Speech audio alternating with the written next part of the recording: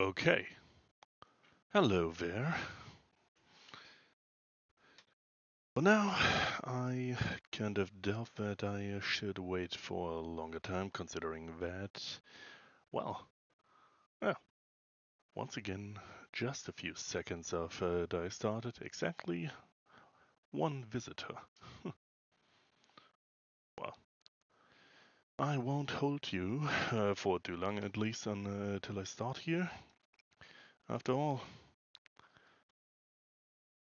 I need to show something.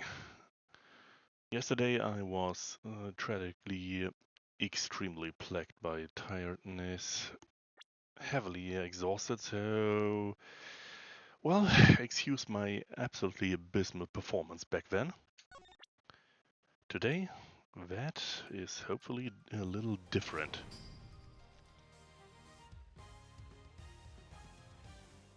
So, once again, I am back with Ace Attorney Investigations. I kinda heavily doubt that I'll manage to reach the end of it until I have, well, I severely doubt I'll reach the end of it within the next 2 days, but who knows? Anyway, once I've clicked back into the game, there it is, let's continue, and hopefully, this time at least, I may be able to, well, keep my voice going and not crap all over the narration I wanted to do. Mm-hmm. The kidnapped turnabout. Find the eyewitness.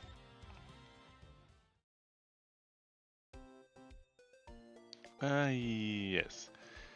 Despite my exhaustion from yesterday, I remember we have entered a theme park, a Blue Badger themed theme park, Gatewater Land named. And throughout the park, well, originally we were sent here on account of a hostage situation, and well, we're supposed to deliver the money. However, that took a turn for, well, the worse when Miles got captured as well. Surprisingly, Miles was saved by a teenager, Kay Faraday, here, and she claims to be the legendary thief Yatagarasu, or at least the Yatagarasu's inheritor in terms of, well, profession and name. And also, after having had a few not so friendly interactions with an Interpol agent, we also met Lana, who, well, is a student in terms of forensics, and if I remember correctly, was part of one of the end cases in the first. No, wait, she was part of the DLC case in the first Ace Attorney, and well, she's back here now and is apparently a witness to all of it. Well, let's start and talk with her. I almost didn't recognize you. You've really grown in these past few years. Please don't tease me, Mr. Edgeworth. I know I still have a long way to go. But I'm going to be a super forensic scientist someday. You'll see. You seem to know you seem to know Mr. Edgeworth really well. Are you two acquainted? Oh, I forgot to introduce myself. Oh, not Lana, Emma. I'm Emma Sky. Nice to meet you. I'm studying abroad. I'm studying abroad now to be a forensic scientist. How about you? Wow, that's a great dream. My name's Kay Faraday, and I'm training to become an unstoppable great thief. A great thief. Don't think too hard on it, Emma. It's not worth your trouble. In any case, we have much to catch up on. Oh, you bet we do. So, what's Emma Sky doing here? I remember Emma was the younger sister. Lana was her older sister who was accused in a said trial. That way around it was. So, why are you here, Emma? Well, I just happened to decide to come back home for spring break. And then I heard that you'd come back too, so I raced over here. I had really wanted to welcome you back at the airport, but I had just missed you. And how exactly did you know I was here? For the power of science, naturally. Never underestimate what science can do for you. Either she has an intense, either she has highly technologically advanced glasses, or these are the most reflective pieces of eyewear I've ever seen. Also, is that a Nintendo DS styled pocket computer? Huh. Well, that's worth a sip of coffee.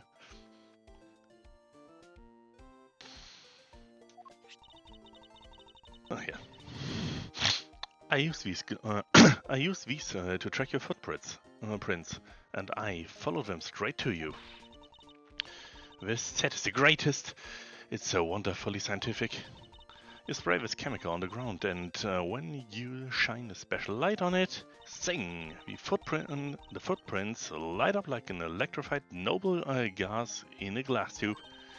It's almost like magic, scientifically speaking. Forensic science has never seemed more ominous to me than at this very moment. Huh. On the other hand, if she was able to track Miles, that stuff is most certainly usable in order to track some rogue mascots. Emma, I'd like to ask you about what you witnessed. Huh? What are you talking about? Are you not the witness Detective Gumshoe told us about? Well, I did get a call from Detective Gumshoe earlier. He was practically yelling at me. Mr. Edgeworth needs your scientific doohickey right now, pal, he said. What was that man thinking? Or rather, not thinking. So, let me guess. There's been a murder, right? Yes, unfortunately. There's a sudden glint in her eye. But I need to keep my mind focused on the witness. Now, where did that person go? There's not Emma who witnessed it. Looking around, and... I assume this is another Badger-mobile. Yeah, but it's a different color than the blue Badger's car. Yes. Is this retina-searing pink model? What's that on? What's that off in the distance? Well, it's pink. Oh hey, it's a pink badger. Badger, get!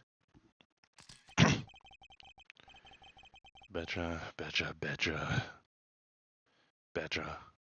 Just what does she see in these silly things?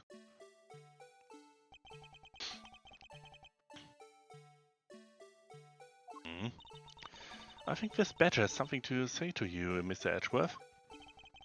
Are you by chance the witness I've been searching for? Sorry, but I don't speak badger dance. Great. And nothing new for going back there.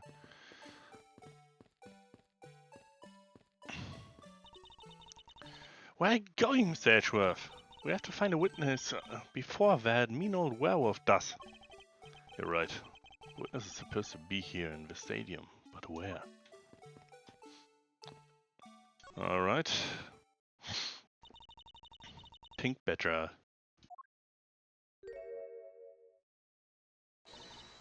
Oh dear, it's her. There! I can't take being inside that stuffy head anymore. You're... No, why her? Why here? Why now? I first met this woman 3 years ago. She was a witness in one of my cases. She has since gone out of her way to pop up unexpectedly and... Edgy Pooh? Why couldn't you understand what I was trying to tell you? I mean, really? I was trying so hard to keep the kid's dream alive by staying in character. But you couldn't pick up on what I was trying to convey to you. I'm sick. I'm tired of that runabout way of talking, so I'm going to just be direct. Let me just make... Oh, yeah, I'm almost completely peaking when I do that voice. I hope that won't be too jarring on you. And I hope that won't be too jarring on my own voice.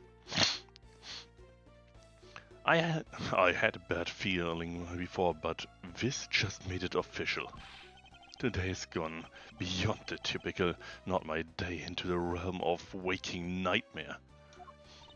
So, you're a friend of Mr. Edgeworth too, Miss Pink Badger? You could say that. But right now, I'm just a pink badger, dearie.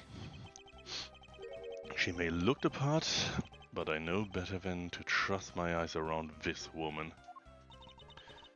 My name's Wendy Oldback. But you can call me Wendy, or Granny, or whatever suits your fancy. Nice to meet you, Miss Oldback. I'm Kay Faraday. What do I care about young whippersnapper like you? Geesh, I was just trying to be polite.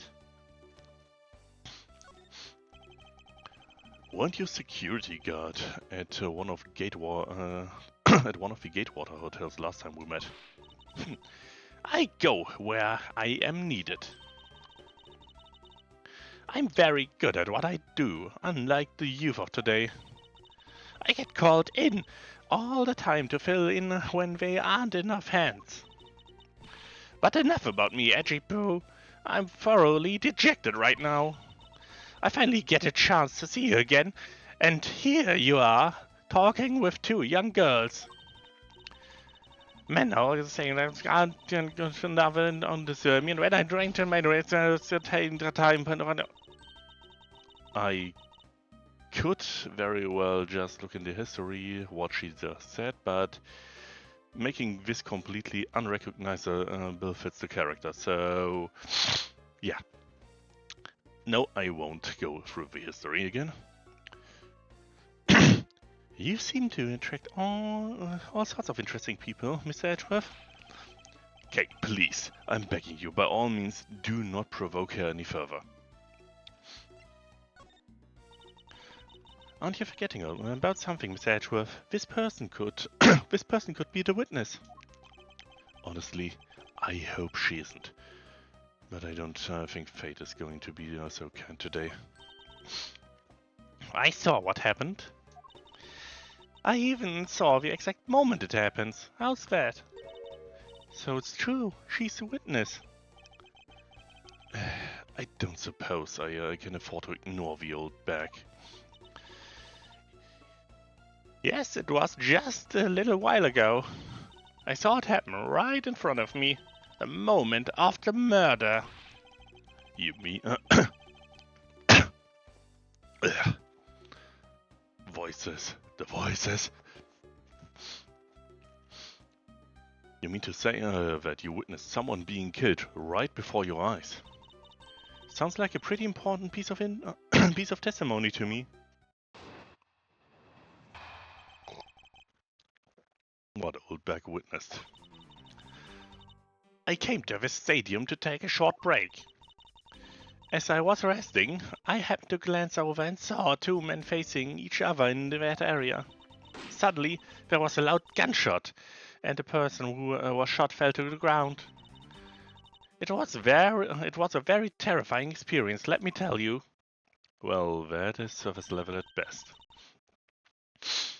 Looks like we hit a jackpot, huh, Mr. Edgeworth? Yes, I can't afford to ignore what she has to say, unfortunately. What's that, unfortunately? You, what's that? Unfortunately, you tacked on to the end of to the end supposed to mean, edgy poo? I really should have gotten myself some additional pieces of throat-soothing candy for this one. Well, anyway, let's see what we can find out from this little old lady. I hope you'll forgive me, but I won't repeat. I won't repeat anything she already said in that voice of hers. Yeah, she came to the stadium to take a break. You mean you took a break from being the pink banjo? You may not think it. You may not think it, but it's hard work keeping kids' dreams alive. You smell of sweat, your hip creaks with pain, you even begin to dream about work. That's the kind of story that would scar a child for life, you know. Well, that's why I chose to come take a break here, whippersnapper. I don't plan on laying the part of the dead badger in front of a bunch of kids.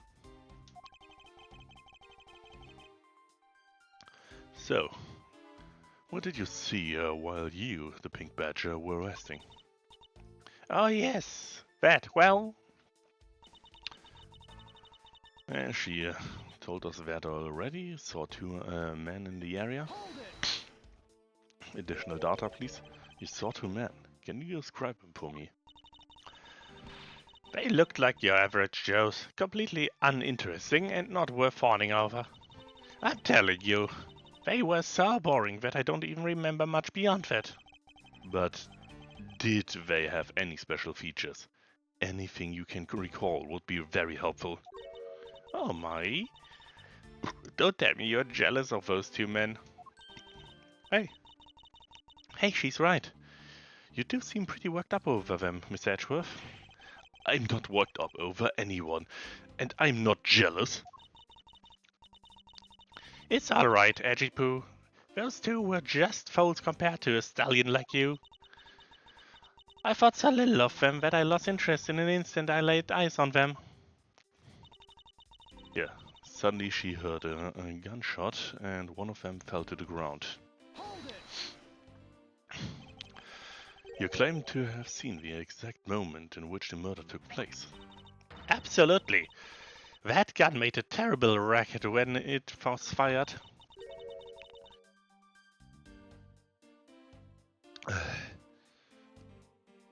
Should I take bets? I guess with pretty much no followers and not exactly a large audience, let alone many streams behind me, any idea of betting on how much I need in order to get this voice to the end may be completely irrelevant. Well, in that case, just continue on. You didn't try to you didn't try to go help the person who got shot. I'm only one person, you smart alecky brat. What could I have done? But I took off as soon as I could find someone who could help. 2 men, 1 bullet. It's all consistent with what we found out from the body. Sadly, there wasn't exactly a lot of information to go on in your testimony. Well, if I saw the guy again, I'm sure I could identify him for you. I mean, how do you expect me to remember anything without something to jog my memory? Self-centered, aren't we? Well, well, it was somewhat useful. Testimony also presents us with a new problem. Mr. Edgeworth? Yes? So, about this new problem. What is that giant grin on your face for? You want me to show you something really nice? No, thank you. Don't be so mean. I swear it's something you are going to like. What is that gadget you're holding?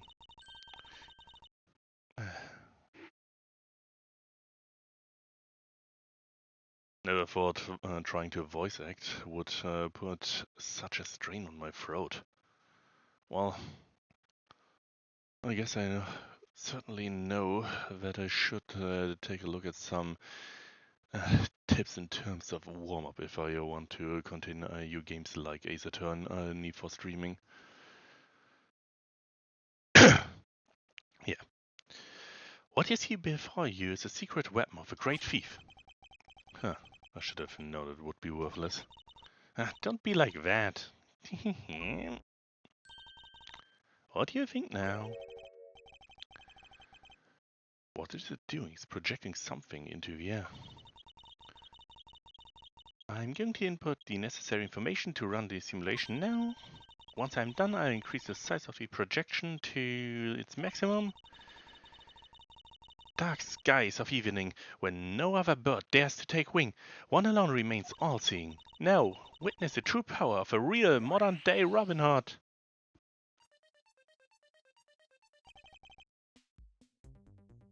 What is this? This is a recreation of the murder based on the info I inputted into Little Thief. Little Thief. I dare say, I think you are taking the Robin Hood thing a little too far. Little Thief's actually meant to be a simulator for me to plan my thefts. But I suppose if I used it like this, let's see. Miss Oldbeck said that two men were facing each other, and then a gunshot rang out and the victim fell to the ground. Ah. So with this we can inspect the crime scene as it was in the past. See? So what do you think? I have to say, I'm impressed by the technology thieves have access to these days. Well, it is a super secret weapon of the mighty Yatagrasu. Indeed. Oh, but if there isn't enough information or if something is out of place, the recreation could come out a little strange. In other words, I can use this to authenticate the validity of a witness's testimony. You got it. You really catch on quick, Miss Edgeworth. Right now, this simulation is a recreation of what of that witness's testimony. So for now, I should re-examine everything. If I find anything illogical or strange, I can then ask for clarification. Feel free to examine anything in the simulation in the way you always do. You can even present evidence when you find something of a contradiction. And if you find something, I've got Little Thief with me, so I can so just let me know, okay? I'm really not used to this, though at least I seem to be a little bit, well, better in my focus than yesterday. Though not by much, it seems. Alright, so let's see. Anything new? Well, where is the shooter? The silhouette of a killer with his gun at ready. Okay, is it not possible to recreate the face of the killer? Well, I can't exactly input what we don't know into a Little Thief. She has a point. According to the testimony, the victim fell to the ground here. That's right, but if that's the case, then we've already found our first contradiction. Huh? What? Where?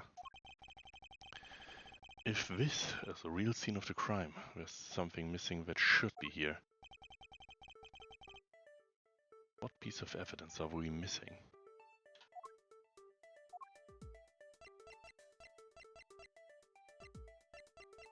Well, we know Oldback in the form of Pinky went here in order to, well, take a break. However, apparently there's a rather good chance that the other Badger mobile may have been here, considering the other objects would be in the hands of our departed. So, let's try it. Maybe you're still adjusting to the simulation?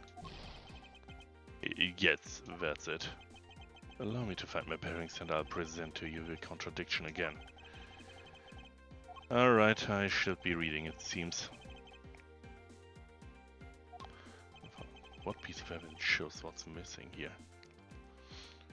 Well, certainly, once again, not, well, not a profile, considering the profiles cannot, I cannot use profiles for this. So, let's see. Proof of profession is, I mean, it is the most valuable evidence I have, but sadly it's irrelevant. Map of the park. A costume separate hat. This was left in the isolation room. There's only one badge of each.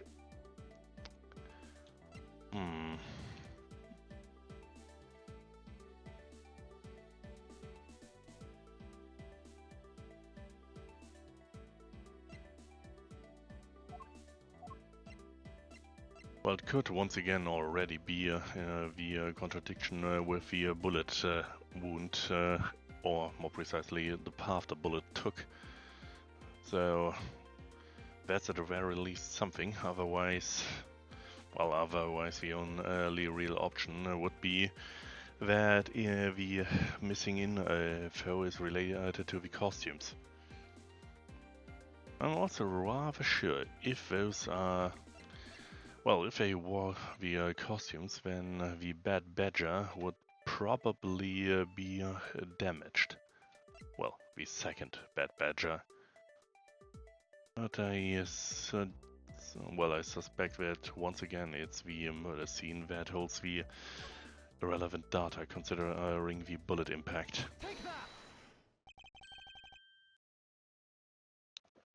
This is the contradiction. Eh? There's something wrong with my recreation. If this is the real scene of the crime, something specific should be here. If you think back, how did we deduce that the other crime scene was not the real one? Oh, I get what's missing now. There's no blood on the ground either, right? Right. Well, the missing blood's also a good thing to note, though. Within sand, that's very much easier to hide, so I didn't expect that to be.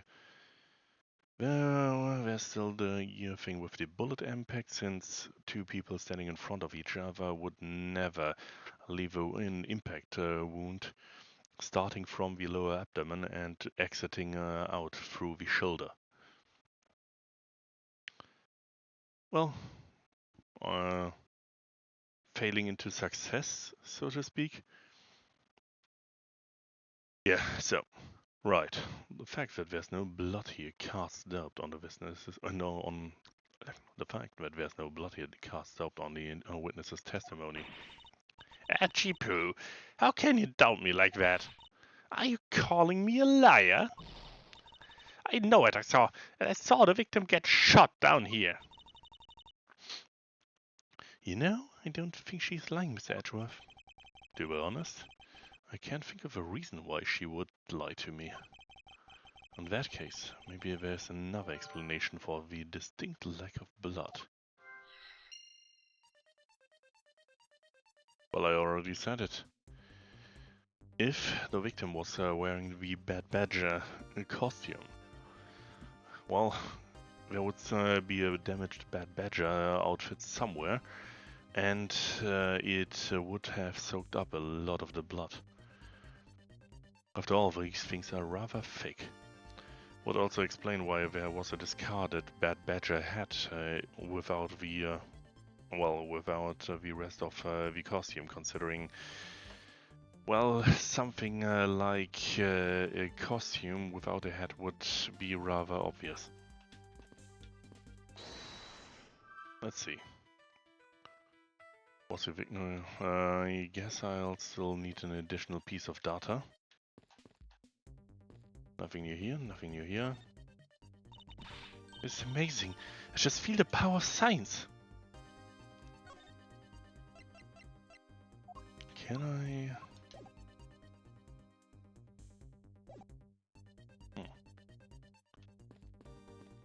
Can I present old Beck with... What's this? Some kind of new attraction? With your hat. Yet another blue badger? I've had my fill of these things for a lifetime. Thank you for the extra commentary, but all I wanted was for you to take a look. Oh, alright. I guess I can do that. But it's only because it's you, Edgipo. Hey! What's wrong with this thing? Why is the blue badger wearing sunglasses? Could she have not noticed all this time? Well, apparently that was not it.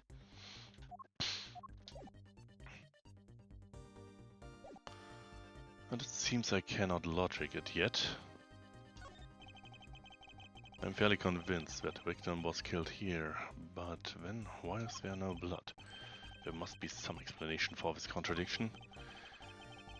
Perhaps I should go over the information I've gathered one more time. I cannot look at it separately. I know there have been all of those things missing. Of course there should be those. Well, not exactly something too remarkable about this point of data. I know that. Can't exactly apply anything here. It's the silhouette of a killer with his gun. Yeah, we already had that. Honestly, maybe Kay has an idea. Yes? So you believe that this gadget will provide us with a proof we need? Yes, of course. Pretty neat, huh? By inputting info like this, I can recreate a crime scene exactly at the spot. Although Little Thief was originally intended for to be a training sim for heists. A training sim for thievery.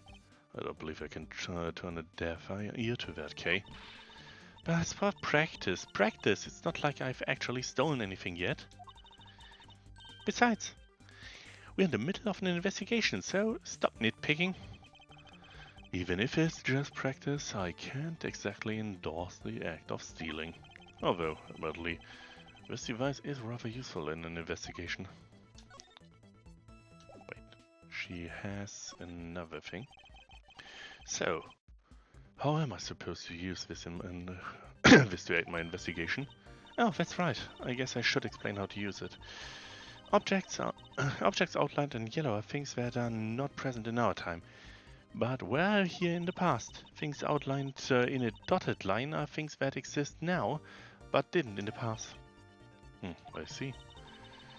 You can examine and interact with replicated people and objects like you normally do. You can even present evidence whenever you find an inconsistency. Oh, and be sure to point out mistakes in the recreation of evidence too. Very well. Let's continue with the investigation. If there's something you don't get about Little Thief, feel free to ask anything. I wonder... either I need to present it, or... can I? What do you think about this? If you're going to steal anything, at least keep your hands off my lines. Alright, I'll return to you. Here you go. I was hoping some information in return, but my line will do for now. So, nothing about that. And just the same thing.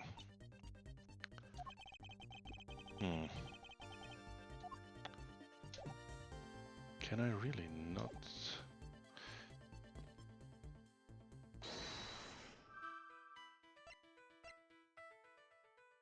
Oh. Well... me and assuming I know what... yeah. Me assuming I know what things mean. Of course, it had to be here in the description. If we assume that the victim was one of the kidnappers, then it is relatively easy to assume he was in a costume. So, the question of why there is no blood is exactly as I said. Only, well, that assumption was hidden in here, so I So I made the mistake of not reading it correctly. Hooray! Or, as in the last case, go you, or me in that case. Let's connect it.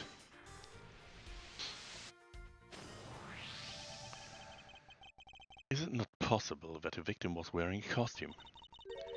So you really think that Mr. Deacon was one of the kidnappers?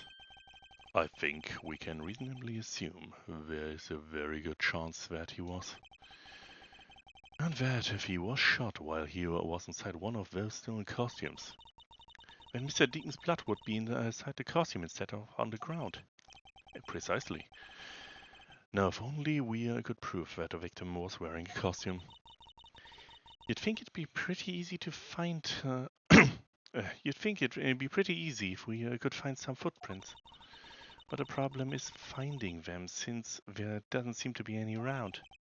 Footprints, I wonder if we can go about finding some of those. Well, if that's the case, maybe Emma has something. This is amazing, I just can't feel the power of science. Yeah. Emma, about that method you were talking about for finding footprints.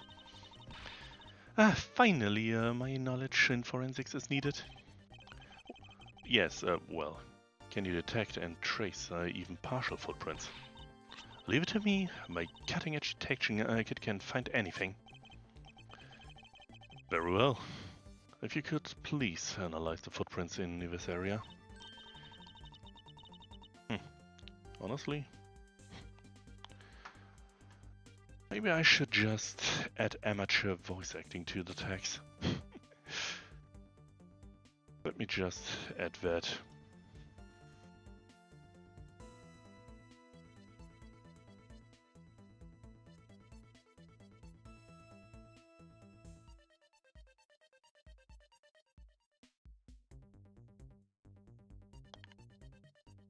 Pop. And stream has been updated. So,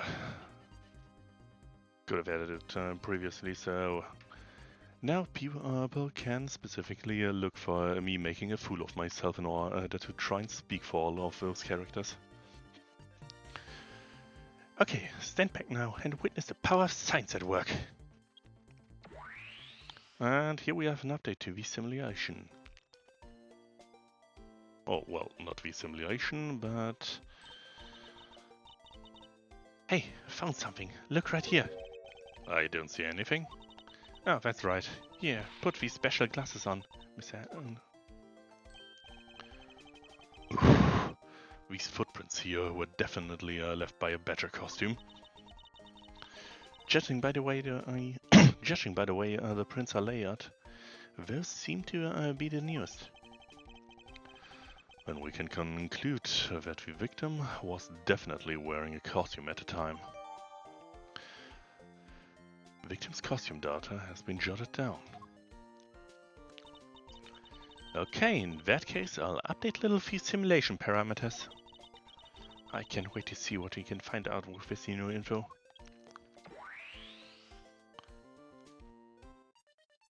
And here we have another.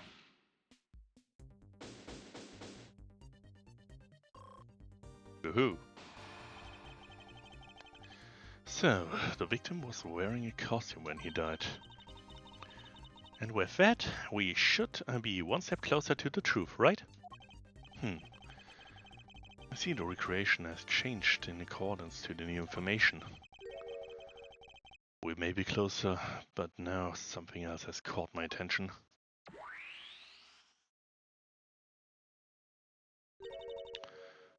What do you want?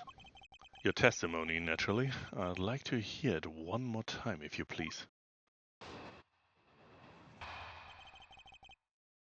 Hold back witnesses. I came to this auditorium to take a short break. As I was resting, I happened to glance over and saw two men facing each other in that area. Suddenly, there was a loud gunshot, and the person who was shot fell to the ground. It was a very terrifying experience, let me tell you. So, does this mean Miss Oldbank's testimony has a contradiction in it? Yes, and I believe our best course of action is to compare it with your recreation.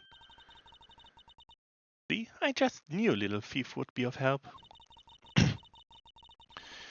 Now let's see if we can pull more info from Miss Oldback to put into the recreation. For that, we must first find a contradiction in her testimony.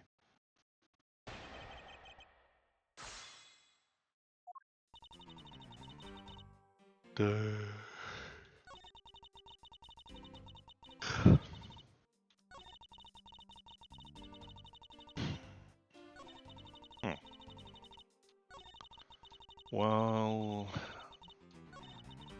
the interesting question here is if they were potentially wearing costumes. Well, there's a good reason she can't exactly call the precisely. If they were also wearing costumes, including hats, then of course she didn't take a good look at them.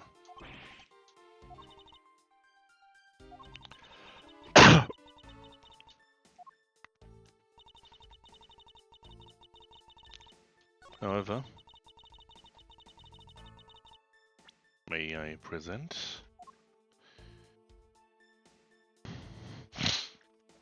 I'm pretty sure that this is a contradiction since, while all features of those two were, well, simply put, not exactly notable, then that would be a rather big, contradiction. Or more precisely, it would explain her inability to recall features. Two men.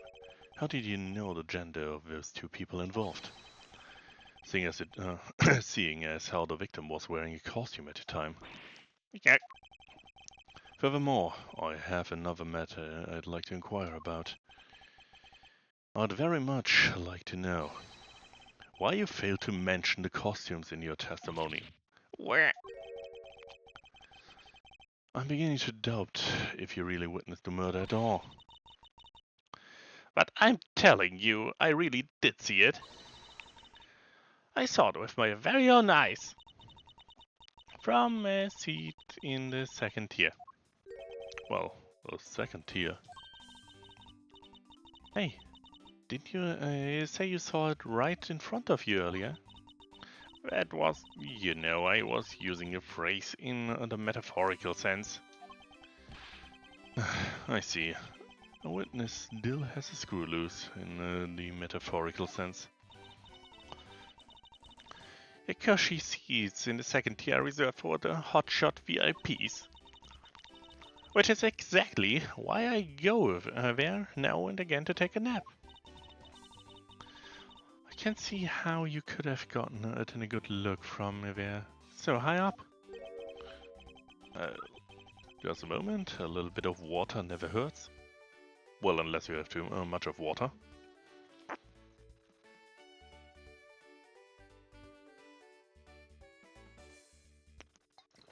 Well, remember to hydrate. It may not be as hot as it was last week. Was it the week before last week? Well, all of it is mushed together in my mind. Well, in all cases, don't forget to drink something every now and again. Especially if you are currently working on something and have now been reminded to not needlessly sacrifice your ability to drink water for work.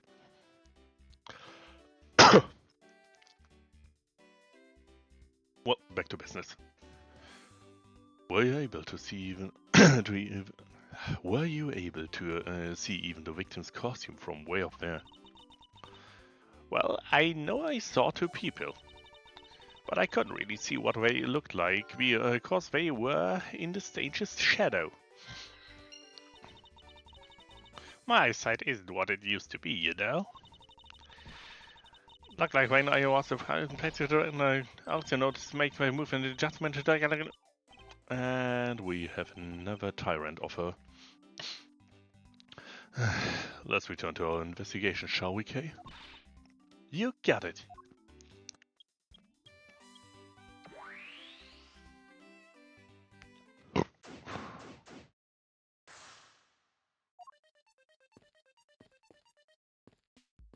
Back to the victim.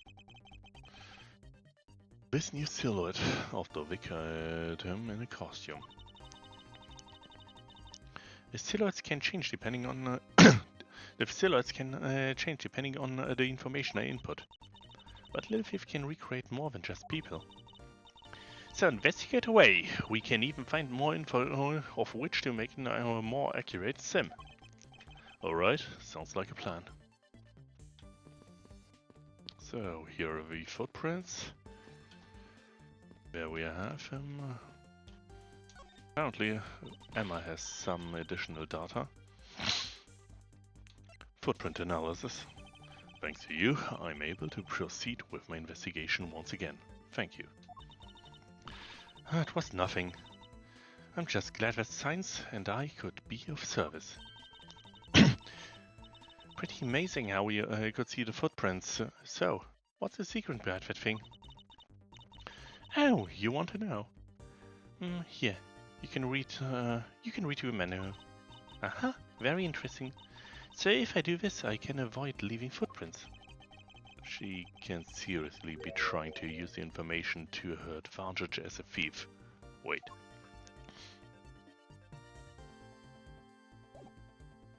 Yes, I'd say yes she can.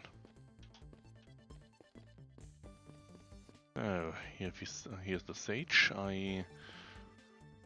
Well, unless there is a severely different position of the sun prior to the incident, I'd say the stage itself is rather very, very important. Also, the stage I saw this morning in the center of the stadium has been packed away. The stage was packed up. That is a bit of an inconsistency considering that apparently they were in the shadow of, in the shadows of this stage. I guess it means they are done for the day. Or maybe it's because of a different show scheduled to start in... Well, I guess I'm not quite as awake as I thought I was. But, well, this time at least I don't feel like I'm falling asleep. Or maybe it's because a different show's scheduled to start its run tomorrow. It's an important piece of information after all.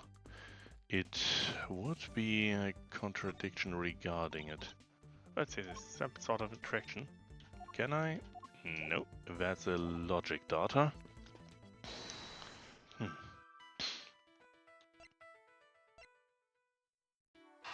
Well, the stage had been packed up and it was apparently performed in the shadow of the stage, so I suppose those two are most likely going together.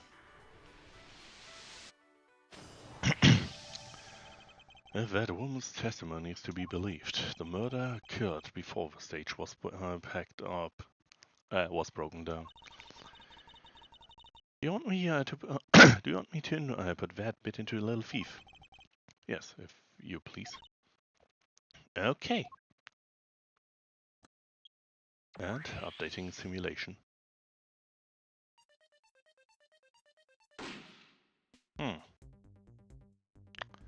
Well, that's a rather intense inconsistency, but also that's also the reason, most likely, that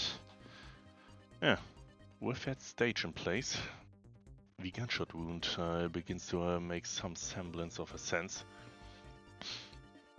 However, the positions need to be swapped. The victim would have stood atop the stage. The silhouette of the victim in a costume. Yeah, the data can change, we already had it. Investigate.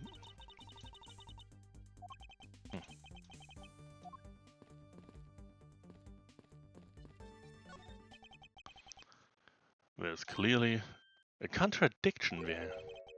Please stop stealing my lines. Ah, come on. It wasn't that hard to see it coming, even for a layman like me. I suppose, in any case, it's not possible for the killer to have stood here in that way. Because there was a very real stage set up in this spot at the time. Yeesh. I told you I got it. Do you feel the need to explain everything? Yes, well, in any case, we still need to resolve this unusual situation. Isn't it obvious? The killer was on top of the stage, naturally. Right, Miss Oldback? Yes, I remember now. The killer was standing on top of the stage. No, he wasn't. The inconsistency of the... That's an inconsistency with the wound. See? Now let me update it. Now let me update the info in the simulation. Simulation update!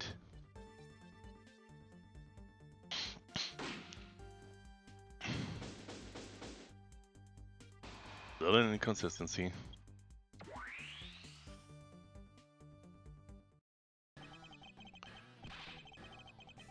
Well, well. What have we here? A bunch of hooligans running amok, I see.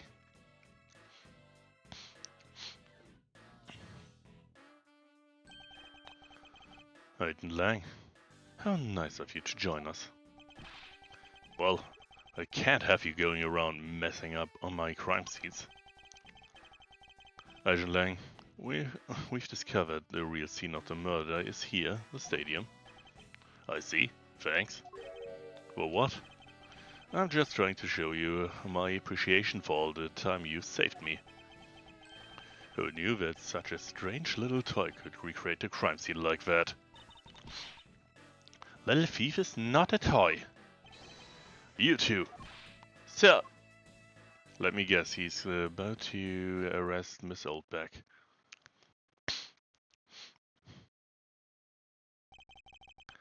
And there you have it, you see? Big boys like me don't need silly toys, little girl. Now this is a recreation. So what? Do you still intend to assert that Officer Meekins is the killer? Of course. Even knowing that the crime took place here doesn't let him off the hook. And another logic type. This is the real scene of the crime.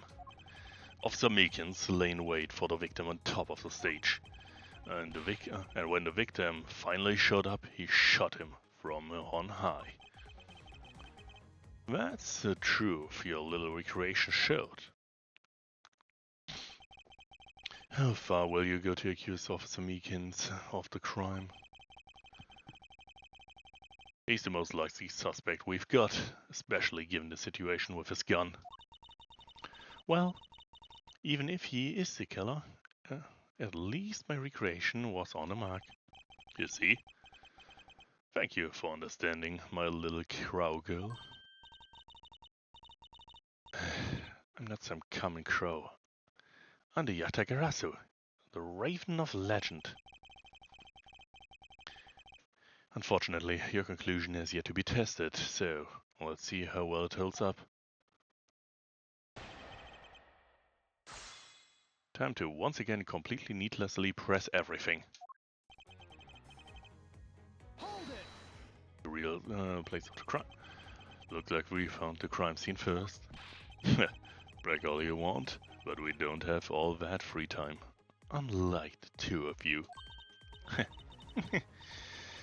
You know what you remind me of?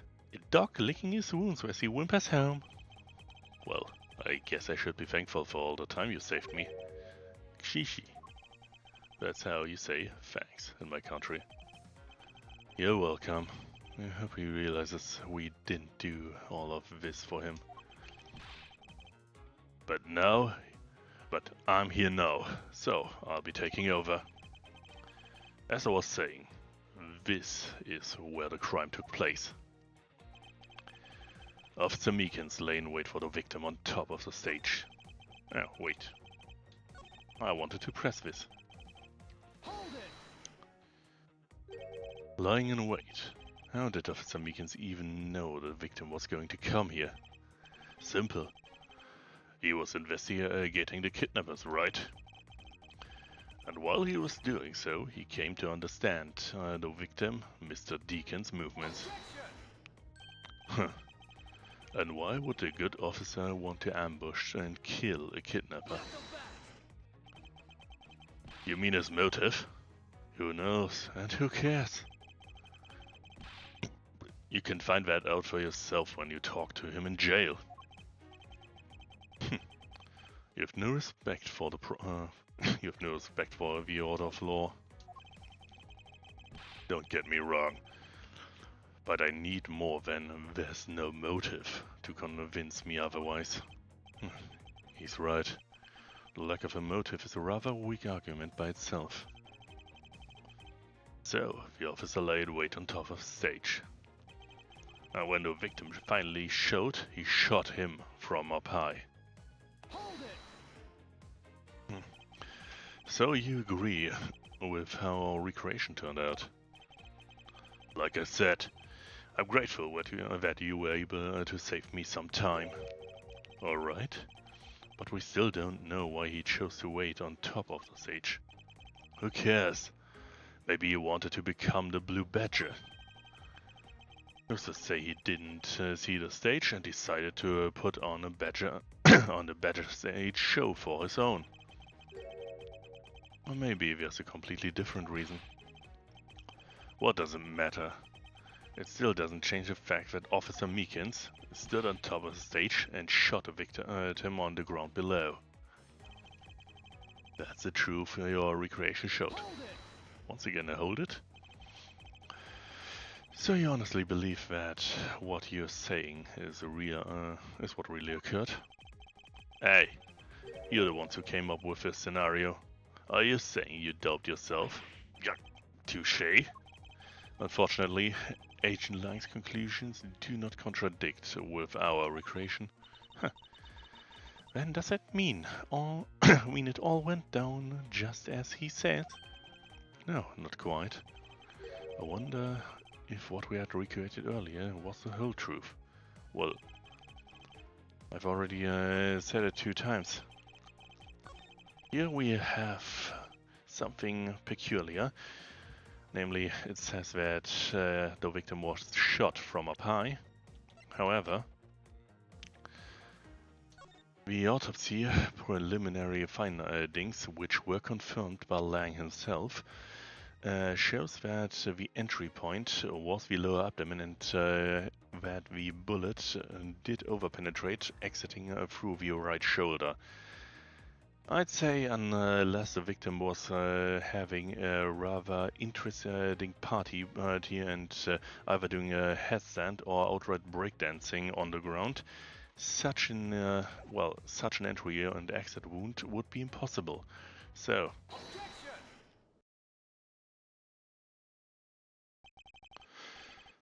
I'm terribly sorry, Agent Lang. I should have warned you that our recreation is incomplete. You cut in quite unexpectedly, after all. What's that supposed to mean? First off, it means I'm right now drinking water. After all, he cut in right in the middle of it. But also, you said that the victim was shot by the killer from up above, correct? I hate to break it to you, but that is not possible. Huh? Why not? Recall Mr. Deacon's body, specifically where the gunshot wound was located. Actually, I didn't get a good look of it. Oh, well then. The bullet entered Mr. Deacon in his abdominal region and exited his right shoulder. This is more consistent with an angled shot from beneath the victim. And yes, our recreation had the victim being shot at an angle from above. A clear contradiction. You're discounting your conclusions. Now, this 1 point is this 1 point is the only flaw. This was the mistaken parameter in our recreation. The killer and witness location. Yes, the location of the killer and the victim were wrong. I get it. I see what you're trying to say. I believe the killer and the victim were standing on opposite to what we initially thought. It was the victim who was on top of the stage as he was being shot by the killer.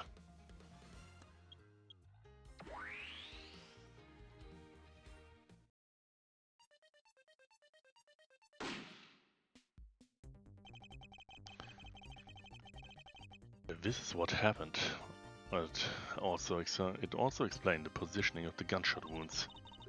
But then, what about the footprints? Since the footprints don't lie, we can assume that the killer also wore a costume. Okay, I'll try to use that data instead.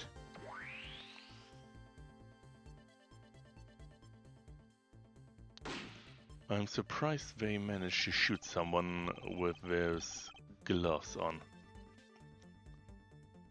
Judging by the fact that both the killer and the victim were wearing costumes, I'd say it was a killing between the two kidnappers. That would be the most natural conclusion. Wouldn't you agree, Agent Lang?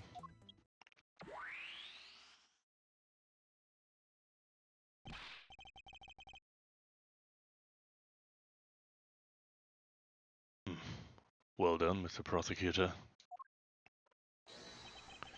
But that alone doesn't clear Officer Meekins of the crime. Another bit of proof. Ask that you take another look at the tire marks over there. The 3 marks are indicative of the Blue Badger mobile. That story Officer Meekins told about that shop on the wheels getting stolen was just a lie. He drove the Blue Badger mobile here and committed a murder. Then he used the car to move the body to the garage in the Wild West area. You believe he moved the body with the car? That's right. It was Officer Meekins himself who pointed us to the way he did it. The 3 tire tracks mark are very telling. However, was the Blue Badger mobile the only thing capable of creating such patterns? Sorry. Another bit of proof. Ask that you take a good look at the tire marks over there. Time to press on everything again. The tire marks. Yes, the tire marks. The ones behind the stage.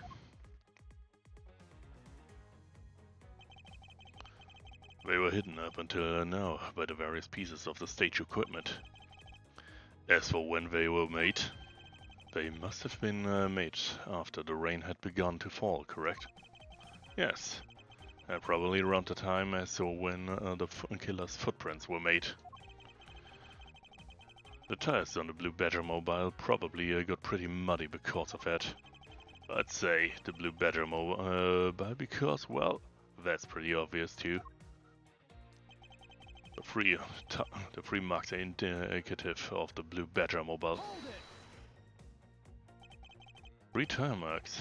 I have to agree that the Blue Badger mobile has 3 tires. Of course, the only thing in this park that could have made those tracks is that roving shop. I'm forgetting that there are in fact 3 of them. Can't simply ignore the pink and the proto-Badger mobiles, Agent Lang.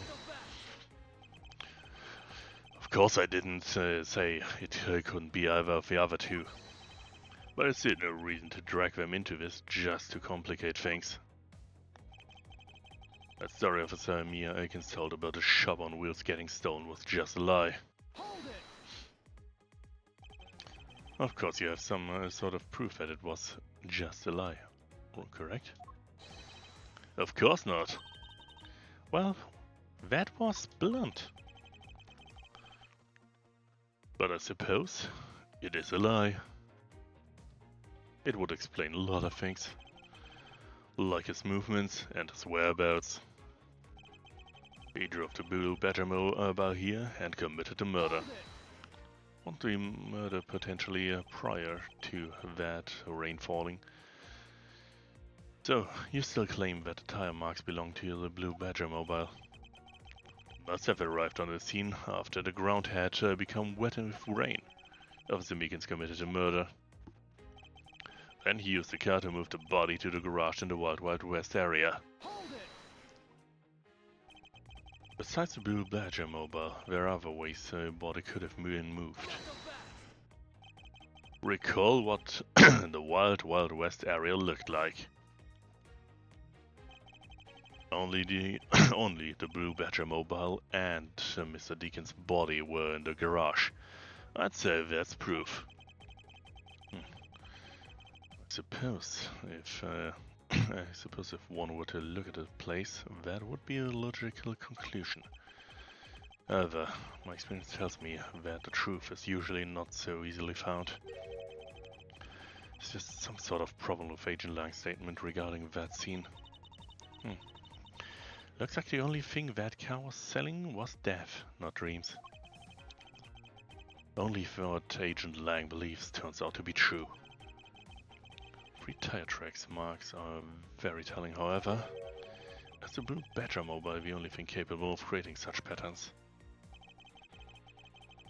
I ask that you take another good look at those marks over there. Let's see.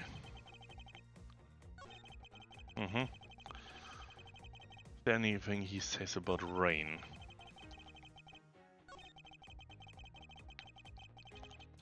Well, I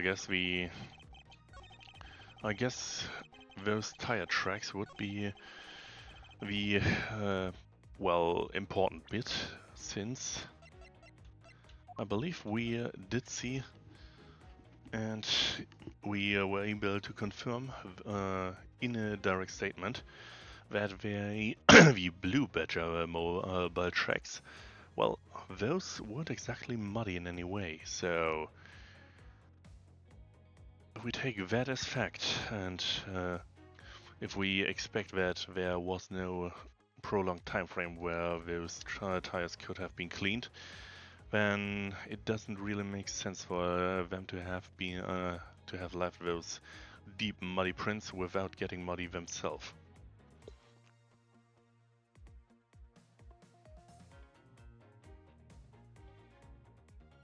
So let's hope that this inconsistency is correct for this part of the statement. The fact that the music stops may be an indication that I'm right. Sorry, Agent Lang, but that is an impossible tale.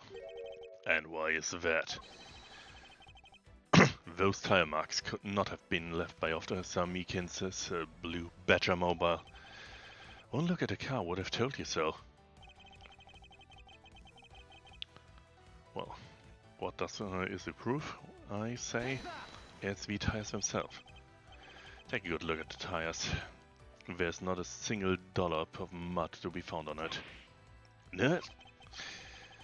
If this car had come to the backstage area and left those tire tracks, then the lack of mud on these tires stands out as a very peculiar indeed. Then how you explain the tire tracks, genius? Hey, I've got it. What about Miss Oldback's pink badge mobile? Don't be ridiculous! I was sleeping the entire time in the second-tier seats. Indeed. I believe you can rule her out as someone related to the crime. However, there's still one more roving store, as I recall. Oh, you mean the Proto Badger? That's right. There was one more parking space inside that garage. And it proved the existence of a Proto Badger mobile. Agent Lang, I suggest you find the Proto Badger mobile post-haste. There must still be some sort of incriminating evidence in it. Hey, didn't you hear something? Help!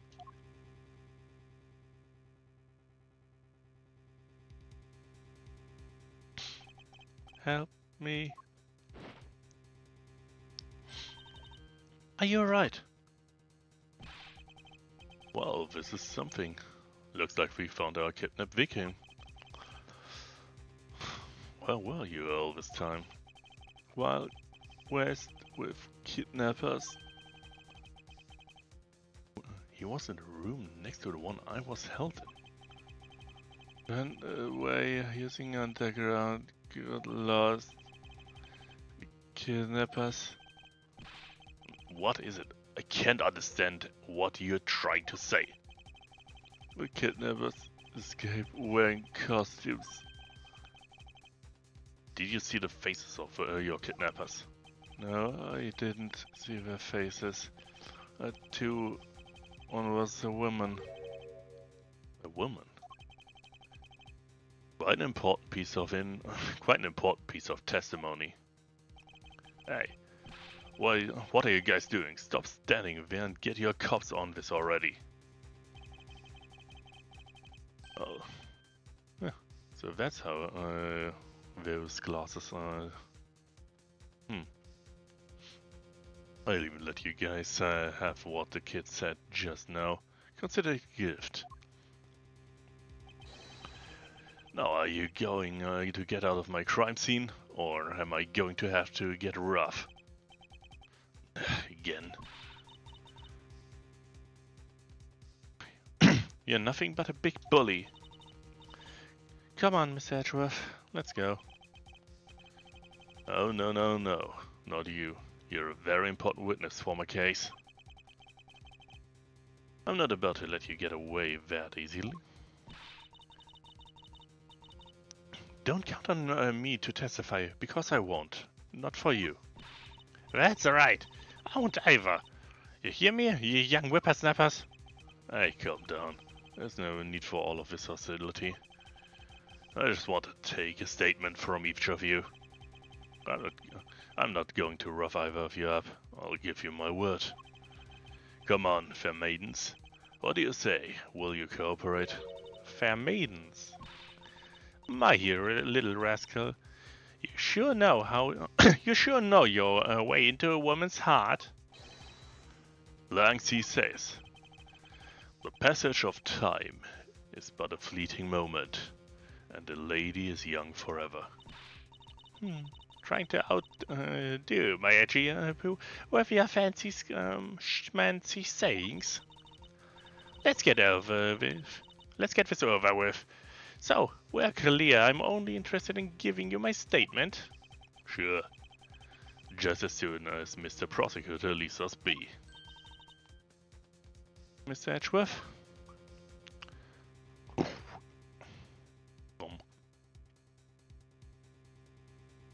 And here we have a continuation point, meaning also it's saving time.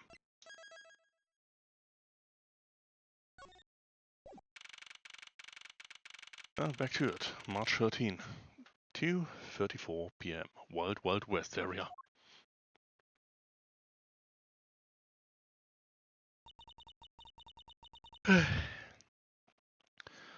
Looks like you got the boot again. With land safe, the focus of the investigation will shift solely onto the murder. You mean the infighting between the kidnappers? Yes, and also the identity of the remaining kidnapper. Miles, my boy! Tell me it's true. Tell me that you've already found my boy. Yes, Mr. Mano, we found him earlier in the stadium. When my little Lance is unhurt. He's not exactly the picture of perfect health, but his life is not in danger. He's being questioned right now by Agent Lang. Oh, poor Lance. It must have been so horrible for him, locked up like a... Okay. Well, time for investigation.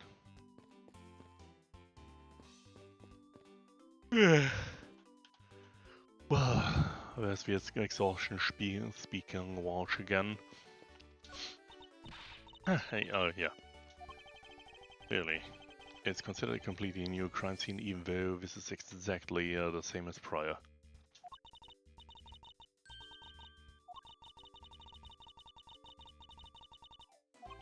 Yeah. Mr. Edgeworth, sir. Good work, officer. Hey, Mr. Edgeworth, I thought you wanted to talk with the Mr. Armano and Miss Pops. I do. Perhaps I should start with them before I do anything else. Alright. Miles, my boy. I can't thank you enough. It was nothing. I'm still in shock about what happened to Oliver. But I have to say, I'm relieved that Lance is alright.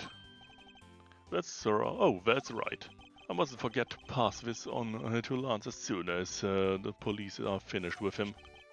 A letter?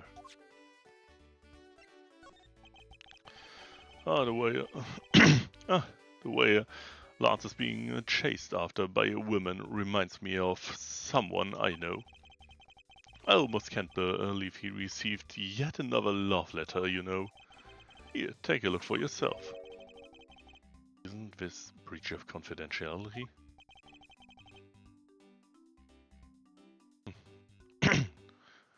My dear Lance Amano, may I come see you again? Your beloved Viola. Tenderlander Loan Company. Wait, a loan company sent out that? Or it was in the envelope of a loan company? It's a very simple love letter. Oh hey, let me see it. That's really weird. It's from a loan company. Tenderlander looks like a collection bill to me. I guess that's a fake in that case. Or in beginning. I do have somewhat of a fear Ling Lance may have staged his own kidnapping.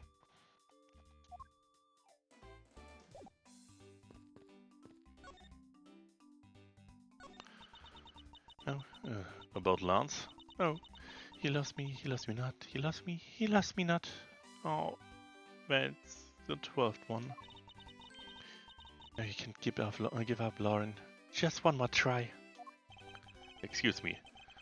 But I can't help but feel a bit sorry for all the flaws you've gone through. I suppose if they were me, then I believe you said that you are Lance's girlfriend when we first met, correct? Sam, but it's not like we both think each other as lovers. But he did give me this ring, so I don't. So I guess we not just friends. I mean, because this isn't any ordinary ring. Tastes so sweet when I lick it. It's so wonderful. You mean to tell me that he gave you a lollipop ring? So, which is it? Have you guys not decided if you're going out, or is it one-sided? Decided? Shouldn't the parties involved naturally just know? My father used to work for Amano. And so, Lance and I grew up together. I said it out loud. I don't see how that's anything to be embarrassed about. So your father was an employee of the Amano group. What did he do? I heard his job was to fly around the world. On Pegasus. Pegasus? Pegasus was the name of the airplane. And the airplane belonged to the company. You had me for a second. Now, it's all changed. My father, he isn't around anymore. Oh, I see. About 10 years ago he rode in Pegasus off to somewhere and never returned. Riding Pegasus to whereabouts unknown? Sounds like the stuff legends are made of. It's been so long, I don't think I'd recognize him if we were to even ever met again. Oh, I'm so sorry, Lauren. But I won't give in to the sadness. I have to live. Yes, Lauren, live. About this incident. Incident? But isn't the kidnapping already over and dealt with? Been here the whole time, so I'm afraid I don't know much about the other incident. How did you come to know that Lance had been kidnapped? Oh, that's because of a woman's intuition. You based everything on that. I know everything when it comes to my Lance. It's really strange. It really must be my destiny. She starts fantasizing again. So, what are you going to do now, Miss Edgeworth? We already established that there's a good chance that the killer is the other kidnapper.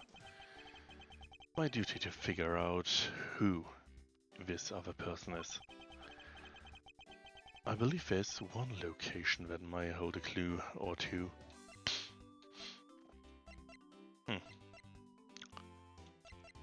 Kidnapper's hideout, of course, the isolation room, and well, everything of those may hold a key. However, the isolation room and the kidnapper's hideout are both valid cases, and we didn't necessarily investigate to the detail, but I'll try the hideout first. I know where the hideout was. You know, the haunted house was related to it. Well, let's try it. I have enough stability in my case. The obvious location is the kidnapper's hideout. But we're still not allowed in, remember? Agent Lang and his men should be done with this area. In that case, there's no harm in asking that officer over there to let us in. However, I want to take a new look here. I believe that's the same as prior. Well. Cake. Not much I can glean from this, it seems. What are you talking about? And don't you have a license? It's illegal to drive a car without a license. The Great Heath doesn't. This little girl has a very odd understanding of the word law. Okay, let's see if we can get in. What do you have to report? Sir, nothing unusual, out of the ordinary, sir. Well, have I heard such a redundancy before? Is it possible for you to let us take a look around inside? Sir, Roger, sir. That was surprisingly hassle-free. I'm certain. Did Agent Lang order you to not allow me in? Sir, that's true, sir, but Detective Gumshoe asked me to Detective Gumshoe asked me personally to let you in, sir. And I could refuse your request from him. Well, looks like Detective Gumshoe has a following. Furthermore, I was asked to give you this document. What is it? The man in this picture. Isn't this Mr. Deacon?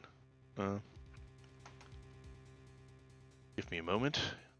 I'll read this in just a second, but I will really, I really should get myself some voice training, otherwise I'll always need some additional stuff to soothe my throat.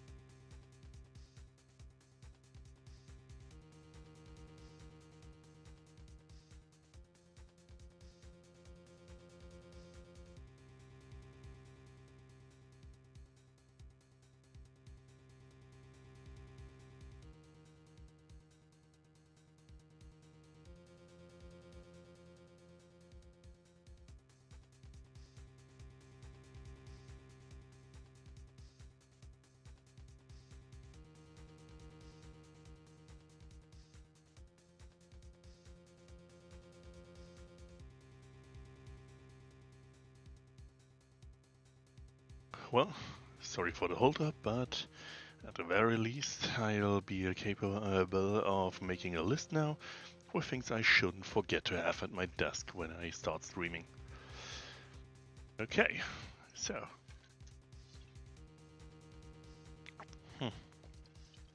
Here we have a rather interesting document. Apparently, it's a file on Colin Devereux. The name we found on the locket, worn by Oliver Deacon. So, seems I may have been right that this is an anagram. So, Colin Devereux. Sex, male. Dominant hand, right. 5 foot 8 inches tall. 123.45 pounds in weight. Whereabouts are unknown after his escape from Pen Den prison. Yeah. What a nice name for a penitentiary. Apparently he stole a gun from a guard during his escape. He was and they thought he may had for his wife and sole daughter, but despite our surveillance has not yet shown up there. Huh. Interesting question. How high are the chances that that he is literally the father of the lost father of our mate in question here? Well, let's get back to business. The man in this picture, isn't this Mr. Oliver Deacon? But the name he says, Colin Devereux. That's the same name as the one on the back of the pendant. It appears that Colin Devereux was his real name. What's this? He was convicted in a case 10 years ago and sent to prison. What? Then what was he doing there? Apparently, he broke out of jail and then just vanished. Must have become Oliver Deacon to cover up the fact that he was an escaped felon.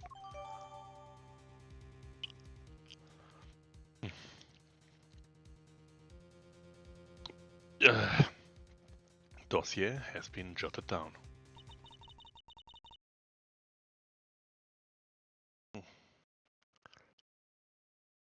Now I'm not sure what's going on anymore. Is there some sort of link between the victim's past and his current case? These police documents are rather detailed. I should take the time to get. I should. Where do these hiccups come from? I should take the time to give them a thorough read eventually. That's fine. Let's focus on one thing at a time, starting with the kidnapper's hideout. Yeah, I agree. We should investigate first, think later. More than thinking things through. I think you should try to remember things first. Now then, if you could please unlock the door, officer. It was locked up until a little while ago, but since then, the door's been wide open, sir. I'm not sure I follow what you're saying. Care to explain in a bit more detail? Sir, the door was locked down tight when they went to check around the room. So they got about 10 officers to help out and break the door down, sir. I see. I guess that means I get Agent Lang's leftovers. Well, let's see what we can find.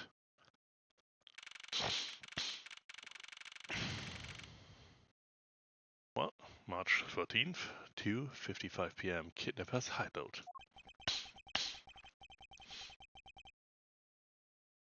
So, this is where the kidnappers planned their foul deed. Well, you were tied up for, for a while in the next room door. Okay, please. Must you bring that up again? Now then, down to business. There may still be some clues left in this room. Let's try to find out what we can out via. Let's try what we can find. What's wrong with me? If anyone has an idea, just say it. Well, let's try to find out what we can of the other kidnapper's identity. Kidnapper's hideout. Doodly-doo. Oh, they have barrels, like those just outside. Yes, and?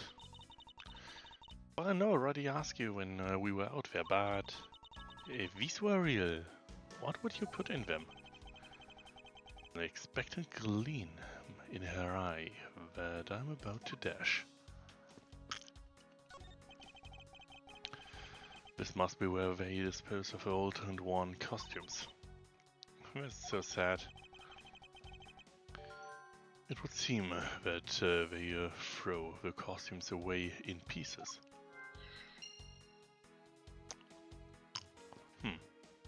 Interesting. Costume does not appear to be damaged at first glance. There's a lot to be inspected here. First off, there's a key. I wonder what this key is to. You got me. It reminds me of the key we found on the other room. It must be a key to one of those trapdoors. That wasn't a trapdoor. You only call it one because you quite literally jumped into it. Hey!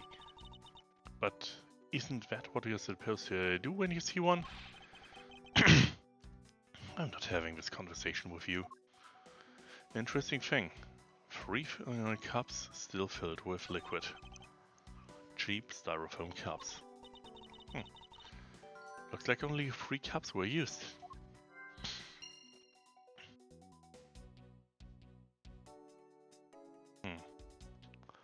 Let's see. Folding chairs. And by the looks of it, they were probably used by the kidnappers. There are 3 chairs around the table.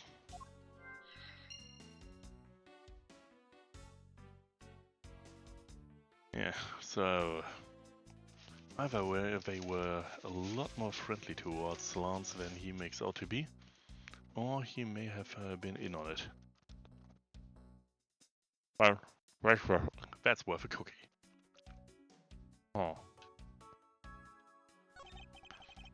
A poster of Gatewater Land is stuck on this wall.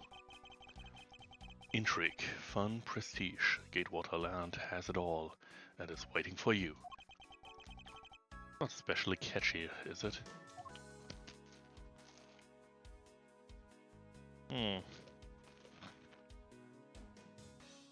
Okay.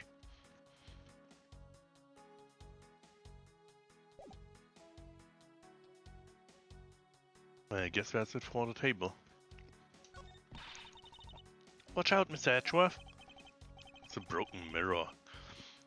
It probably came from the haunted house.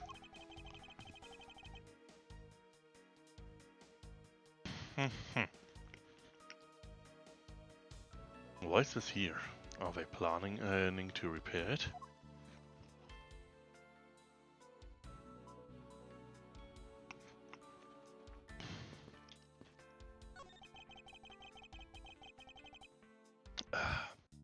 Unused folding chairs lean against the wall in their folding state. Wow, whoever lined theirs updated it perfectly. There's not even a single hair on them. I feel bad using these because it'd be like stealing perfection away. With the fact it's more like you wouldn't want to be the one to put them away. Of course, the door we were beyond. Beyond this door is where the kidnappers held you after getting the jump on you. Must you keep reminding me? But it's the room where you, where I got to see your awesome face. You didn't need to remind me of that mortifying moment either.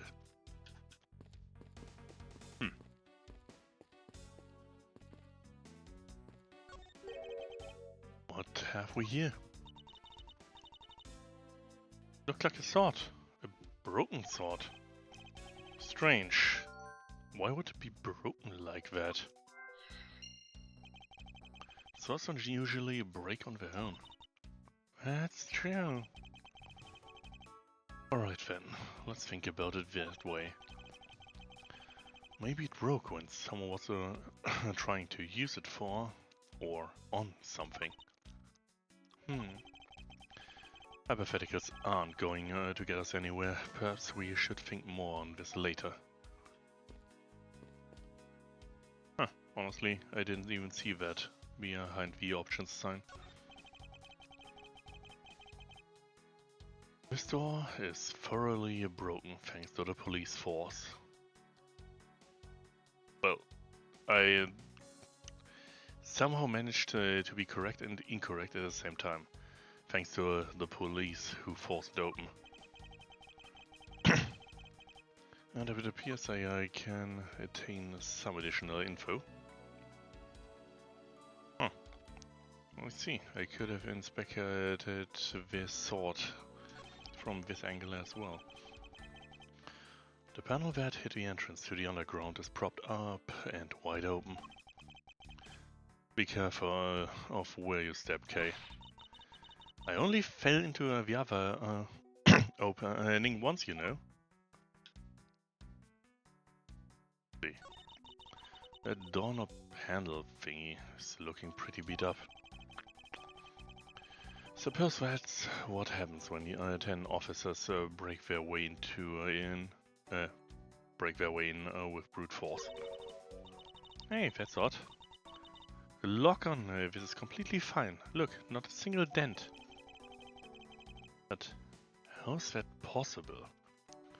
After what the officer told us. Yeah, the lock had been in use when the door was busted down. The lock itself should be completely wrecked.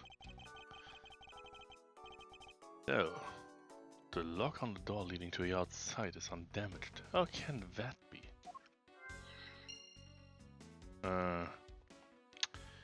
I see.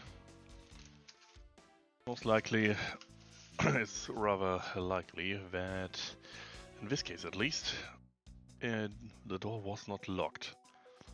Either because they couldn't find the key in time, or maybe they didn't even have it.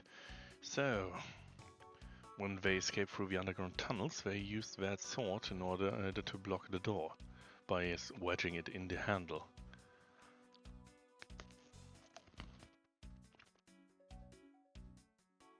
End result, a thoroughly broken sword and a thoroughly broken door with a very unbroken lock.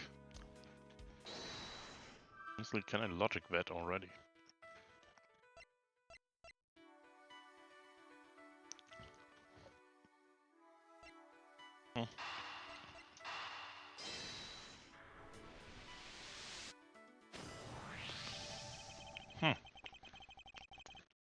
I can. Give me a second to swallow that cookie and then I'll continue.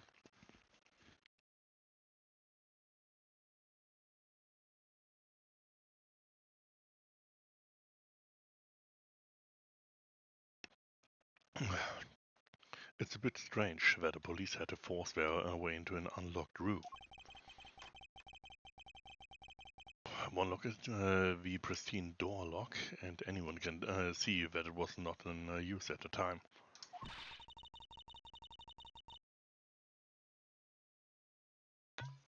But the policeman outside said it took 10 men to get it open. A door that was locked tight, despite being not locked at all.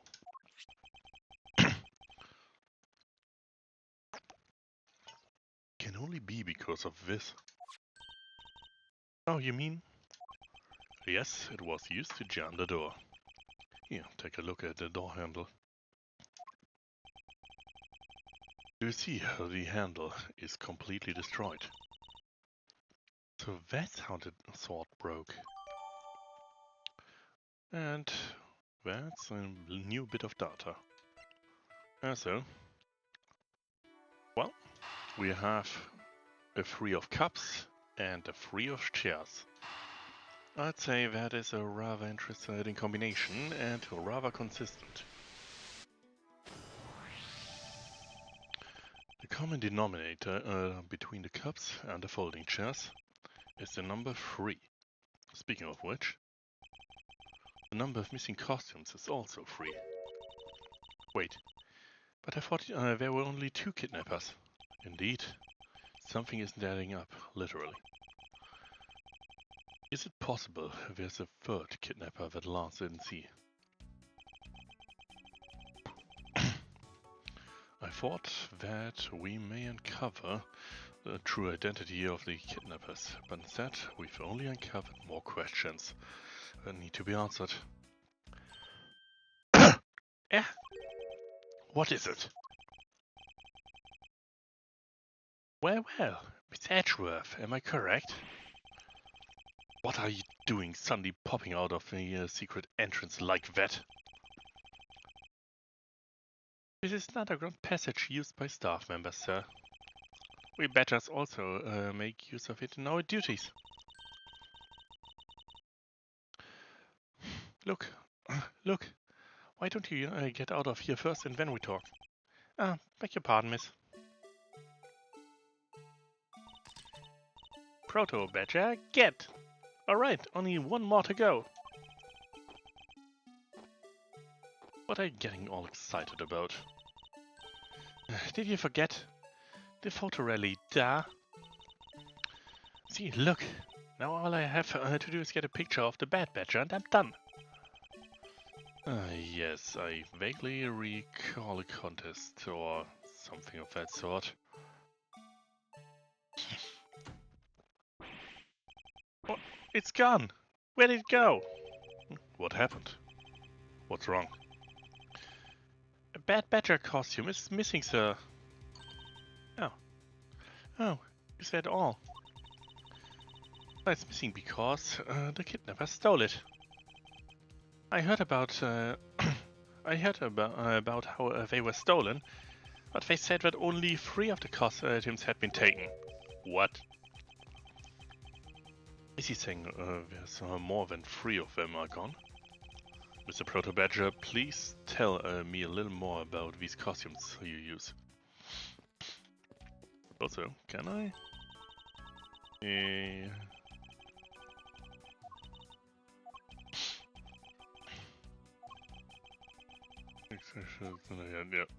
it's more or less what we already knew.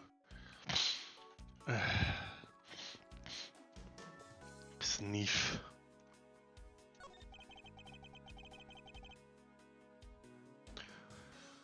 What did you mean by a bad badger costume is missing? That's just what I said, sir. We are 1 bad badger short. Counting the spares, we have 2 of each costumes on hand at all times. So, because one of them is walking around in the park, the other should be in that room. Actually, both of them should be in that room. Huh? What do you mean? Normally we don't use the bad badger costumes. In fact, we only use them during a certain event at a certain time each day.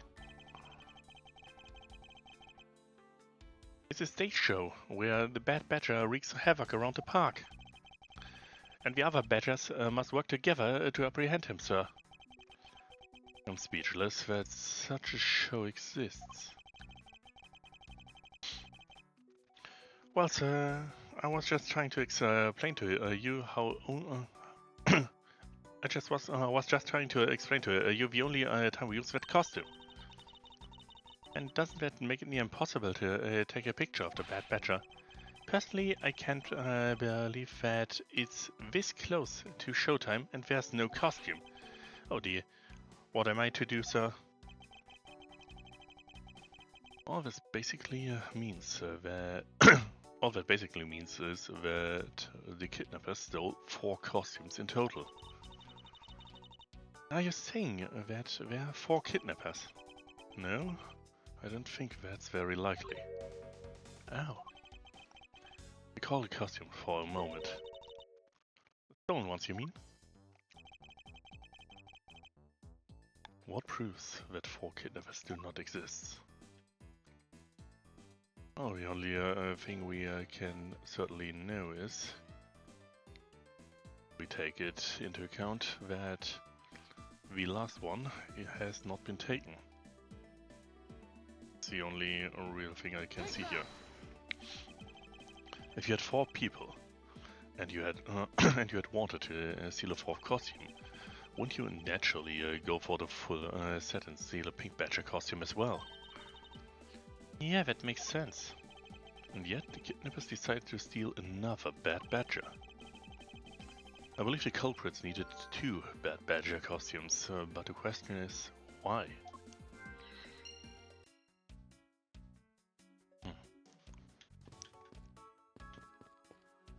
I guess it's logic time. I probably needed to replace something on account of whatever had happened. And will it fit? It does. The second bad badger costume. I believe it may be closer at hand than we think. What do you mean? Bad costume in the trash. Wouldn't you say it's wearing some very telltale pants? Oh, you're right. Let's get it out of here and take a look. I suspected it's a bad badger costume. Well, minus the hand. Alright, let's inspect it. Wonder why this bad badger costume's right hand is torn up like that. Maybe it's a fresh wound from a fight with the blue badger. I always knew the blue badger was one ferocious beast. I somehow doubt that even real badgers are as bloodthirsty as that, Kay.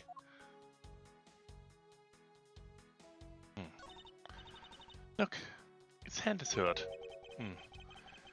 Looks looks more like something was ripped off of it. Anywhere else I can hear? Once again, the unused folding chairs. Once used by the tail, probably came from this stack. Yep. And once again, the 3 folding chairs. So. Okay, they just find a bunch of unused chairs around me. I need to think you must keep the most scattered room. Hey, don't slander and sigh at me in one shot. Yeah, I'm rather sure you can deduce something from the broken hand. Especially considering it was a clean shot on the victim. Let's see. Not a broken sword.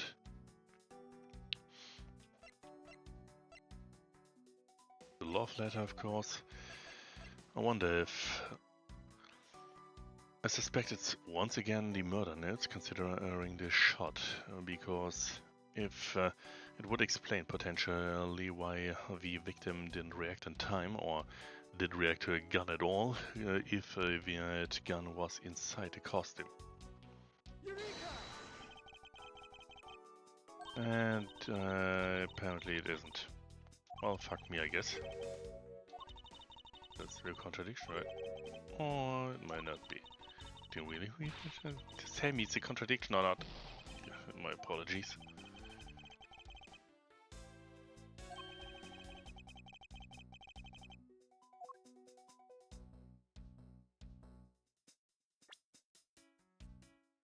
I'm supposed to do something here.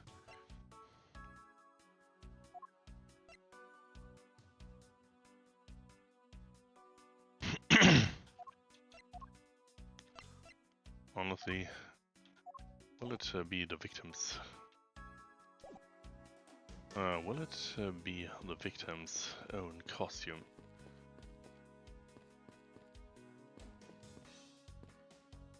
Well, may as well try.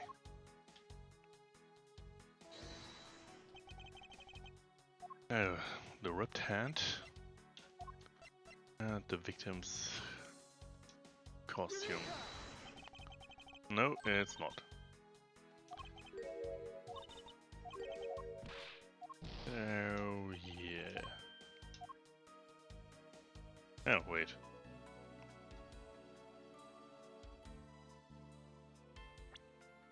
Is there any indication regarding the rain?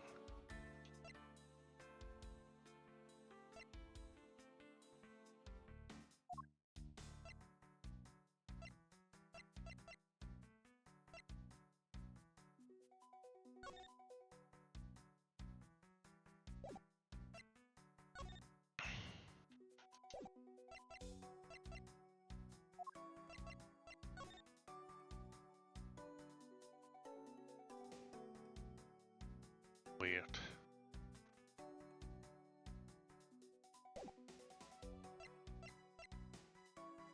Hmm.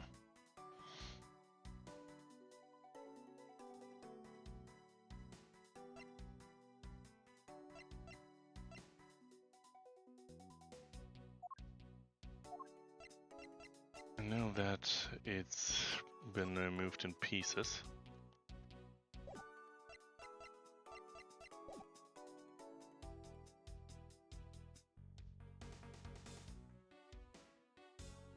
Peculiar pants, moved in pieces.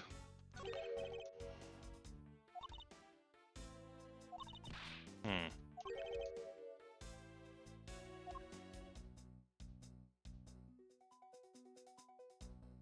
Well, they certainly needed an additional costume on account of that rip. But is it really that simple? Apparently not. So...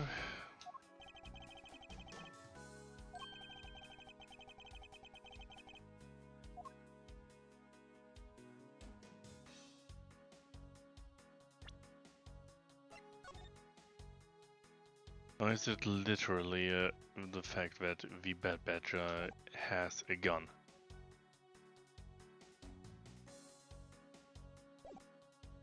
This would be on the weirdly stupid detailed side that at the same time does make sense.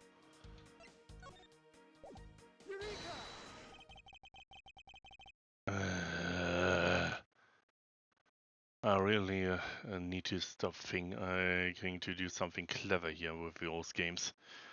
Apparently, all I managed to do by doing that is run into a wall and hitting myself repeatedly on it. I believe what we have here is an inconsistency. Between what? Look carefully.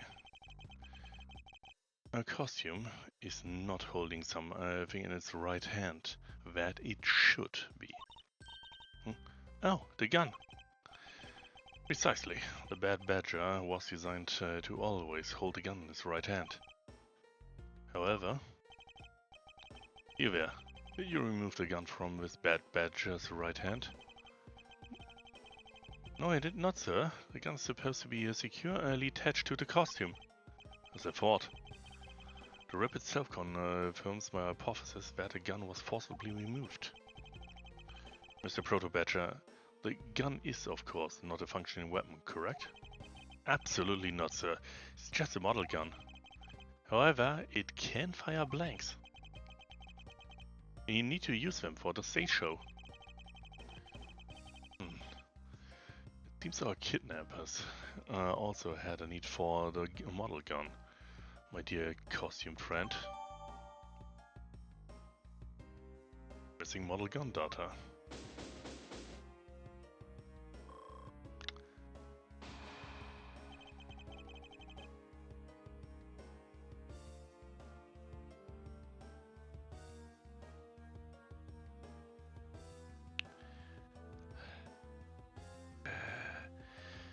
sorry about that, but sooner or later during every single stream, something jumps in, some idiotic bot, and attempts to sell viewers, and I will not do any of that crap.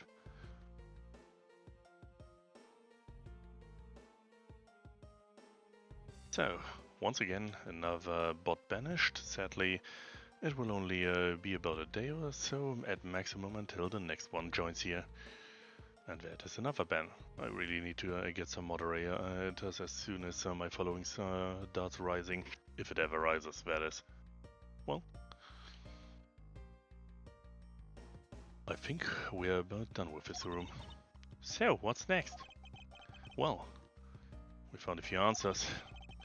But there are still a few things that left that we have to ask a certain person about. Let's go, Kay.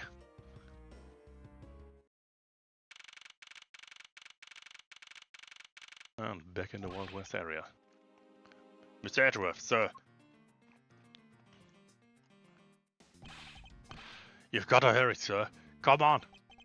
What is it, detective?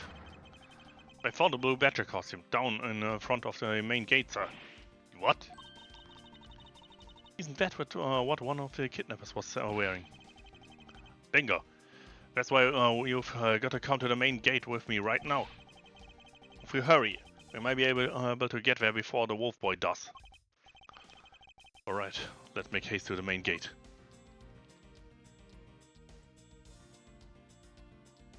Another point of continuation.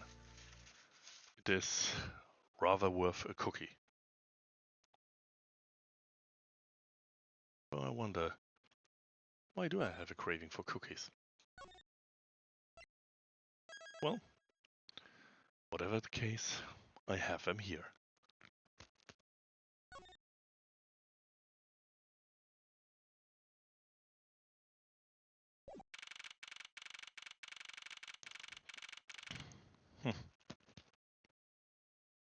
March 13.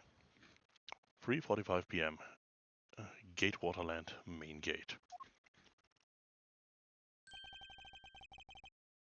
Where's the cost team detective Gumshoe? Just on the other side of the fountain, sir.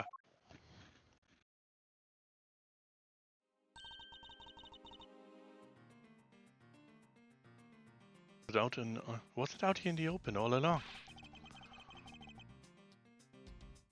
No, it was discovered in tall grass back there. We moved it out here in order to examine it more thoroughly. Then, let's get down to it.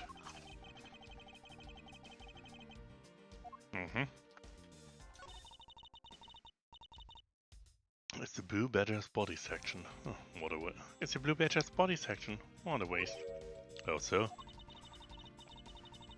Going through all the trouble to steal this costume, only to throw it away in the end. A real thief wouldn't do such a thing. Nope, no way. I wouldn't think a real thief would steal something so gaudy to begin with. Well, there's the hat. This headpiece. This must be a blue badger of Samir I can cross paths with. Oh, the nerve of someone throwing a blue badger away like this. I worked so hard to create this character. It's like my baby. How could someone do this, sir? How? Detective. How about channeling your anger towards finding the culprit? Good idea. Oh. Wait until I get my hands on them. So, who are they, Mr. Edgeworth? Why don't you try figuring that out for yourself for a change? Okay. Yeah, I shouldn't inhale cookies.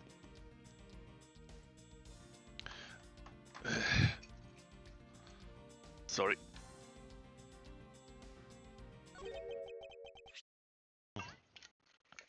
Well then, the most peculiar piece here. What do you have here? Oh, it's another pendant. That's 2 treasures in one day. How lucky is that? And hey, this pretty baby's made of platinum silver too. Another pendant on top of the one we found on Mr. Deacon. Possible that these two... Hold it right there! Hands off, Mr. Prosecutor. You sure know how to cross the line, don't you? A pendant, huh?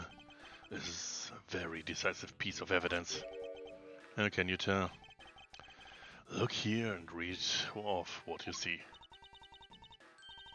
Lauren. Huh. Lauren. Hey, Lauren. Hey, it's a name. That's engraved on this.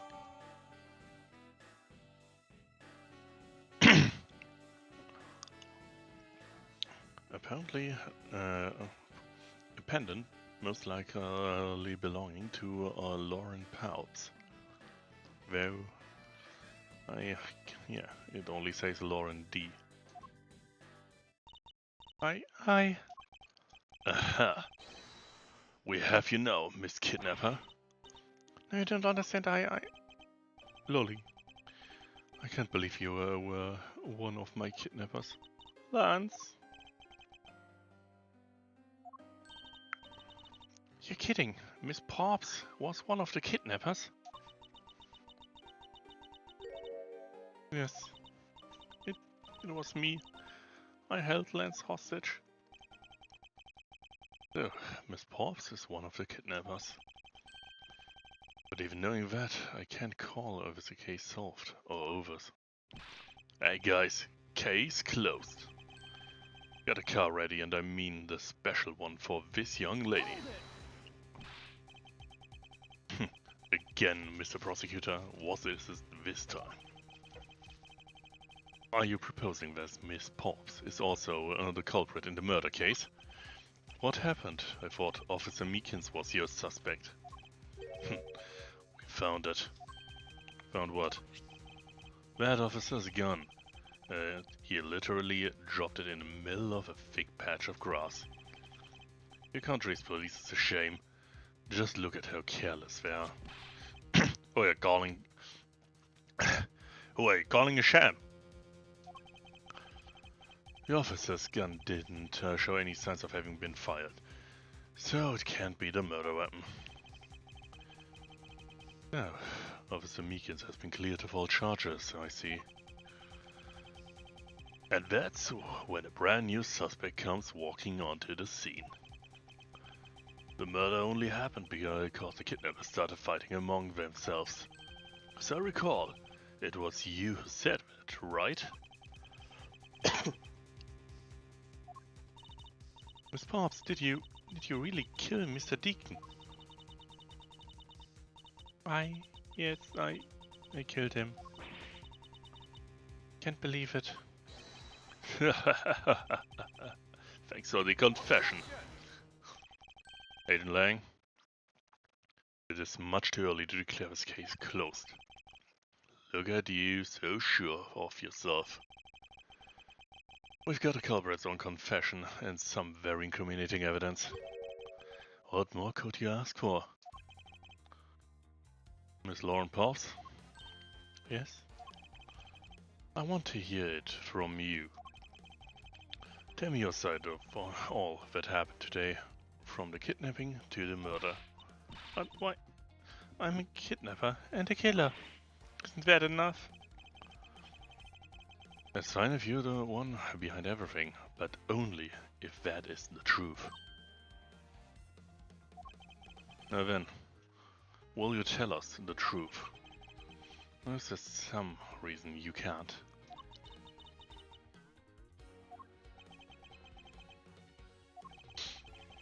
Well, I've had a change of heart.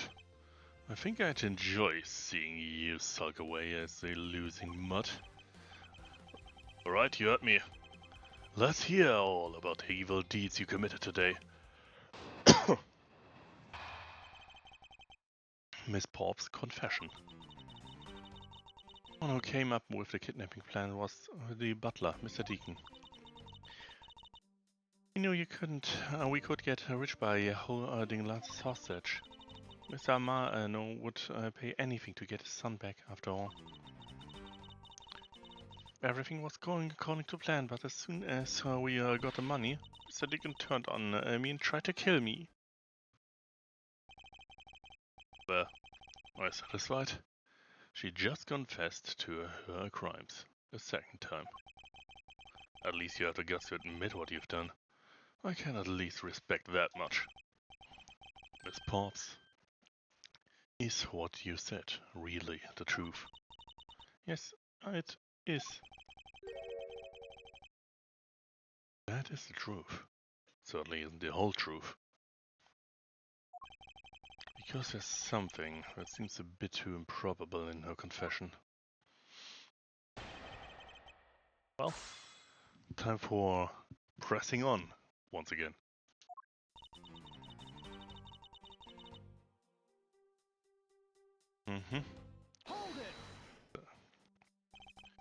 How well did you know the victim? Spoken with him only a few times at Lance's house. A few times, that's it. Yes. They only met a few times. I don't see how they could have trusted each other. But if you hardly ever talked, then how could he trust you not to steal his plan? That's completely irrelevant. He was planning to betray her from the very beginning. Which is why he chose someone he wasn't especially close to. Isn't that right, Sheena? Yes. Yes, however, Mr. Deacon made a very poor choice. In the end, he was killed by the one he intended to betray himself. Ha! I bet he didn't see that coming.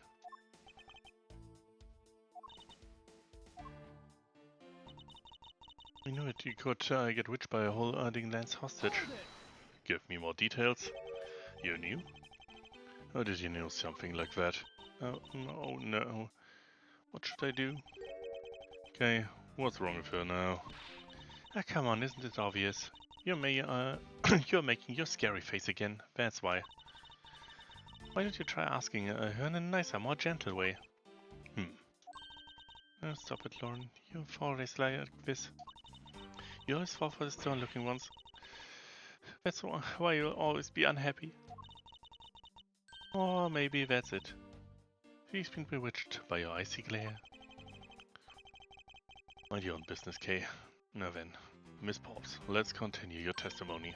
Oh, yes, of course. Mr. Amano would pay anything to get his son back after all. Why did you believe that? Anyone who knows Mr. Amano would think the same.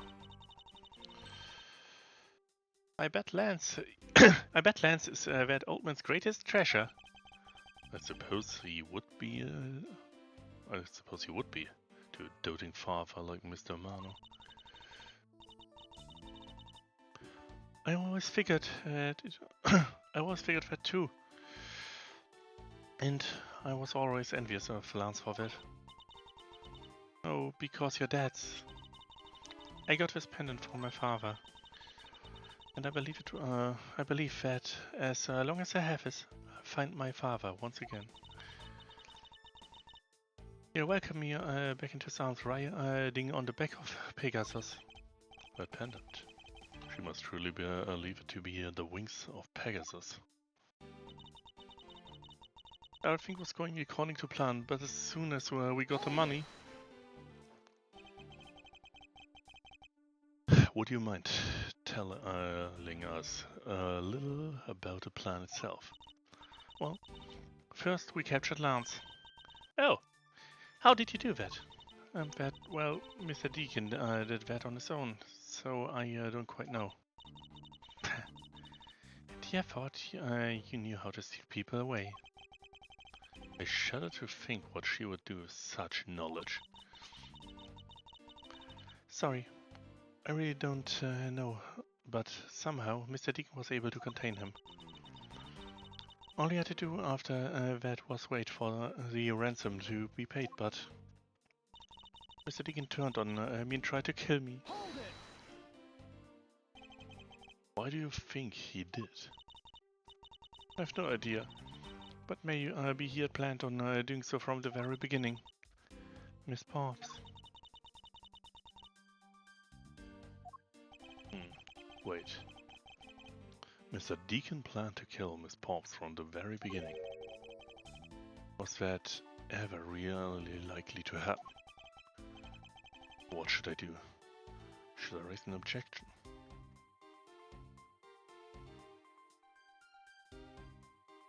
Well, that may be a bit of a jump in it, but I can return to this one once again. No, I shouldn't show my hand this early on. Let's see where the rest of the testimony takes me first. I see kidnappers also weep when they get stabbed in the back. Even as you betray the one you claim to love most. That's...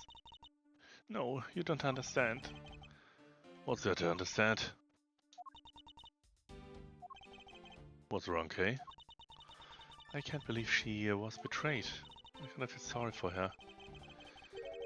I feel a little sorry for her too, however. I also wish she would tell us the whole truth.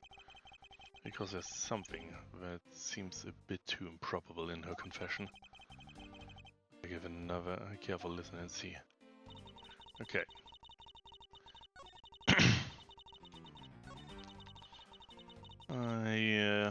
Well, there's the big thing.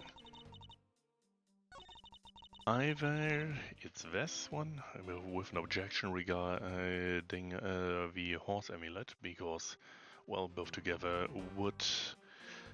amulets together would form a Pegasus. Or, of course, it has more in line with other things that happened. Hold it. So, once again, do I think it...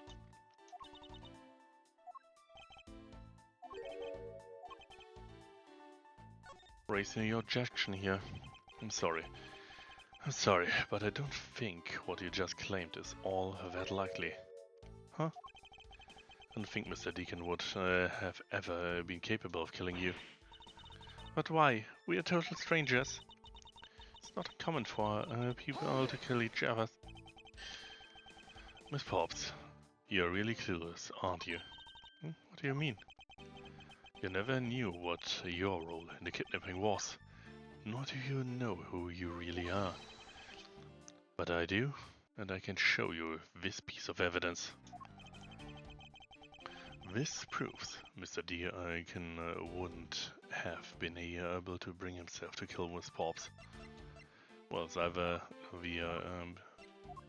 it's one of those two pendants, I'd say. Let's see. Take that. Why are you showing this to me? So, what about a pendant? This horse pendant, along with this piece of evidence, shows who you really are. Well, her own pendant, I guess. Take that. These two pendants resemble each other, wouldn't you agree? Hey, you are right. They're the same color, and they're even made of the same material. I do believe that these two pendants are actually one. Eh? Shall we give it a try? Wow, it's totally Pegasus. But why? Why does my pendant match up with Mr. Deacon's? You're a smart lady. I'm sure you can imagine why that might be. No, that can't be. So, two make a set. Just another trinket. Not as though this changes anything. You lack imagination, Agent Lang. Very well, I'll show you what I'll show you with this evidence. This is a piece of evidence that gives meaning to the Pegasus pendant. Well, I'd say it's Colin Devereaux's dossier. Take that. Oliver Deacon was just an alias for this man. His real name was Colin Devereaux, the name that is etched on the horse pendant. What? An alias? I suppose he had to hide the fact that he was a felon somehow in order to live. And it makes sense, given what is written in Mr. Devereux's dossier. But what I really wanted to point out was this. A specific section.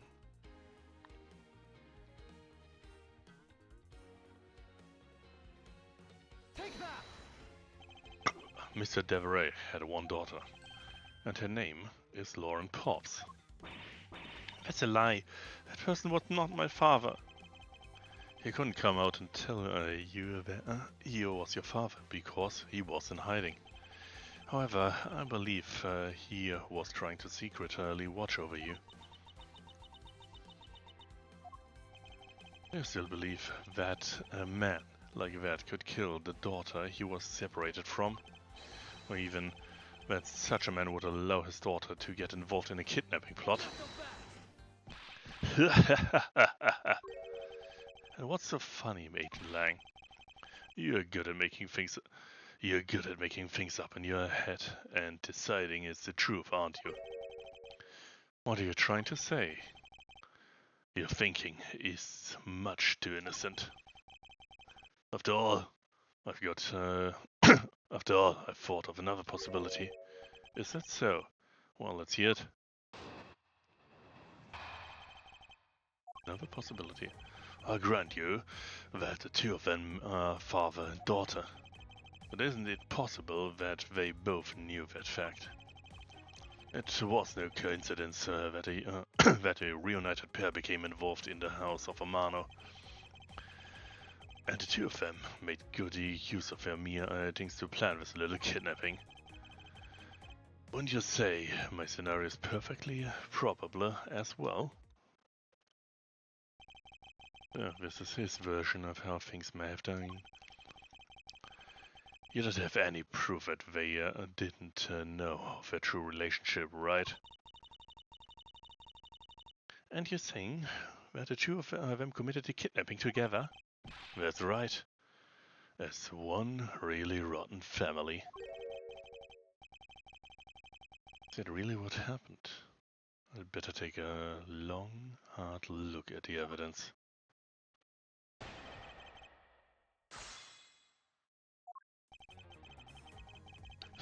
Yep.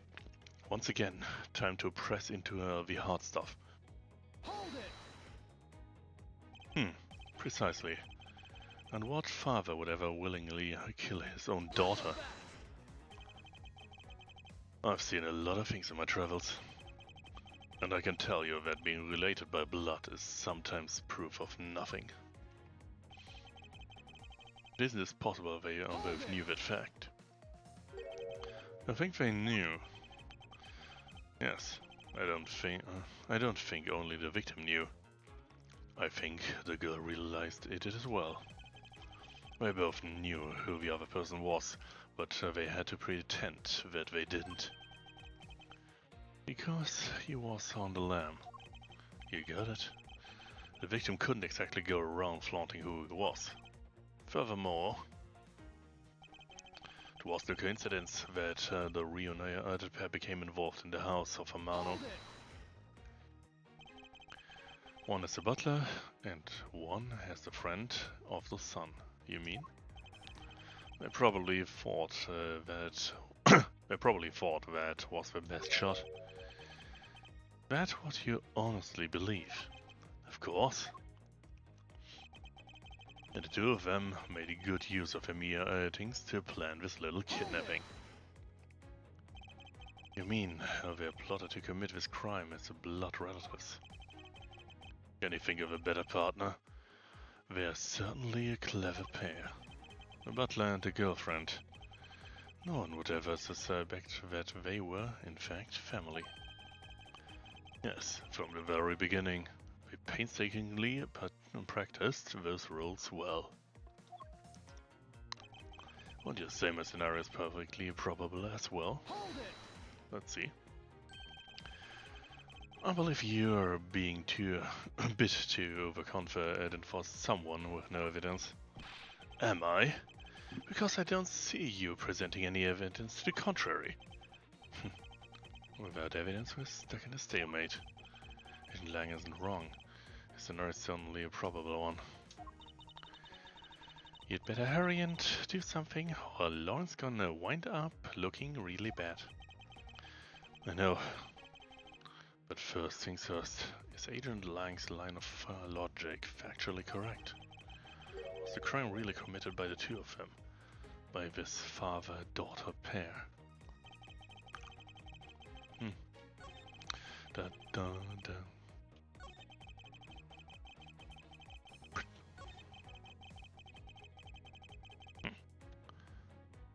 Well, can't exactly press a lot more out of them. However, there may be a few additional factors in it.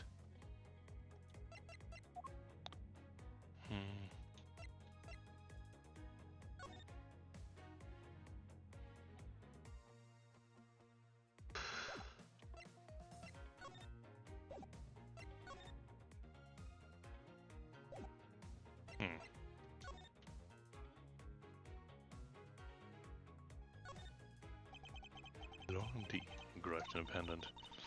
I see. There was her first name, but why just a D? Maybe it's the result of pure planning.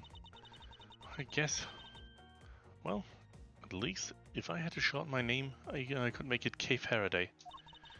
That way, even if you just sound it out, it still says my name, K. Faraday. I suppose if I had to do the same, and also abbreviated as M. Edgeworth. Hold on. I think you should abbreviate it as ME. Get it? Who would have thought that this little pendant could start such a strange conversation? Well, let's see.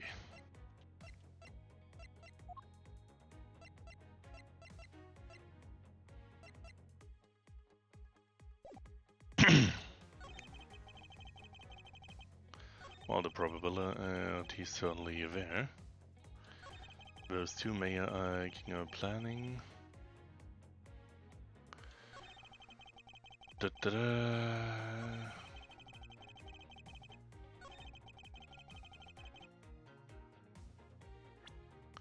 I really need to read through all of it, it seems. Book of the Badger Family, early park explanations, costumed hat, the family stolen stuff, the body bed was moved, and there's the pendants, the mobile shop.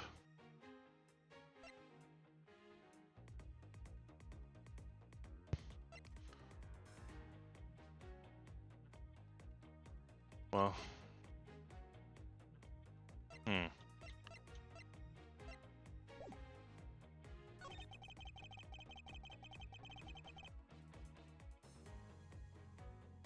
Well, it certainly isn't a coincidence for that, but we're interested in questions in detail regarding this. However, I doubt I can do anything with this, which would mean that the fact that those two would have planned it is the question.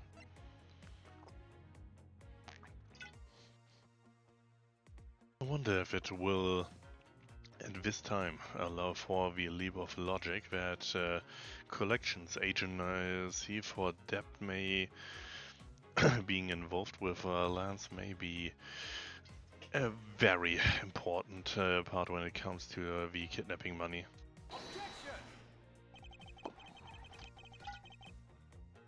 The fact that this is a generic line means that this leap of logic is not yet available. Flo, I assure you.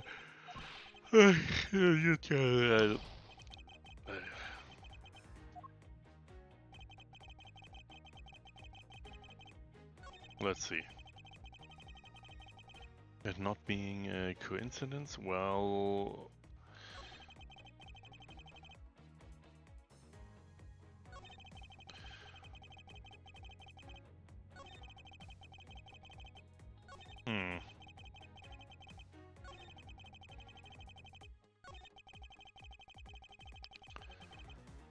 well, I can, in theory, use it in again to question it, considering that apparently he kept his distance, though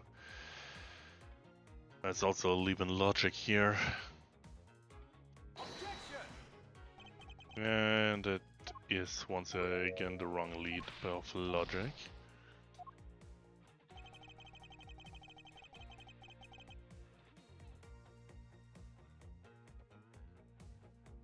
I did press everything, didn't I?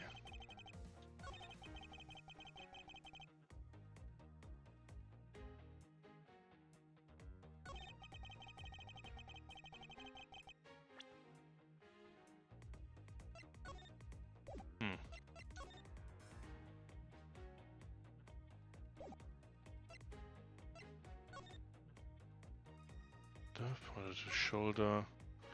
Yeah, that's just irrelevant. This is the victim's pendant shaped like a horse. If I look, makes it worth a lot more. Oh no, it's what? They found an important piece of evidence. This is made of platinum and silver. That makes this thing super valuable. I've seen this type of jewelry at a lot of stores before, so I know it when I see it. Okay. If you ever laid so much of a finger on those pieces of jewelry... What? I never did something like that. Is it possible she's never wanted to steal from a jewelry store before?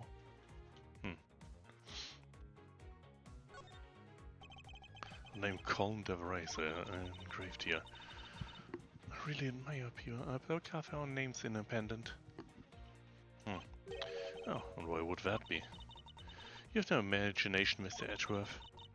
Did you ever think that maybe people want to have loved ones always nearby? Not as if I have a wedding. It's not as if I have a wedding band, and I have no It's not as if I have a wedding band and I have no interest in accessorizing, I suppose. Anyway, you know what? More than wearing flashy accessories, I'd rather be engraving my name into every treasure I can find all around the world. Sign of affection is one thing, but blatant vandal, I think it's just a bit different. Can I discern any more? It's a it's a pendant shaped in a pair of wings. There's a rather nice aesthetic to it. Hey, nice to see that then you can appreciate its beauty. Things made of platinum and silver tend to have a nice feeling about them, you know? I was only talking about the shape, K. Oh, is that what you're talking about? But you know, if we're talking about wing shapes, I think the brooch on my scarf is way cooler. But that's not made of platinum and silver, is it? It's handmade, okay. So I'm sorry that it's not made of the expensive stuff. She made that herself. It's incredibly well crafted.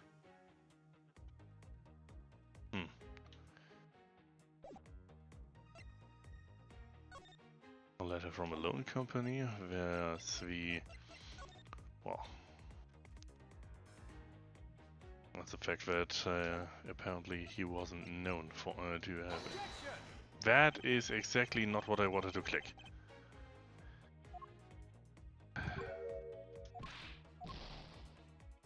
It would be very on the funny side if that would have been the right idea, but yeah.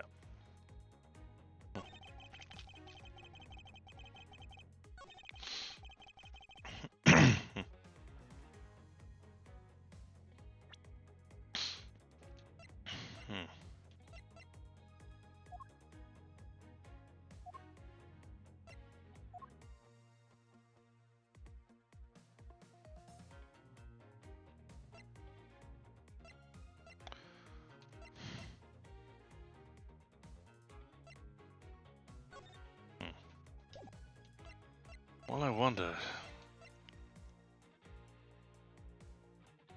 It was 10 years prior, but an interesting question here is Her pendant never specified at all, and he seems to have taken his sweet time, not encroaching on her space. So I wonder if this is another of those weird leaps where the fact that this isn't written out is part of, that the name Deveray is not written out on this pendant is the critical piece of evidence. And similar stuff. We can't imply yet that there may or may not have been another person involved in all of it.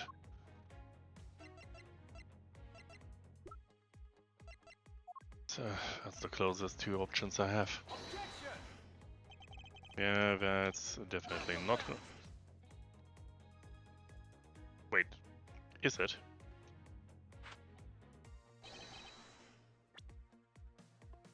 In about this piece of it, not so fast, and Lee says. Confidence is like a soul, and words without confidence are but empty shells. You shouldn't waste your breath on if you have no confidence, prosecutor. Although, it's just as best to say to someone. Yeah, this was just another generic thing about confidence. Self-confidence, I just need to think rationally. At all.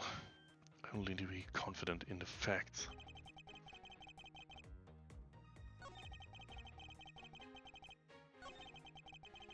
I did press everything, didn't I? Hold it! Let's try again. One is the butler's, one is the friend's son, you mean? You probably thought it was your best shot. Is that what you honestly believe? Of course. You were made, I believe I did press it. You mean how they plotted to commit a crime as blood relatives? Gotta think of a better partner. They're certainly a clever pair. Butler and a girlfriend. No one would suspect them. Yeah, very big, painstakingly planned. And there's this. I believe you're being a bit too overconfident for someone with no evidence.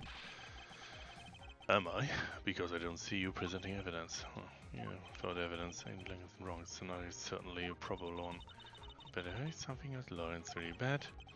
No, but first things first, Aiden Lang's line of logic factually correct.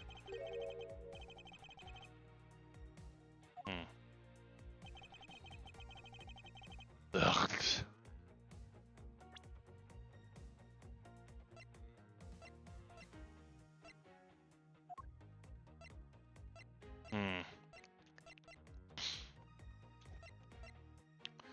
Well, the only thing I can think of is, well, questioning if they both knew, which would be technically a repeat use of the dossier. Objection! And once again, it's wrong.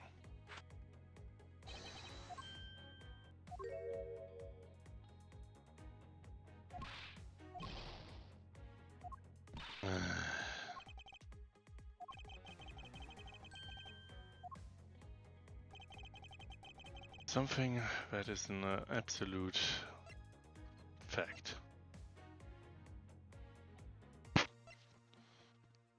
Absolute facts. Well, I did press everything, so not that much additional data came to light.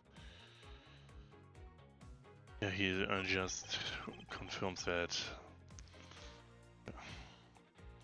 Yeah, he says that it is right probable that they both knew. Hold it!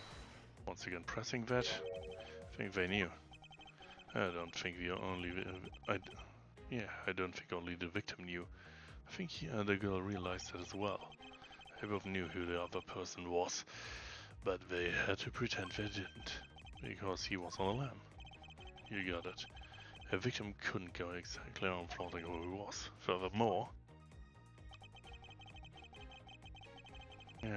that we had. That's, well, an intention of planning. It's part of an idea.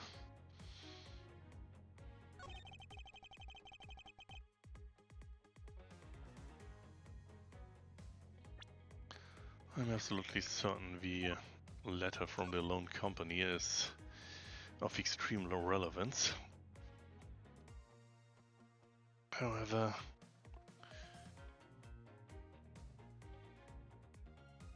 I can't exactly just throw it in somewhere. Hmm.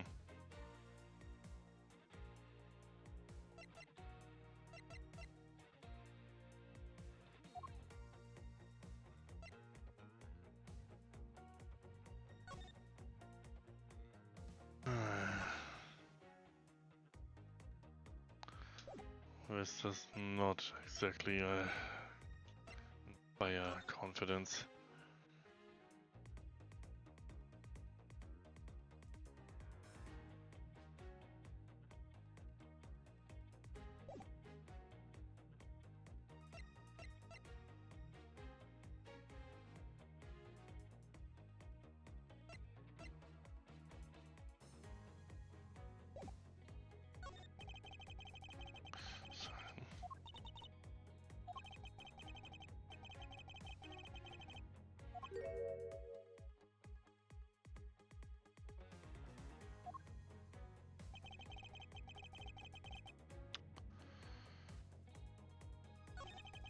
Hmm.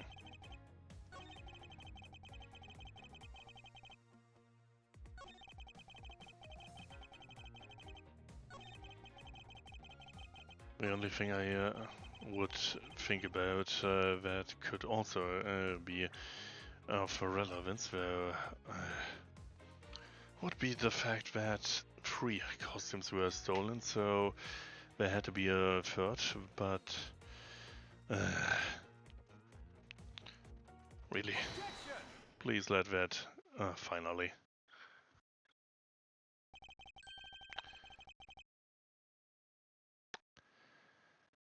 I really make the massive mistake of assuming that things I have already proven or at least presented may have, well, dripped into new conversations, but it appears by merit of pure stubborn behavior that Lang is immune to that. So, time for another leap of logic, and in this case, that taking 3 costumes wouldn't exactly be the normal way to act. So, this kidnapping wasn't planned by just 2 people alone. And what kind of proof do you have for that? Quite simply, there were 3 kidnappers. 3? 4 costumes were stolen from the Wild Wild West area backroom. We found one of them in the kidnapper's hideout. But as for the other 3, we can assume they were being worn by 3 different people. We also found a set of 3 cups and 3 folding chairs that were used in the hideout. It all clearly points to a 3-man group. And I believe this 3rd person is the real mastermind behind the kidnapping. Who's this mastermind? I present to you the brains behind the kidnapping. Oh, I'd say Lanzamano himself was the mastermind. Take that! Lanzamano? Yes. This abduction was, in fact, schemed up by Lance himself. Recall what he said when he appeared before us. Did you see the faces of the kidnappers? No, I didn't see their faces, but one was a woman. However, there were 3 kidnappers, which is in direct contradiction to what he said. But I only saw 2 people.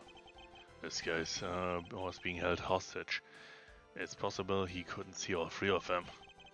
Ah yes, about when you were being held hostage. I have my doubts about what happened then. Lance, would you mind telling us what happened while you were being held captive? I really don't remember much anymore, honest. But I don't. But if I don't tell you at least something, you won't believe me at all, will you?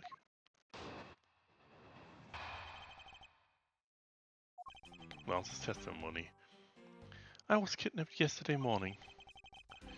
They had me shut in that room, blindfolded, the entire time.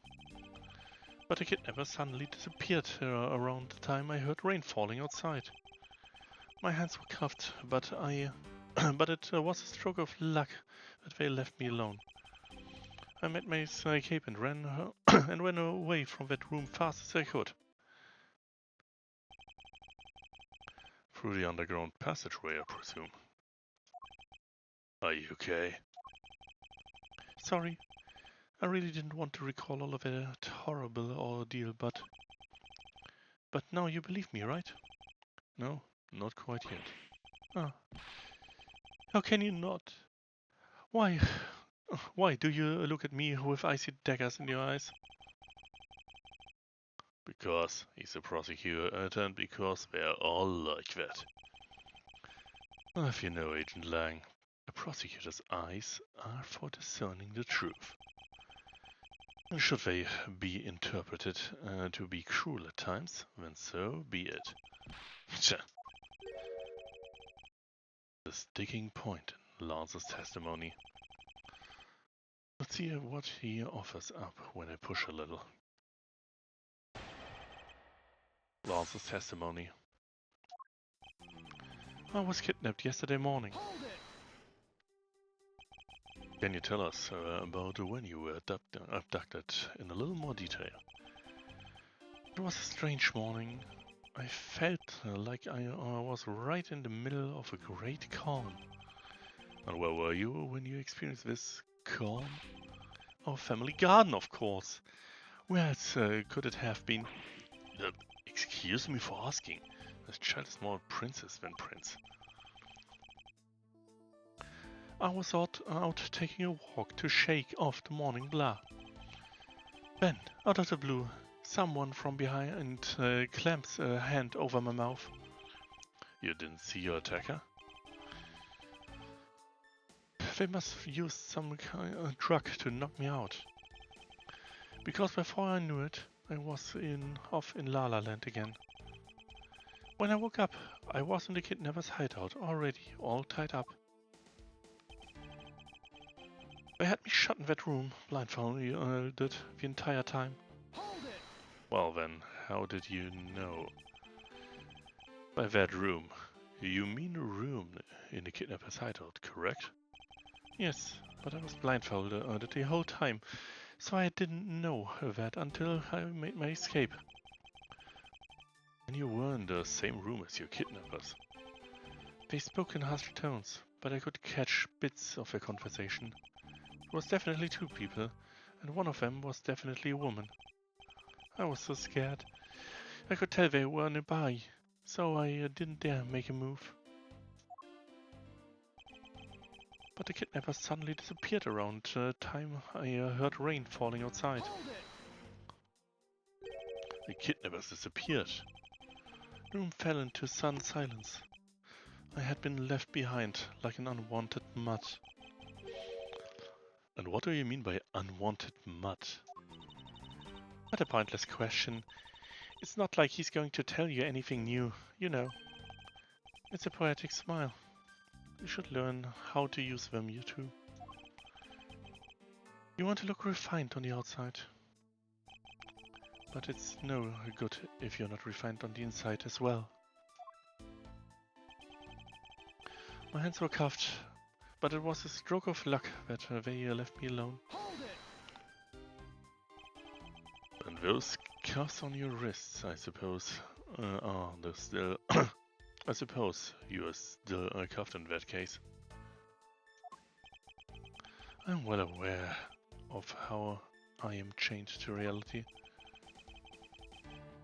I couldn't find the key, so I'm afraid I'm stuck like this. Even though I escaped from the jail cell, I will forever be a prisoner. Honestly, I didn't even notice those cuffs, and why didn't they remove them? I mean, he was being treated after all. You'd assume that the police would have tools to remove such, well, objects. I made my escape and ran as fast from that room as I could. How did you manage to escape? I wanted to just get out of there, but the door leading outside was locked. Which is why I had to use the underground passageway to make my escape. I remember our escape to be Quilla's heart. This is an invaluable piece of testimony. I mustn't let it go unexamined. The door leading outside was locked, so I had to use the underground passageway.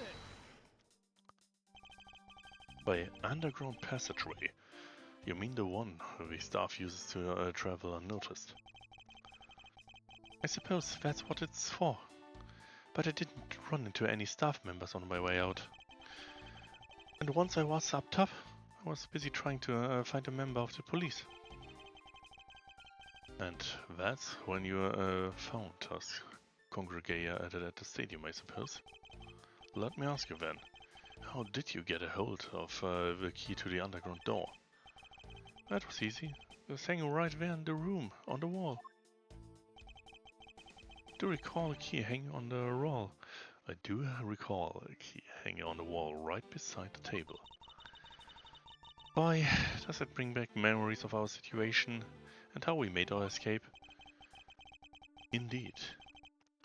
And although the door to the floor of our room led to an underground room, the door on the floor in the room next door had a secret passageway. Secret passageway under the theme park. Oh, that just sounds like so much fun. I wonder, is there something off about the way Lance made his escape? Well, yeah. We've established that the door was in fact unlocked and only held shut by a certain blade.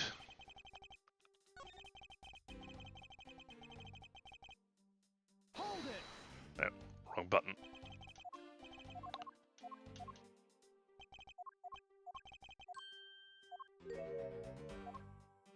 In any case,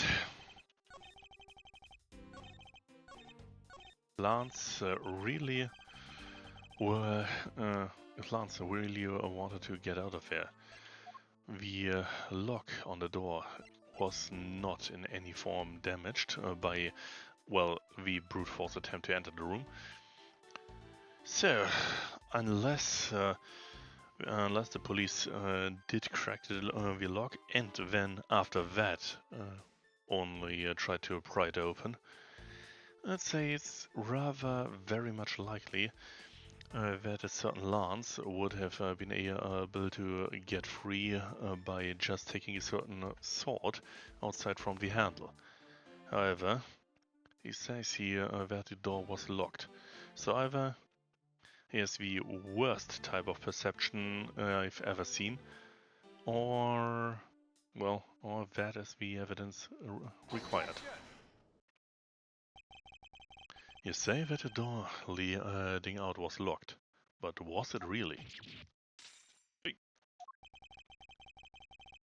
We're talking about well, we are talking about the room behind the saloon front, right? Look, I heard that it took quite a few men to get that thing open, right, Sheena? Yes, that's correct. And take a look at this. What's this, a sword? It's not an especially reliable one if it's broken like that. Allow me to start from the end. My conclusion is that the door was never locked. It was simply held shut by this sword, which was used to jam the handle. Lance, even though your hands were cuffed together, you could still use them. If that's the case, Then why did you not just simply remove the sword to escape? Why, didn't I? I was disoriented. Yes, that's it. I didn't notice it. As if I should accept such a bold-faced lie. You locked yourself in that room because you had to make yourself look like the victim. But you did not in fact possess the key to the door. That is why you used the prop sword to improvise and create a prison of your very own. You've been making this guy out to be one of the kidnappers for some time now. I wonder if you've forgotten something very important along the way. And what would that be? A motive, what else? Do you honestly think that an uptight, pure boy like him would hatch up a completely pointless scheme such as the kidnapping himself?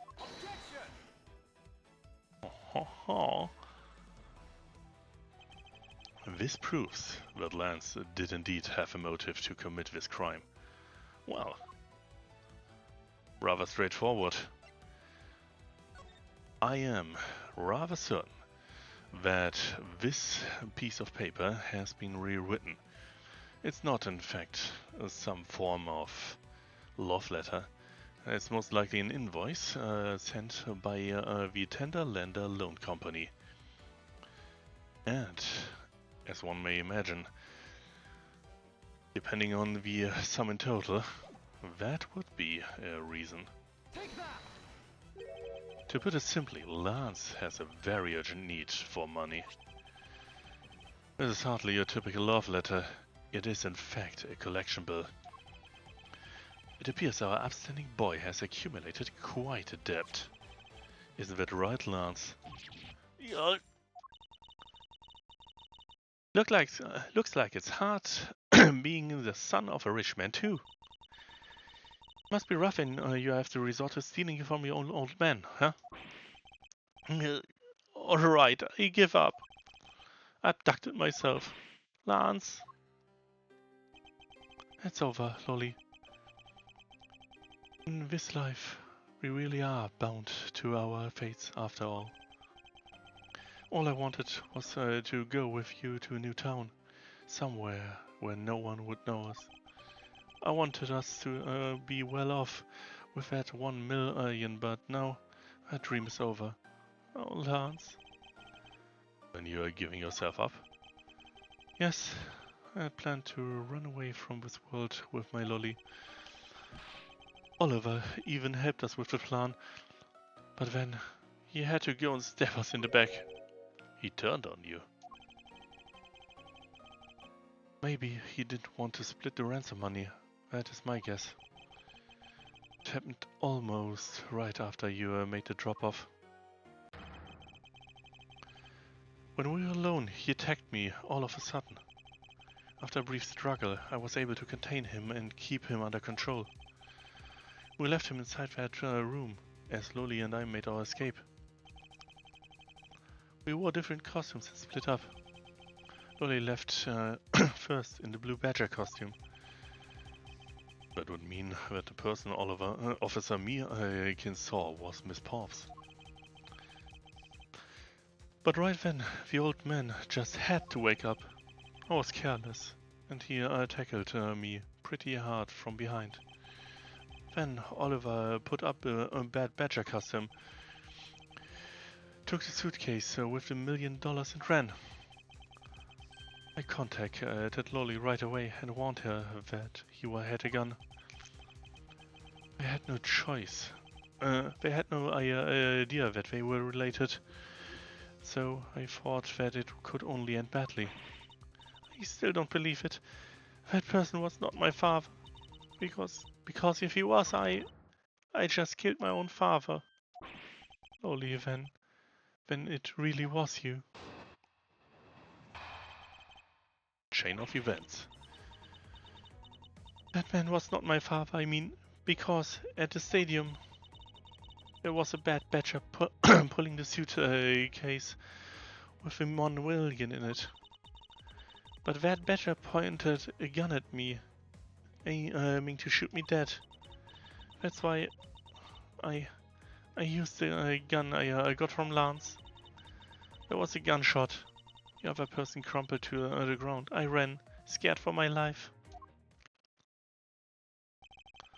I think the big picture is finally coming into focus, didn't you? Please forgive me. I didn't think it would turn into something so frightening. If only I could have protected you. So, Miss Pops. She shot her own dad without even knowing who he really was. If what she says is true. Are you saying she's lying? But why would she lie about something like that? What purpose would she serve? You would be surprised how often people lie without even realizing it themselves, Kay. Huh? What's that supposed to mean? What I mean is, listen very careful to her confession once more, and you'll see. A chain of events. That man was not my father. I mean, because at the stadium... Once again, press everything. Please, calm down and let's slowly talk through this. But all you have to do is simply tell us what happened at the stadium. Leave it to us to search for the... Leave it to us to search out the truth. Can you do that for me? Alright, so... At the stadium... There was a bad badger pulling a suitcase with the 1 million in it. Let us press again. That was the ransom money, wasn't it? Yes. That's how I was able to identify Mr. Deacon almost immediately. It was all thanks to what Lance told me. And what did he tell you? Well, he called me on my cell phone and told me that Mr. Deacon had betrayed us and had run off with the ransom money. And about how he had a gun. But that badger pointed his gun at me, aiming to shoot at me dead. Were you able to clearly see the gun? Yes, I got a very good look at it while it was pointed at me. Oh, father, why would you try to shoot me? Do you really think your father would shoot his own daughter, Mr. Edgeworth? I don't know. I don't want to believe it myself. But it's true, my father's left arm was raised with a gun in his... Pointed straight at me. I'm about to die, I thought. Miss Pops. Please, calm down and take a deep breath. And then, would you allow me to please hear that last statement one more time? Yes, of course. But that badger pointed a gun in his left hand at me, aiming to shoot me dead. And you felt that your life was in danger, correct? Yes, I'm about to die, I thought. So... That's why I used the gun I got from Lance. You shot Mr. Deacon. Pops. Yes, I shot him. And that, as they say, is that. At Lang, Miss Pops is far from done. She hasn't even finished her testimony yet. You're going to continue questioning her? What a waste of time. Miss Pops, if you please. Alright. There was a gunshot. The other person crumbled to the ground, and I ran, scared for my life.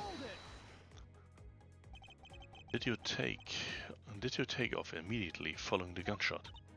Yes. And you didn't attempt to approach the victim at all after he was shot? I was scared. I don't blame you. I would have done the exact same thing. Poor Miss Pops. What will become of her, Mr. Edgeworth? She seems to be telling the truth regarding what happened at the stadium. However, I don't believe it to be absolutely correct. listen very careful to her confession once more, and you'll see. So, I guess it's the additional data point we pressed out. So, a suitcase with a 1 million, pointed a gun in his left hand, which may very well be a very important point. Because, I believe, let's see, the blue badger, or the bad badger, does wield a gun in his right hand, it seems. And there was also a gun used to fire blanks from one of the costumes. It's possible that whatever that was one of those. And after all, in order to blend in, the real gun was held most likely in the right hand of the bad badger on account of, well, the old one, the prop gun, being just displaced from there, ripped out, leaving a costume with a big rip in its palm.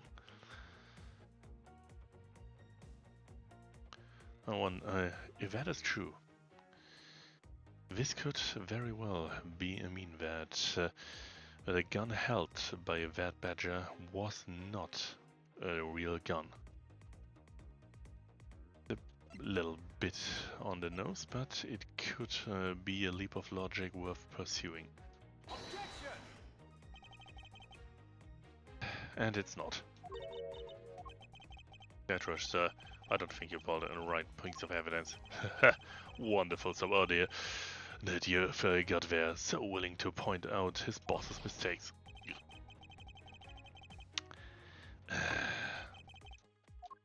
It is most likely still that piece of evidence, but...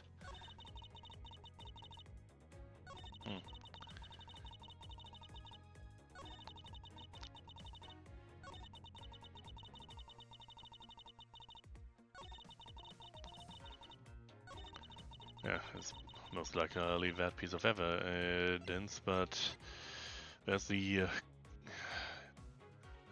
question of if I am here, correct in all of that. In that case, the presentation of the bad badger holding a gun in his right hand would be potentially the data point related to it, but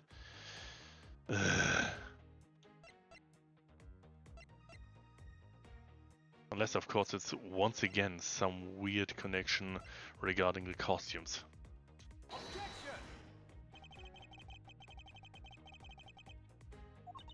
Actually, you can. Yeah, and once again, it's not.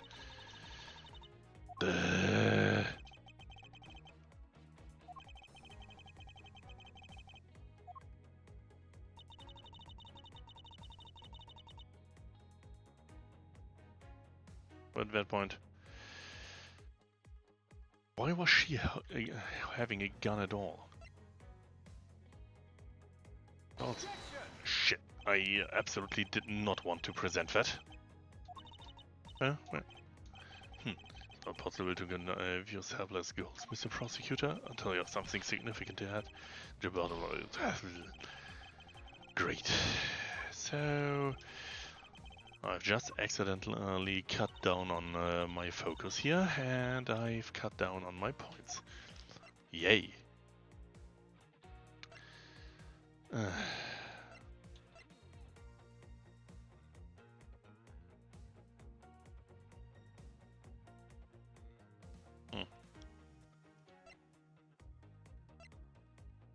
So...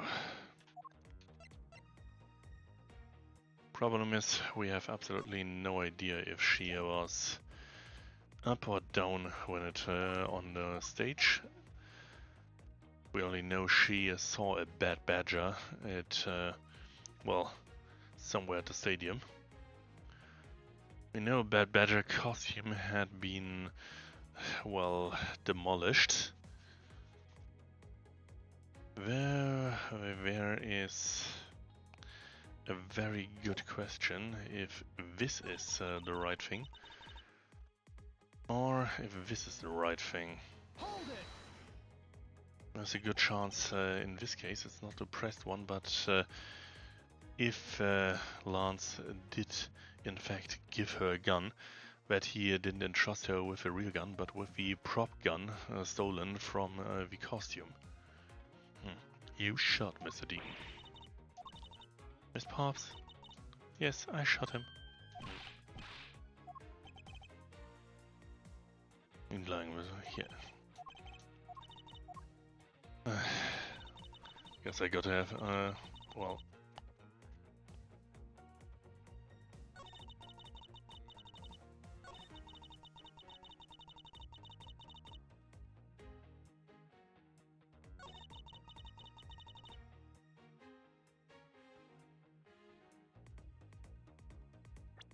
The Bad Badger gun is capable of firing blanks, though it's not and should not be loaded with anything. Potentially can't even fire real ammo. I have a distinct suspicion that it's the important piece of evidence. However, there's a big question of what it is here. Did I press deeper into this? Die Feldorte, so correct, yes, I'm about to die, I thought so.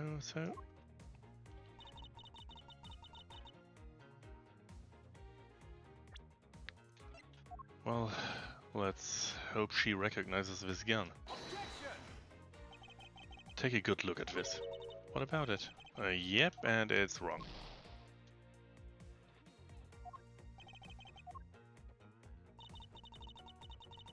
I feel insulted by myself for some reason.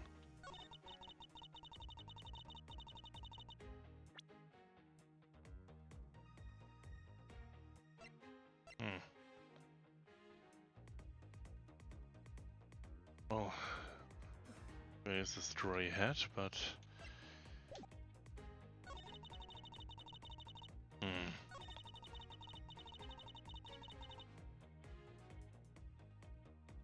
Wait. I'm a moron. I did have this in front of me on multiple occasions, and the entire thing here is not about...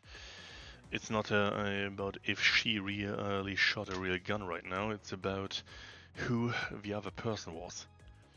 You would assume that if that Badger held a gun in his left hand, that it would, well, originally I tried to combine it with the suit we found, but if we go back to the dossier of the victim, Colin Devereux, he is right-handed, so unless there would be a good reason for him to not hold it in his right hand, one would assume he would wield it with his right hand, not his left.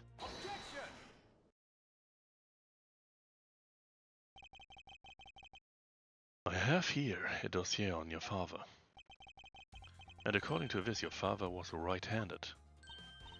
Then, the person pointing a gun at you from atop the stage was not Mr. Deegan. Hold on there, Mr. Prosecutor. I think you need to take a refresher course. The Bad Badger has a model gun attached to his right hand, which is why the only hand he could have held the real gun with was his left. Isn't it possible that it went down like that? Little Lang. Were you paying attention to what Miss Pops was saying? Then again, I suppose I can expect someone who has never set a foot in court to catch it. Enough with this smugness, out of it already. Miss Pops told us earlier. There was a Bad Badger pulling a suitcase with 1 million in it. According to you, the Bad Badger had the gun in his left hand, which would mean that he was pulling the suitcase with his right hand. Is that correct, Miss Forbes? Yes, exactly. And I'm sure it was a bad badger. It had those huge sunglasses on its face. But if that's the case, even I can see there's a huge contradiction. Yes, Miss Forbes claims to have seen the bad badger, and yet the bad badger had both his hands full. These two pieces of information contradict each other, so one must be wrong.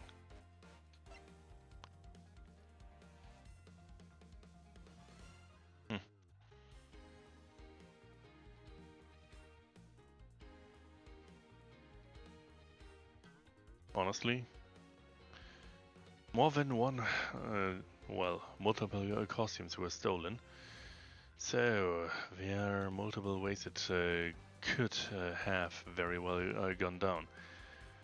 In theory, it could easily not have been the bad badger, just someone wearing the hat of the bad badger. Or both data points are correct.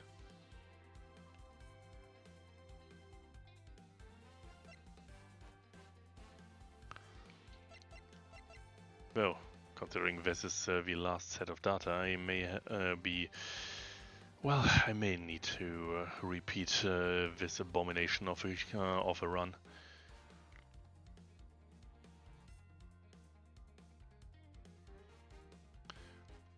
Let's try it. Miss Hobbs, what you saw was not a bad badger. Think back and recall which character was it that had a gun leveled at you. But it was wearing a pair of sunglasses, and it had that strange blue beard. That sums up the bad badger pretty well, I'd say. Too bad for you. Looks like the bad badger wasn't a mistake here.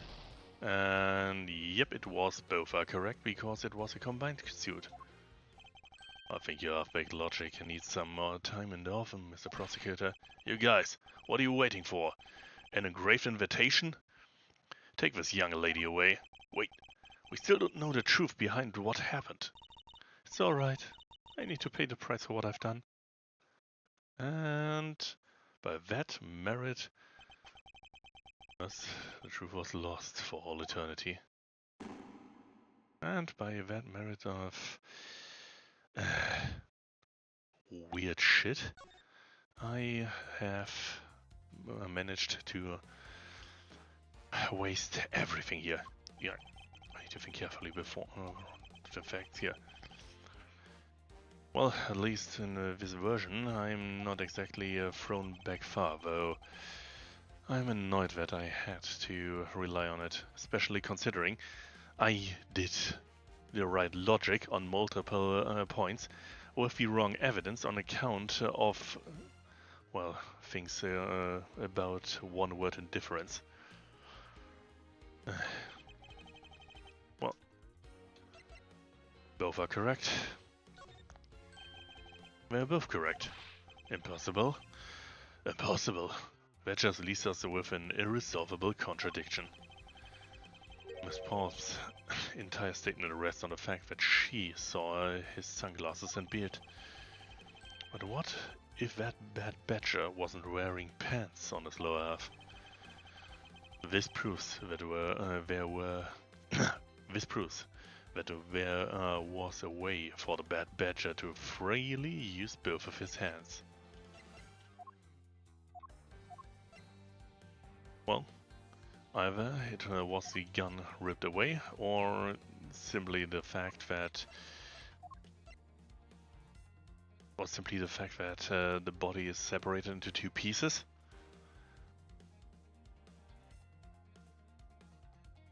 Take that!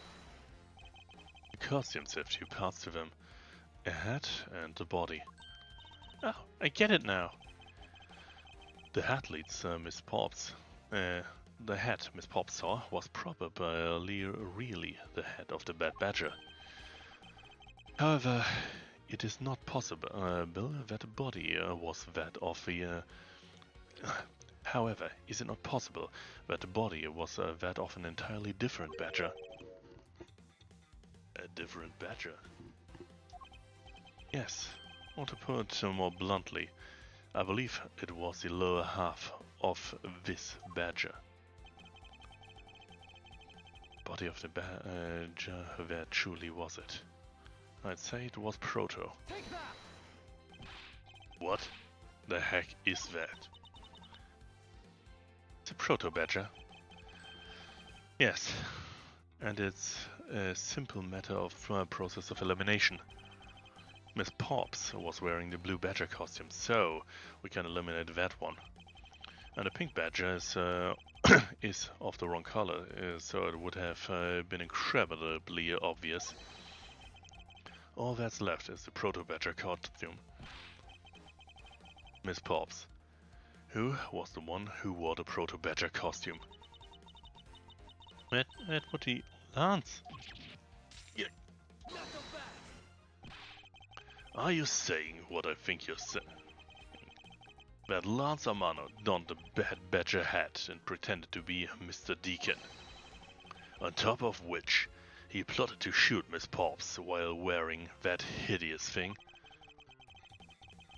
The stage that was set up in the stadium was nothing more than that, a setup. And his purpose was to lead Miss Pops into believing she had committed murder. Standing there in front of Miss Pops and pretending to be the victim, it was all done so that she would pull the trigger. I've no idea what you're talking about. Why exactly would I have why exactly would I have had to do all that? There's but one reason, Lance Amano. You're the real culprit behind the murder of Mr. Oliver Deacon. What? No. That's slander. Take it back. You take it back right now. Just out of curiosity, Lance, which is your dominant hand? I'm left-handed. But what does that have to do with anything? It depends. According to Miss Pops, the attacker held a gun in his left hand. Huh. Who is the what-handed doesn't prove anything. Besides, now you're just being absurd. It's not like the Proto Badger is bulletproof. One misfire, and he would have found himself dead, right? Of course, logically, if he had been shot, he probably wouldn't be here with us. But I believe he had thought of that as well, and prepared accordingly. And this should be all the evidence you need. This is how Lance made sure that he wouldn't be hit by a bullet. Well, of course, the blank firing gun of the Bad Badger. Take that! We found one half of a Bad Badger costume in the hideout, a broken one. It was not the same one that the victim was wearing. Plus, it was missing something.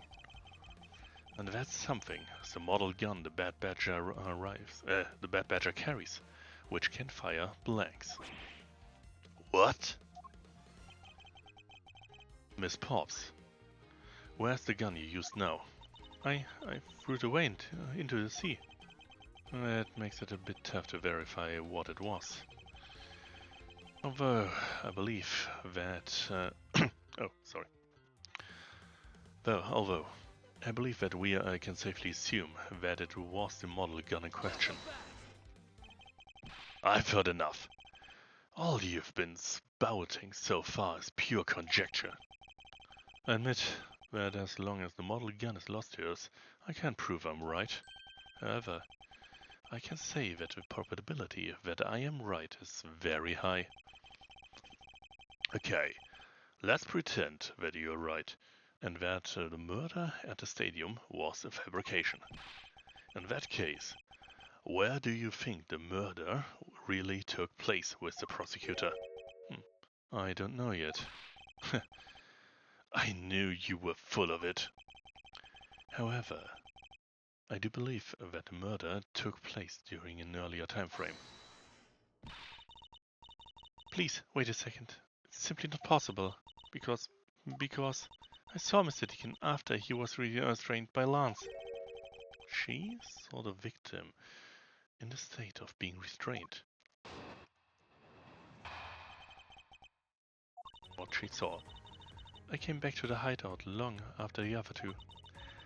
By that time, Lance had already subdued and restrained Mr. Deacon.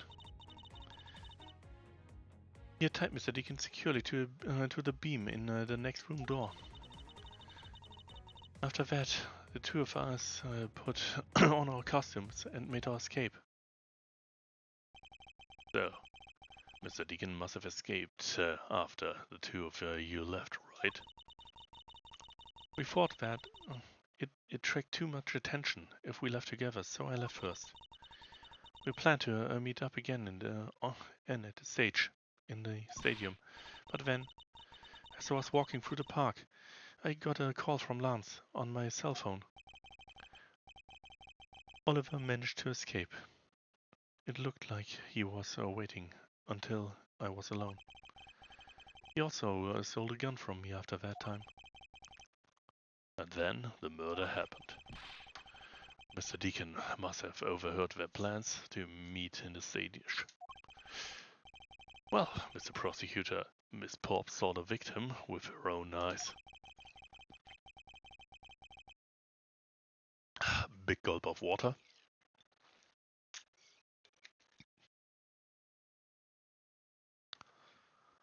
Which means that the victim was still alive at the time, wouldn't you agree?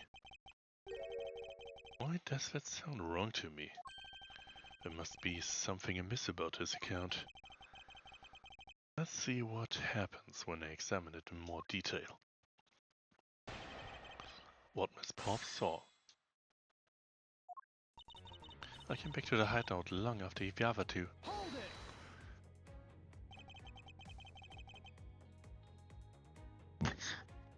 it! Sorry about that. When exactly did you arrive back at the hideout? It was after we had picked up the ransom money. And where were you up until the time you returned? I was scouting the park out and making preparations for our escape. I walked around in the various areas looking for the best route. So each of them had their own roles to play. After I was done, I went back to the hideout. By the time, Lance had already subdued and restrained Mr. Deacon. Hold it! How did Lance look at that time? Well, he looked shocked. He also looked a little down. When I saw that sadness in his eyes, Thank you, that's enough for now. And what of Mr. Deacon? What was his situation like? He had tied Mr. Deacon securely to the beam in the next room. Hold it! You are sure that it was Mr. Deacon you saw? Yes, I am certain of what I saw. Did you go into the other room to check? Lance said it was best if I didn't go too close to him. Lance, he's such a kind soul. Then, are you telling me that you did not confirm that it was Mr. Deacon for yourself? I checked through the slit in the door that separates the two rooms. He had a bad badger hat on, so I'm absolutely sure. That just had to be Mr. Deacon. She saw a bad badger hat. The captive had a bad badger hat on, so I'm absolutely sure I saw Mr. Deacon. Well, that's not exactly... honestly, that's concerning for her account, considering that Miles was also tied up there. So, I'd say she saw Miles. So, the title of Mrs. D... What's wrong with my tongue? So, the title of Mr. Deacon was still in his bad badger costume. Yes, and it would appear that she misread the whole situation. But what now? Should I raise an objection? Honestly, I want to hear what she has to say about the other points first. Perhaps I should listen to more of what she has to say. but I absolutely need to raise an objection there. After that, the two of us put on our costumes and made our escape. I assume you two split up, but plan to rendezvous later at a set time and place. Yes, we plan to meet up at the stage. And then I left the hideout not long after. And what about the ransom money? You mean that absolutely tasteless suitcase? Lance was supposed to bring that with him. But Oliver stole it from me, along with the gun, when he escaped. If Mr. Deacon was alive in the hideout, then the murder must have happened after that, meaning it probably went down at the stage. I mean, I can't really see why Miss Pops would lie at a time like this, you know? Okay, I don't think she's lying, but rather that she's making a bad assumption. She is? Yes, and I intend to show what that bad assumption is. Yep. And it is about that, by pressing further. You're sure that's Mr. Deacon you saw? Yes, I'm certain what I saw. You did go into the other room to check. He said it's best to not get close to him. Lance, he's such a kind soul. Then are you telling me you did not confirm that it was Mr. Deacon? I checked through the slit in the door that separates the two rooms. He had a bad badger hat on, so I'm absolutely sure that it had to be Mr. Deacon. No, she saw a bad badger hat.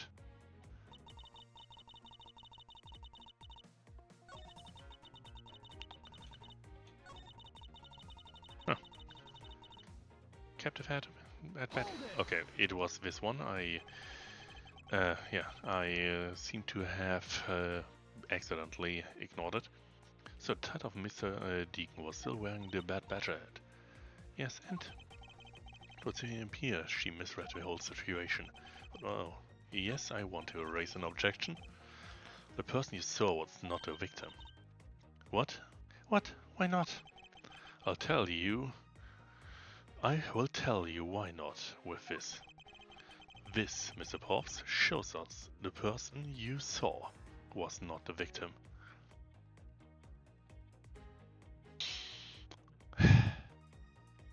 Honestly, I'm surprisingly tempted to just show my badge, considering I am the one who had been held captive there.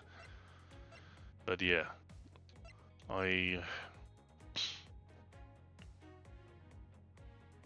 it's either that, because another costume was stolen, or it's the separate hat.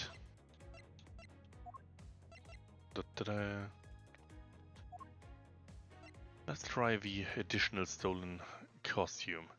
After all, anyone could be put in one of those costumes as long as there are enough of them present. Take that. Apparently, it's not that. Yeah. Why was he tied up in this badger costume? If I think a little more, the answer should come to me.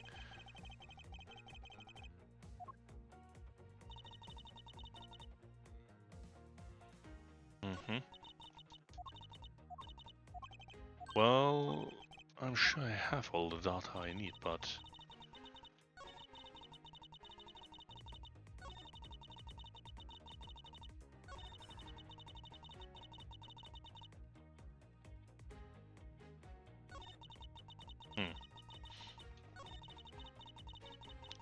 Once again... Hold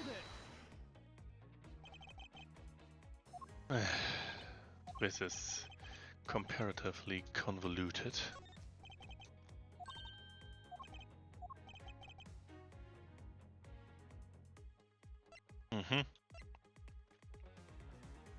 Well, in that case, it's most likely this one, since it's very much easier to pretend, and one of those hats were, after all, still positioned there in the isolation room. Miss Pops, the person you saw was not Mr. Deacon at all. Huh? The person you saw actually was this person. It was me. It was me. Huh? The person I saw was you, Miss Edgeworth. I always thought it was a bit odd. Why would the kidnappers abduct me, even after I had handed over the ransom? Hmm? It's not as though I saw the face of the kidnappers. If I were them, I would just take the $1 million and ran. But in the end, there was a point to it all. It was to make me look like Mr. Deacon. And if that was the reason for which I was abducted, then I believe we can assume that the victim was already dead at the time. Well, Lance, am I right? That's... You showed Miss Pops a person, namely me, with a bad badger hat on. And then you made your costumed escape together, or so you pretended. Huh? But what do you mean he pretended? Exactly that. I believe Lance watched you escape, and then doubled back into the hideout. Probably to come and remove the bad badger head from my unconscious self. And to create his fake prison. With the prop sword, he then escaped via the passageway. Hold your tongue, boy. Don't get caught up in the tidal wave of words coming out of Mr. Prosecutor's mouth. Tidal wave? We've heard a lot come out of you, but I've yet to see a shred of evidence. The victim's betrayal and his subsequent detainment. All of that could have happened while you were out cold. That's right. You were out for quite a while, Mr. Prosecutor. Even if that were the case, Miss Pops would have still seen me tied to that beam. Sorry. I was scared of Mr. D again, so I didn't go into the next room. So I really have no idea you were in there or not, Mr. Edgeworth. You see, it would seem that you can't prove a thing. Hold it. Who said that? Please wait. Mr. Amano. Ho ho ho, Miles, my boy. It looks like you've really giving it your all.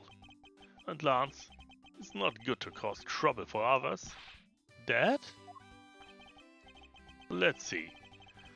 You're the one in charge of the investigation, correct? Yeah, that's right. I'm sorry that my son has been nothing but trouble. This probably won't make up for anything, but I have some evidence for you. Huh? Do you know?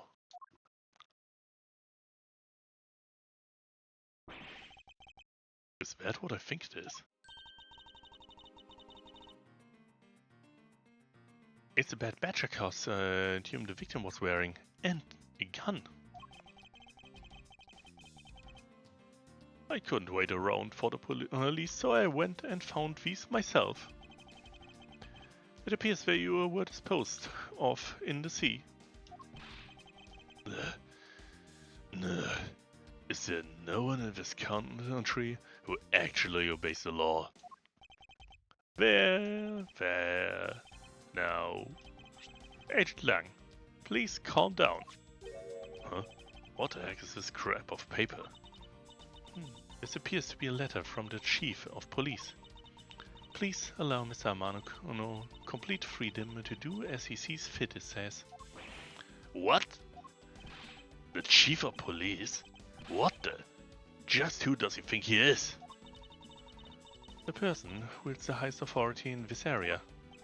Ho ho ho! There. Now, there is no need to be so upset. I'm not a cop from this land, so I'm not bound by the laws of your country. Now. This wasn't meant to strong-arm you into anything. It's just a request. I'm only asking that you please respect the laws of the land. I can't really say no to that.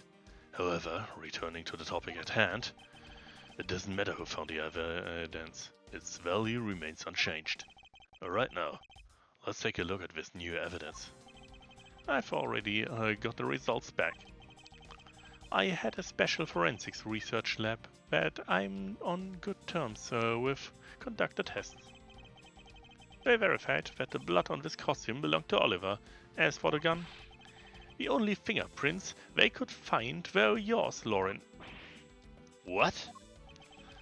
You disappoint me, Miles.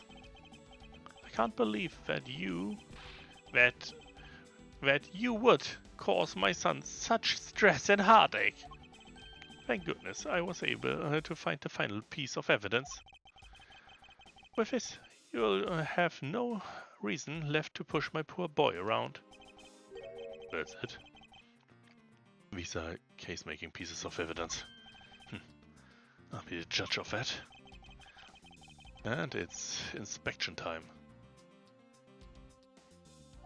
So, there is, of course, the bullet hole. This bullet hole, it looks like it looks kind of burnt around the edges.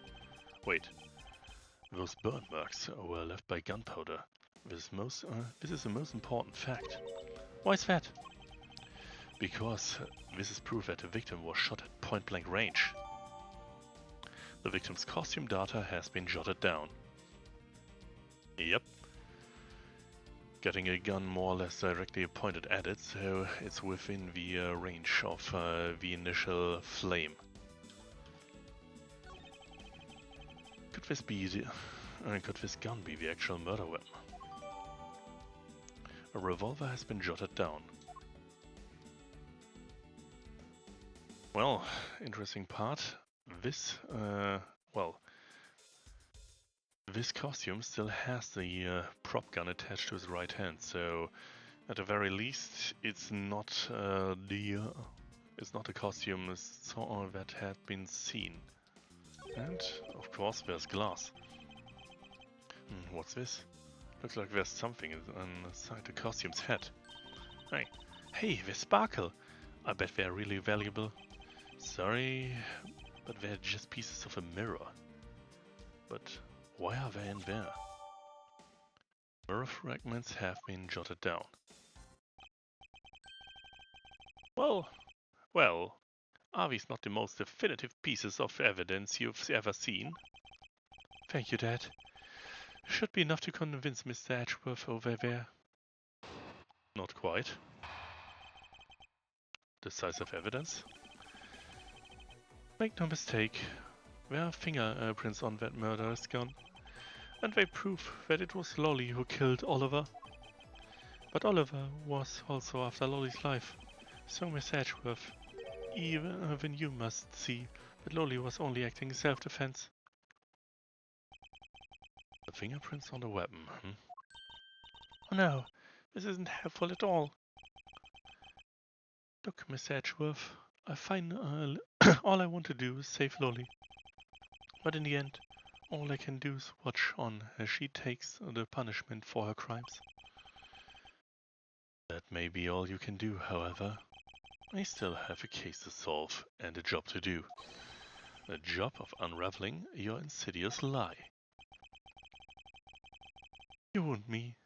Why won't you believe me, even in the face of all this evidence? Decisive evidence rebuttal. Well, let's see twist this costume until it's ranked out of all this seawater. Hold it! However, those fingerprints. Are you sure they belong to Miss Pops? There's no mistake about it. Through my connections, I had the best forensic techniques money can buy performed. I find that to be a bit peculiar. What? Are you trying to pick an argument with me? What should I do? Should I raise an objection? Well, not yet. Perhaps I should see how it pans out first. And they've proved that it was Lolly who killed Oliver. You're sure calm for someone who's accusing his own girlfriend of murder. You have it all wrong. Allowing her to pay the price is a form of love. She says that she also wants to pay back the debt to society, but Oliver was also after all life. Yeah. So, and why do you believe that the victim was set on taking Miss Popp's life? I suppose it's because he wanted to silence her, to keep her quiet, because she knows the truth behind the kidnapping. In that case, why did he not target you as well? That's because he knew that if he killed me, he wouldn't be able to control my father. Oh, right you are. Even if it cost me millions, I would have had the killer found. I believe he didn't kill you for an entirely different reason. However, I digress. Look, more than why he didn't kill me, I worried about what will happen to Lolly.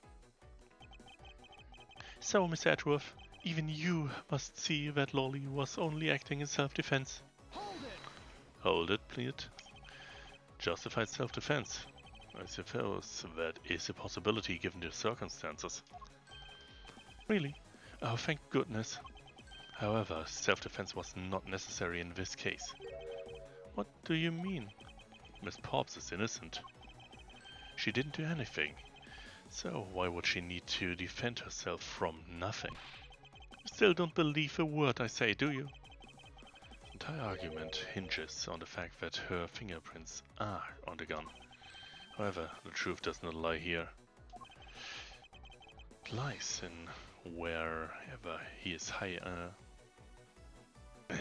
sorry. It lies in whatever he's hiding from me, but not for long. So I'm back at the start. I may need to, well, raise an objection here.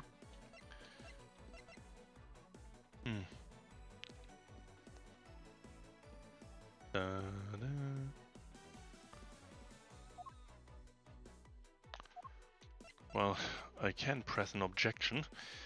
We know about a prop gun that had been stolen. We know about a gun that had been fired, and interestingly enough, the mirror fragments that would potentially, at least, put the true crime scene in the haunted house. So, I suspect, however, that I need to press on here and raise an objection. Those fingerprints, I'm sure they belong to Miss Pops. Yeah, he had performed, and it's a peculiar thing. Should I raise an objection? Yeah, I guess I should. Frankly, I don't believe that Miss Pops' prints should be on that gun to begin with. And the reason why Miss Pops' prints should not be on this gun is... well... here's the gun, because there is a ripped out gun that's capable of firing blanks. Unless, of course, it's another thing of those that I have to prove first, that what was already established had been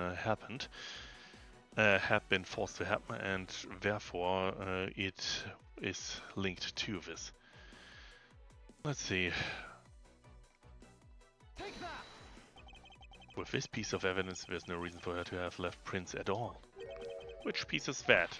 Look here. This is what I speak of.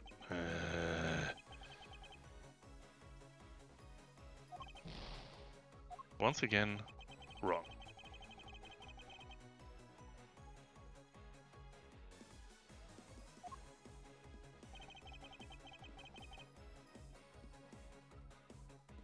Wait.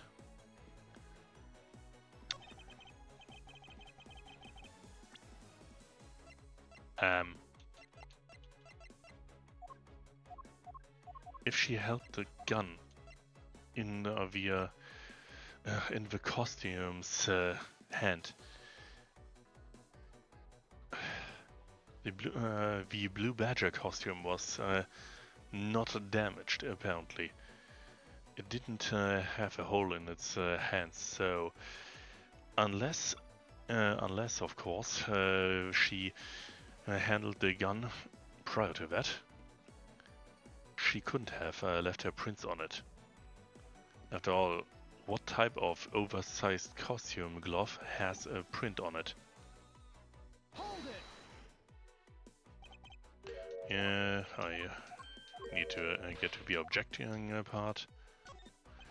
Frankly, I don't believe that there should be any on it at all. It was literally, once again, the costumes. Take that. Simply not possible for Miss Pops to have left any prints on the murder weapon. Because while she was at the stadium, Miss Pops was wearing a costume. Huh? But there's no mistake. We found fingerprints. Well, Miss Pops, do you remember touching the gun at all? At any time? Yes. As a matter of fact, I did hold it for a bit back in the hideout. I handed it off to Mr. Deacon when he and Lance left for the haunted house. Teresa ransom money, I suppose. There you have it. That is when Miss Pop's prints found their way onto the gun. Yeah. You understand now, Mr. Amano? The fingerprints do nothing to prove that Miss Pops is the murderer. But you still don't have anything to prove that she isn't the killer, right? You seem very adamant about insisting that your girlfriend is a cold-blooded killer. Oh, Lance. What? No way. I'm incredibly worried about her. But that doesn't change the fact that you don't have any evidence, right? That's where you're wrong. I have the evidence. But how? Sorry that Miss Pops killed the victim at the stage in the stadium. The whole affair is simply not true, because that was not the real crime scene, but a setup. This proves that a real murder was not committed at the stadium at all.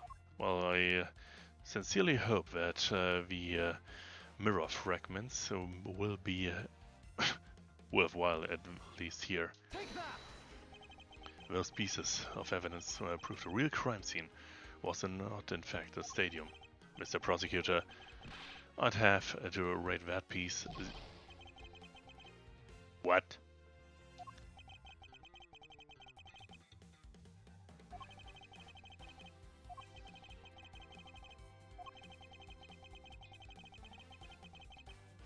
What?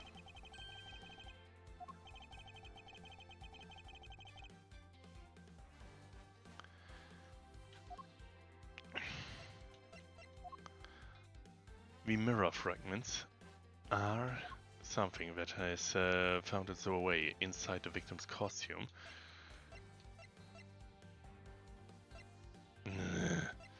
So, once again, I need to look at what I have.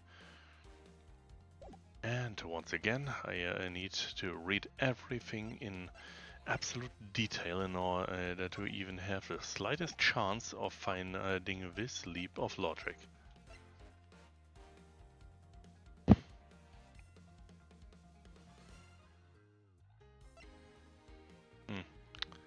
So, either there's once again multiple things that could have happened. It could be the victim's costume. After all, if she shot anywhere with more distance than point blank, it wouldn't have left scorch marks. Or it could be the gun, which is also something that, well, is once again there. The victim's costume, however, is one that proves distance. It proves that the shot had been fired from less than a meter away, so by that merit, if she shot from down up onto the stage, at a distance we assume right now, though I don't think that it's necessary that the game also believes that this is the path of logic, that would lead to not the stage. Take that! Let's take another good look at the costume of the victim was wearing. Then I believe you'll see why I insist he was not shot at the stadium. It's the part of the costume that proves it. Let's hope it's really the gun wound and not, in fact, this part of the costume. Or the glass shot. So, Take that! the burn around the bullet hole was made when the victim was shot at point-blank range. So you mean that the murder Miss Oldbeck saw was in the stadium was really... Yes, she saw two people, but they were separated by a distance. If the victim was indeed shot from below the stage, there shouldn't be a gunpowder burn. Look at you, Mr. Smartypants prosecutor. Since you seem to know all the answers, why not tell us where the real crime scene was then? Lance set me up to look like Mr. Deacon back at the hideout. If that's the case, then the murder must have happened prior to that. The location where Lance and the victim were just before I was imprisoned by us.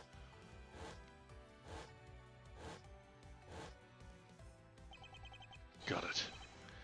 I know where the real I know the real scene of the crime.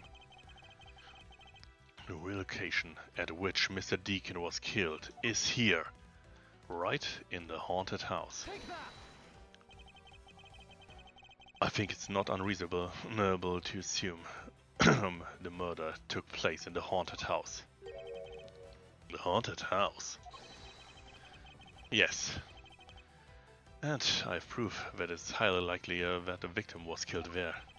What proves that, that the real scene of the crime was the haunted house? Well, hopefully, this time at least, these fragments of haunted house mirrors are actually relevant. These were inside the costume the victim was wearing. They are fragments of a mirror. A mirror. A mirror.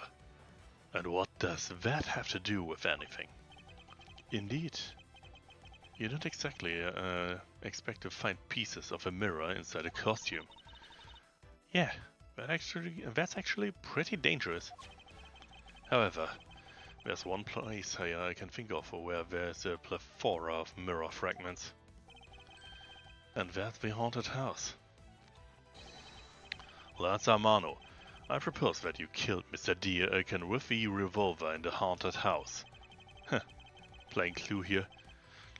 After that, he stole the Blue Badger mobile to move his body to the Wild Wild West area.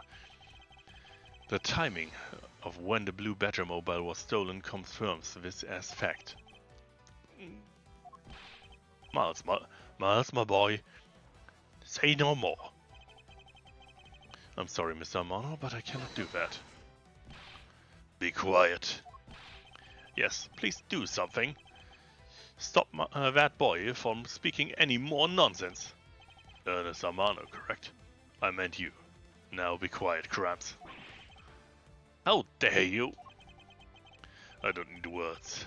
The only thing I require is evidence. Decisive evidence. And to call these mirror bits decisive is a bit too presumptuous, Mr. Prosecutor. What? Sheena.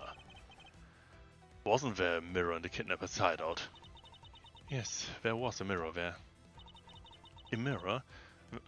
That's for the haunted house. You see? Isn't it possible the fragments got into the costume there?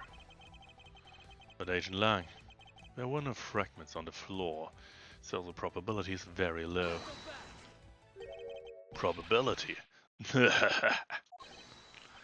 Long she says. On truth's path, the word probability does not exist. Just a moment, I need to get something. The only thing that does is definitive proof. Sorry, I dropped something on the floor. So, the question, Mr. Prosecutor, is, do you have the definitive proof you need?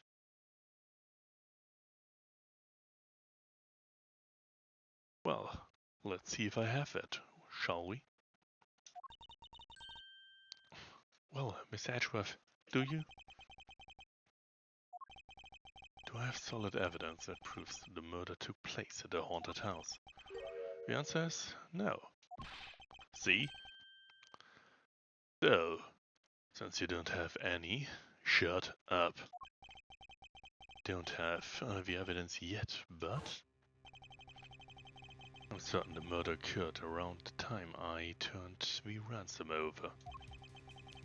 At that time, the only people at the haunted house besides myself were Lance and Mr. Deacon. If I can prove that the murder took place at the haunted house, I can prove Lance's guilt in connection to the murder. What now? What now, Mr. Edgeworth? Agent Lang, I have a special request. Yeah? I'd like to prove that I'd like to prove to you that the scene of the crime was indeed the haunted house. And what are you asking Mr. Wellworth for permission? Because I don't really have a choice if I want to find the truth. Alright, permission granted. But you're not to touch a single thing, got it? That won't be a problem. All that's important to me is that the truth be brought to light. Doesn't matter by who or how it's done, as long as it is.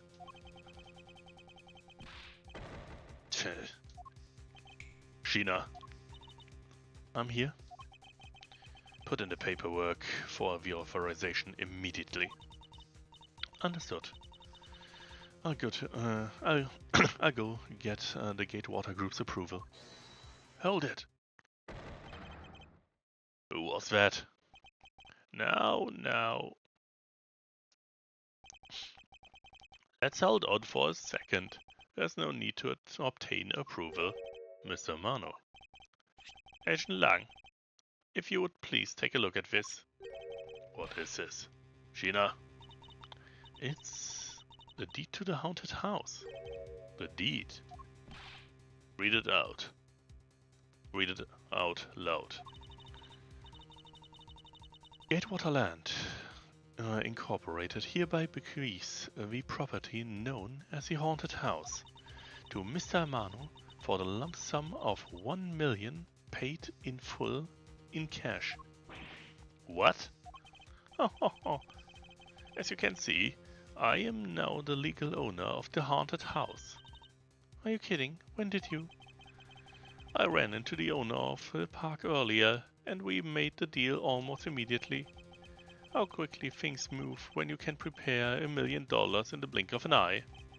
That 1 million you paid. Don't tell me it was. Oh, that's right. This disgusting suitcase belongs to you, doesn't it? I don't have any more use for it, so you may have it back now. You used the ransom money? My Lance is a good boy. He even apologized for the kidnapping bit earlier. So, I do believe that I will forgive him. After all, he did return the ransom money. That's the way things are. So, if you would please discuss things with me from now on. Discuss? What's there to discuss? Why, permission to enter the haunted house, of course. While we were busy listening to Lance's story, Mr. Mano was out there preempting us. Permission to search the haunted house is denied. End of discussion. Agent Lang, I want you to arrest that girl. And Miles, you should hurry on home now, my boy, before I really lose my temper. Mr. Amano definitely has the deck stacked in his favor here. What should I do? If I leave it like this, the truth will be lost forever.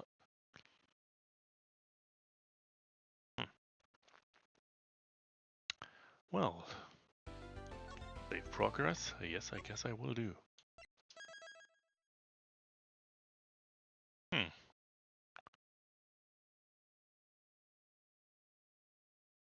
I could end the stream right here, though I kind of despise leaving these things not completed. Well, despite having to make a few alternative plans when it comes to potentially buying some groceries, still yet not, or at least a few snacks. I guess I'll take a moment AFK. We'll be back in a second, and I'll finish this entire thing today. Bad enough that I had to cut yesterday's stream short. So, I'll be back in a jiffy, and then we can take on the end of it.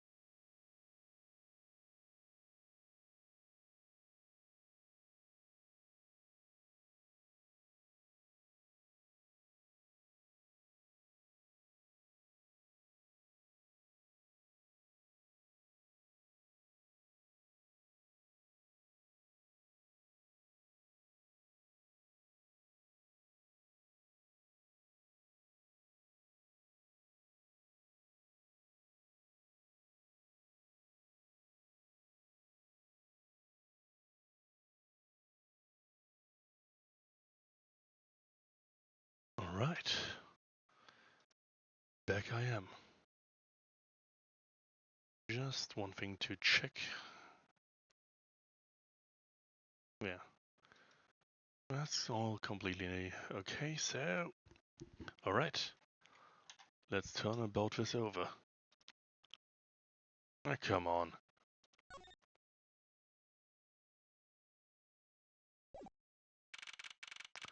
March 13th, 4:27 p.m. Gatewater Land Main Gate. I can't get permission to investigate the crime scene. Then the truth will be lost. Another hold it. Hold it! Hold it! Hold it! Okay. Mr. Edgeworth, what are you doing spacing out? Have you forgotten? There's only one thing you should do at a time like this. And what is that? When the people are in a bind, the hero of justice appears to save the day. Look, you just leave it to me. For I am Kay Faraday, the second of the great Yatagarasu. I thought you were a thief, not a hero. The Yatagarasu is noble, and it all is always a thief of justice. That's of course. If we have enough information, I can recreate the inside of the haunted house with this. Plus, if we then factor in everyone's testimony, you can recreate exactly what happened when I dropped off the ransom money. You may be able to figure out some new information through this. It's worth a try. Agent Lang. So you want to use your little toy? Be my guest? Okay. Hang on. You're all about to witness the true power of the real modern-day Robin Hood. Detective Gumshoe? Is there a copy of your haunted house blueprint among the police reference document? Yes, sir. We got it just in case you needed it for the kidnapping case. Alright, input the haunted house data then.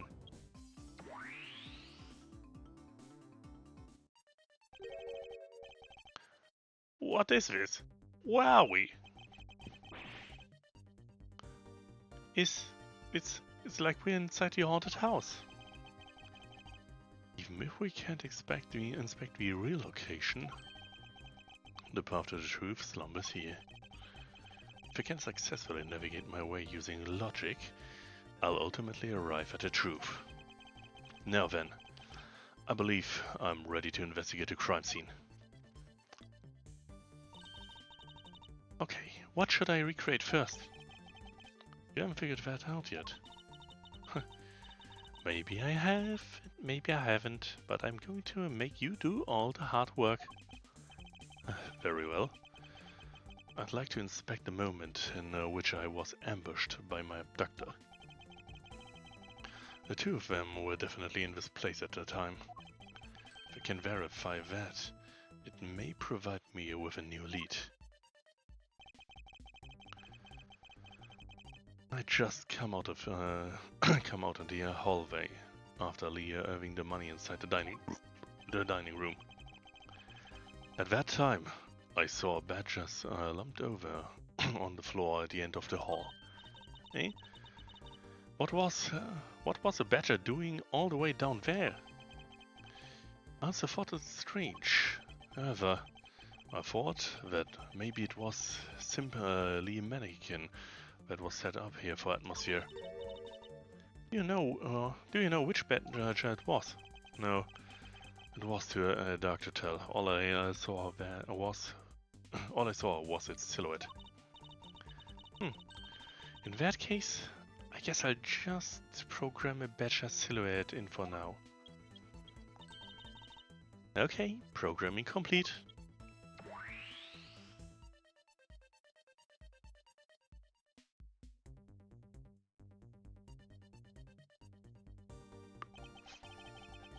Then I started walking toward the exit. And that's when you were struck from behind, right? Yes. But that's odd. The hallway's a dead end. Where did your assailant come from? There's only one location I can think of. I believe my assailant was lying in wait here.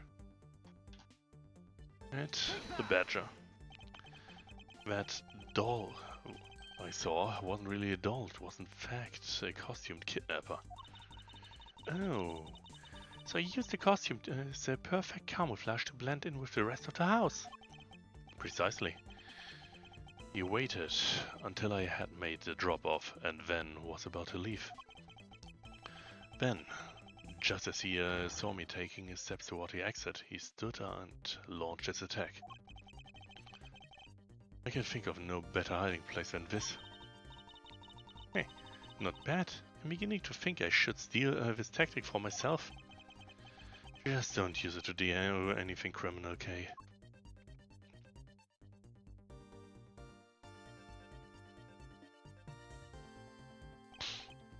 Well, lads. What are you asking me for? As one of the kidnappers, I figured I should give you a chance to confess first. I was one of the kidnappers, but I don't know anything. I did come to the haunted house, but I never set foot inside. I left Oliver in charge of picking up the ransom money. You didn't set foot inside. Is he telling the truth, or is this another lie? Alright then, you're claiming that it was Mr. Deacon who assaulted me. Yes, I'm sure it was him. Okay, inputting new info now. Mr. Deacon was the bad badger, right? Since the bad badger has a gun attached to his right hand, I'll have to change it so the weapon is in his left hand.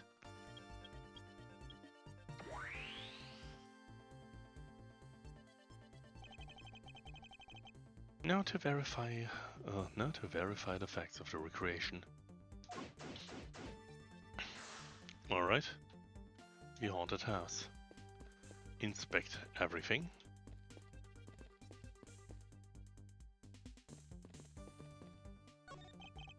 It's a replica of myself.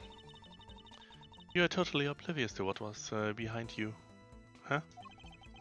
Yes, I suppose I'm also to blame for what happened to me. It was incredibly dark, which was all the more reason I should have been more alert. To never be caught by surprise again. You didn't recreate a weapon? Well, I can't exactly recreate something I know nothing about.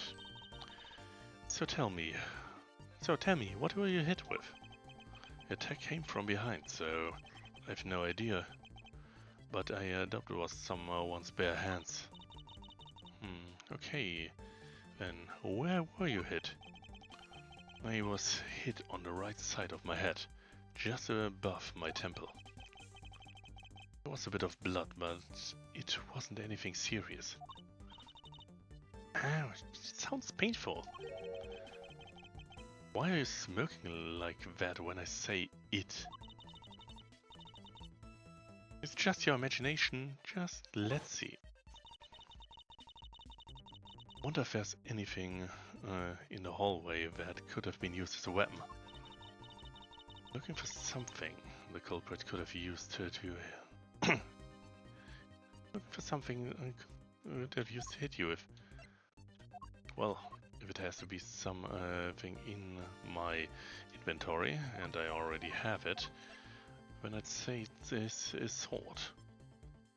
Should be sturdy enough after all. Take that! I have it. There was indeed one such object lying there in the hallway. A prop sword. Are you talking about this thing here?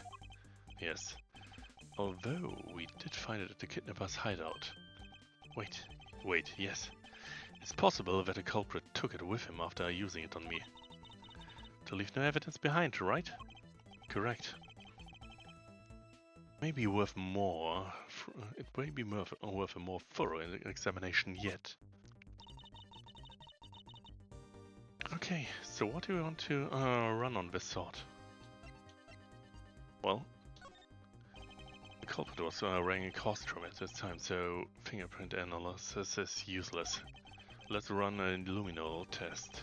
It's possible that some of my blood found its way onto it. Agent Lang, I ask for your cooperation in this. Like I have a choice. Sheena, call the lab boys. Understood.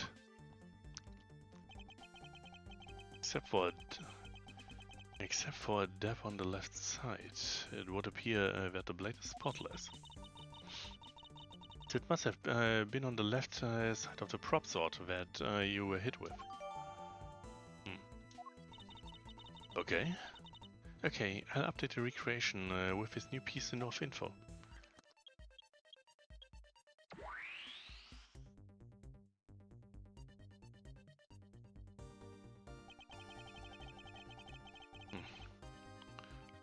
So,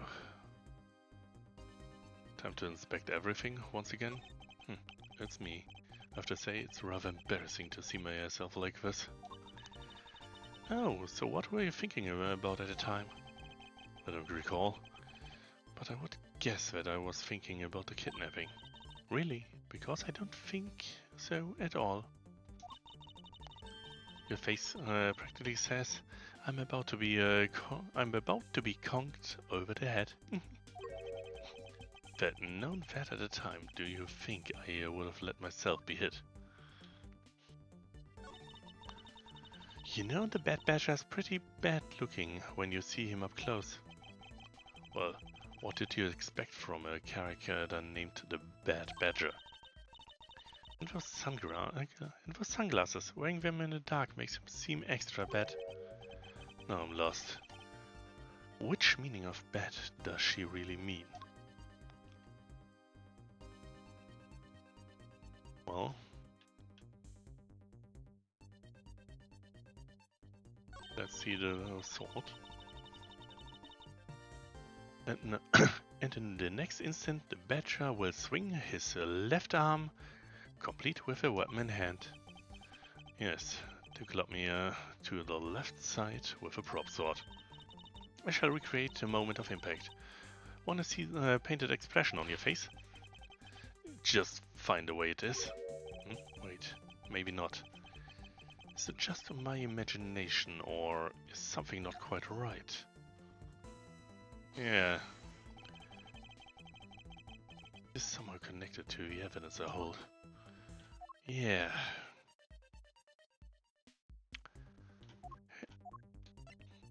I believe so.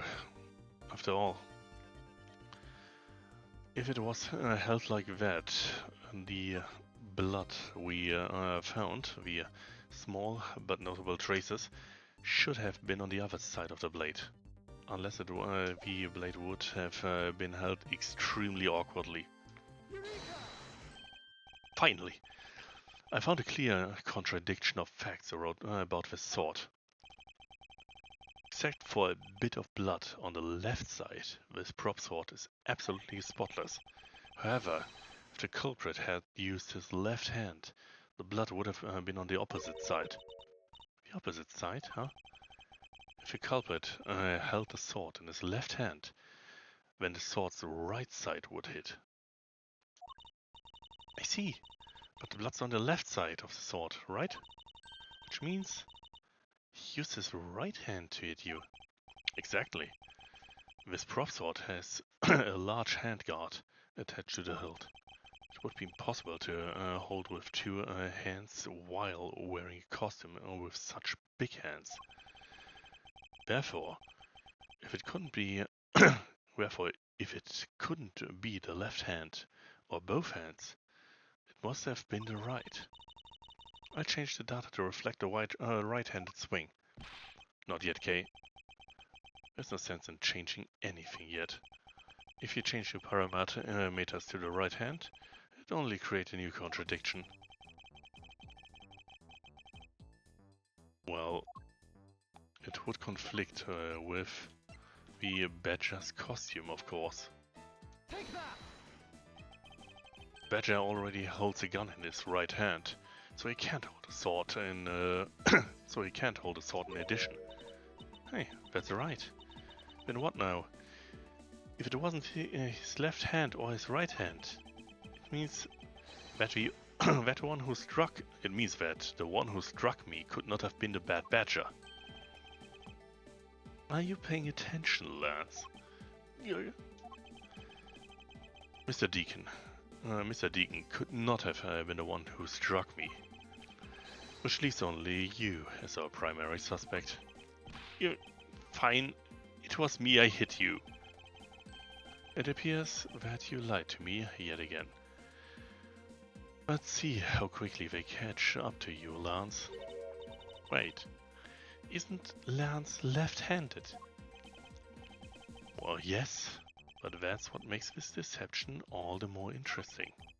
He used his right hand to make it look like Mr. Deacon had been the one to strike me.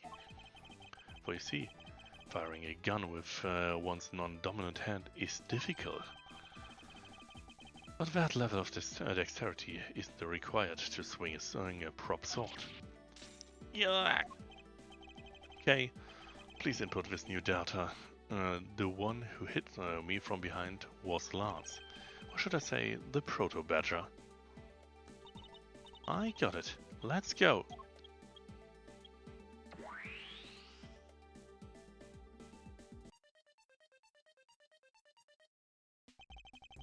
Now we have a faithful recreation of the situation around the attack on me. Alright, all I have to do is examine the new recreation and... And what exactly is so funny, Asian Lang? That's amusing little gadget. It sure packs a punch, right, Sheena? Yes, it was all I could do to hold my laughter in. Hey, don't make fun of little thief, you mean old werewolf. You and Mr. Edgeworth bring out the best in each other. You've had your little fun, but now's my turn. I've sat quietly by, listening, but the crude conclusion of but the crude conclusions you two keep spewing don't whet this wolf's appetite.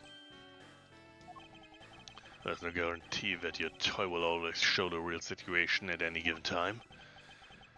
All it displays is whatever information you put in there, right?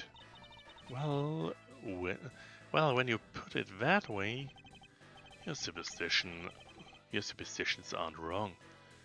It's not your fault. I'm going to let you in on this. There's a trick to this haunted house. And what may that be exactly? Trick beyond what your tiny imaginations can produce, Sheena.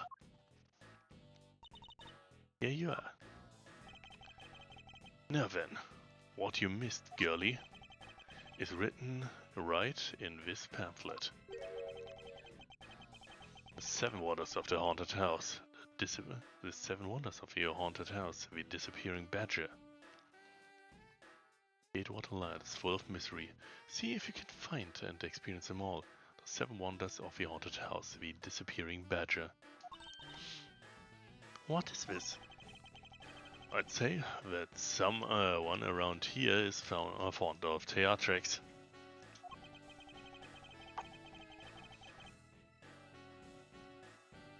And as you can see, they set a doll down the end of this hallway for that purpose. Basically, the blue badger you saw was just a stupid doll.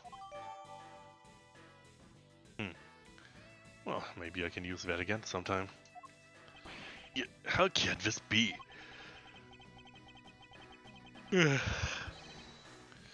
Sorry, yawning isn't exactly what I wanted to do. Guess it throws your whole theory about it being your attacker right out the window. But that can't be right. Maybe the culprit hid the doll somewhere, and then he laid down and pretended to be it itself. If the criminal couldn't even hide himself in the hallway, how could he hide a giant doll? It named the disappearing badger. You get it now? Thanks to your presumptions, your logic started off weak and led you to completely wrong conclusions. Now, get off your high horse. Miss Edgeworth? Okay. I wonder if you could please input the new information for me. You don't know when to quit, do you? I can't quit. Not until I declare that I've found the truth. Agent Lang, for the additional information, you have my thanks. There you go again. Well, see if I care. Okay, updating the recreation now.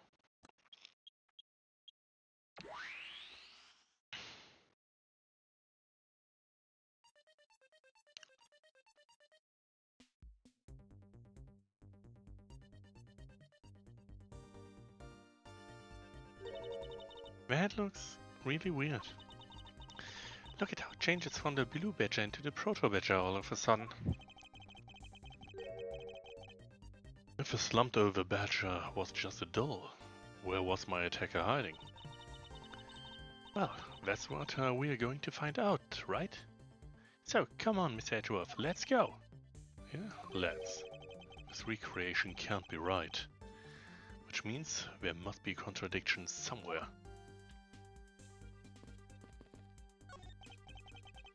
The proto-badger who struck me. I suppose I should really say that it is Lance. Oh, Are you going to hit back? I need no not resort to violence when a lawsuit I plan to bring to court will suffice. Really? Because it would totally have decked him right now. If someone steals from me, I steal something from them. If I get hit, I hit them back. If I get paid, I return the money. That's the secret to how a great thief works. That statement doesn't seem to be much benefit to her survival. Pop, pop, pop, pop, pop, pop, pop, pop.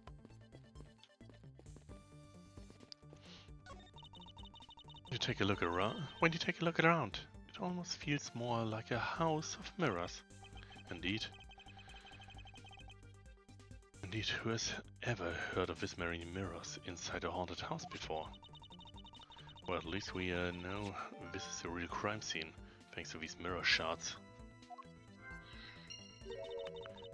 Hey, wait, these shards.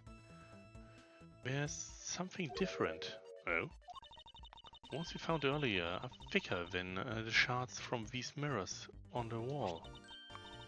Look, there's some sort of design on the back too.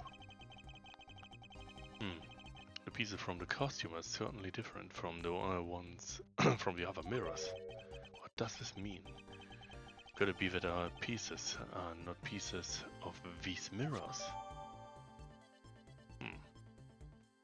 Well, that's curious.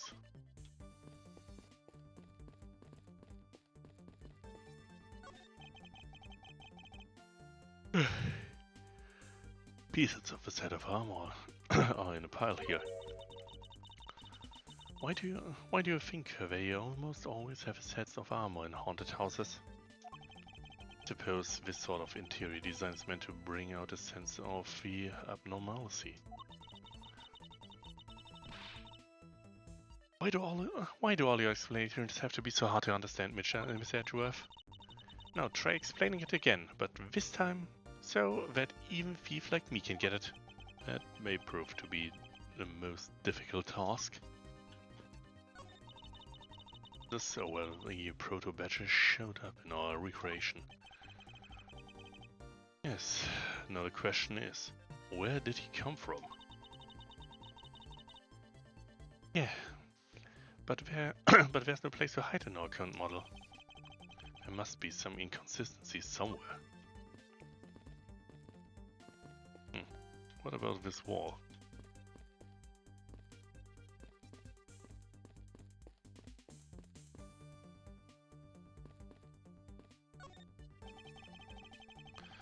Time to inspect this one here. This blue badger is just a doll for the use in the haunted house. I bet the one who killed this blue badger was a bad badger, right? According to the Blue Badger Bible, it says that they are each other's worst enemy. All because one's in life justice and the other is a vile criminal with a gun. Perhaps they were just destined to battle each other. Much like the Steel Samurai and the Evil Magistrate.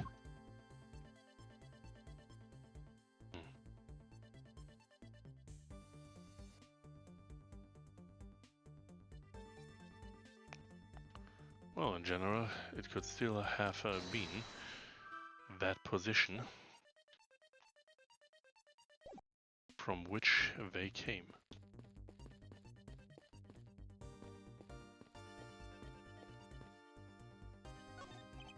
Miles, my boy, what is the meaning of this? Do you plan to bring back all, to pay me back for all I've done for you with this conviction of my son? I've not forgotten my debt to you, however, your son's crimes are a separate matter. However, I can't ignore the truth when it's right before me. You will regret this, I promise you that. No matter what the outcome, I never regret the choices I make. Miss Pops, by my hand I will prove your innocence in the murder of Mr. Deacon. Therefore, please don't fret. It will soon be over. Do you not trust me? It is. Your face is all beet red, Miss Paws. No, I can't. I have Lance. Lolly, don't tell me that. Don't tell me that you like that guy more than me. That's. Oh, why am I so pathetic? I'm so easily swayed by even a single glance. I'm. What exactly is she going on about? I think you have another guilty person on your hands, Mr. Edgeworth. Lie all you want, but it will be all for naught, Lance. As soon as I expose the truth, you will be placed under arrest. How can you do this after all that my dad has done for you? What your father has done for me is unrelated to the charges you face right now. Unbelievable. You know, you sound kind of like a bully right now, Mr. Edgeworth. If I'm not serious about this, we here will never understand the true gravity of his crimes. I will not allow him to remain a child forever. Now you sound like a dad. So, have you noticed anything worthwhile? I have no obligation to talk to you. Well, I'm fine with just a little thief in solving this case. That toy, it's very well made.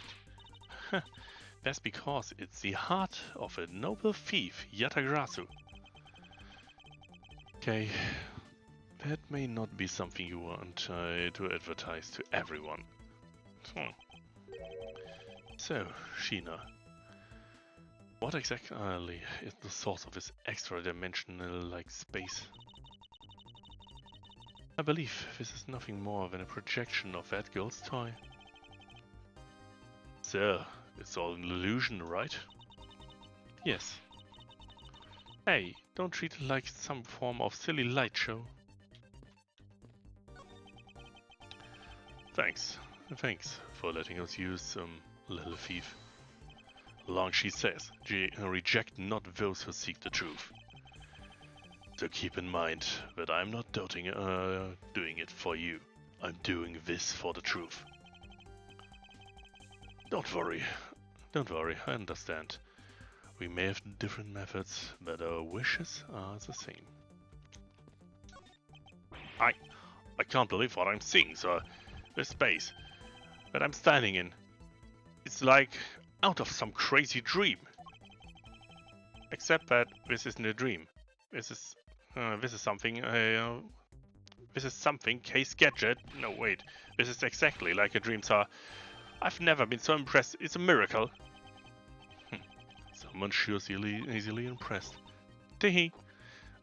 I'm glad you like it. Oh, so this is a product of your gadget. Now I wish I had one too. Well, once it's all over, I'll let you play with it for a bit, if you want. You'd do that for me, pal. Thanks, alright. Let's wrap this case up already. It seems like these that I won there, if they understand the seriousness of the situation.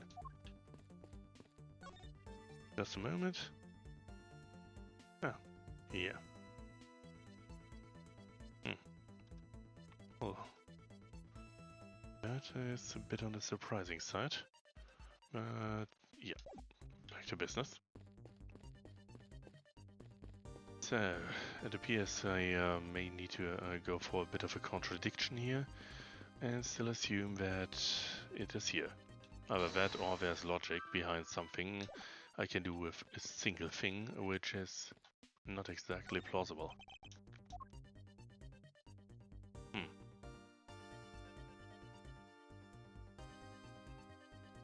So, I guess I'll have to deduce it's somehow connected.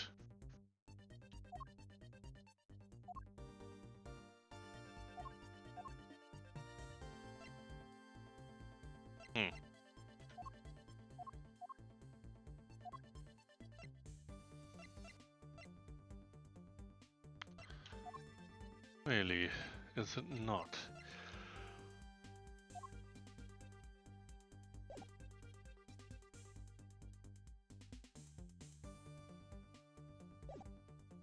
Oh, wait. What if the connection is that the shards are in fact not really anything but they're from this window? Different design from the mirrors. Very thick and has a design on the back. Let's try this. This is in complete contradiction. Well, maybe it's not a complete contradiction. Hold it, Mr. Edgeworth. And I've once again managed to not find the right thing, though entering through that through that window would have been a plausible solution.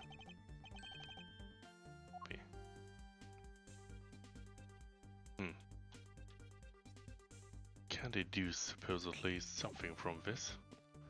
However, it appears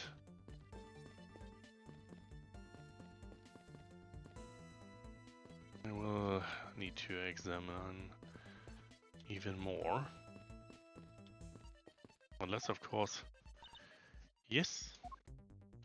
Notice anything? Okay, this little thief. Totally fine. I recreate the crime scene. All that's left is to do more info. But you know, I can't believe if I'm replicating a haunted house. And that we're talking about the fate of $1 million. Pretty exciting stuff. I can't say understand what is so exciting about recreating a crime scene. In any case, I believe that it is very probable that the murder occurred in this place. And if I can prove that, then we will finally arrive at the truth. Yeah. So what are we waiting for? Let's get investigating. Yeah. Not quite. So. Could, of course, once again combine it with, well, the stolen costumes.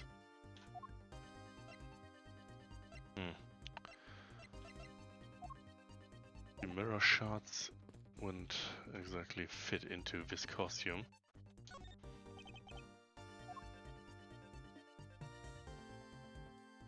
So...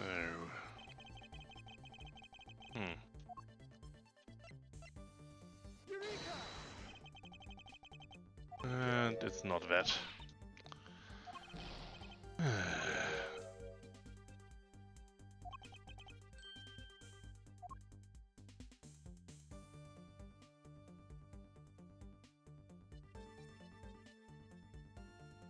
That something is wrong with the crime scene, or is it a trick of the eye? However, what trick of the eye does he mean?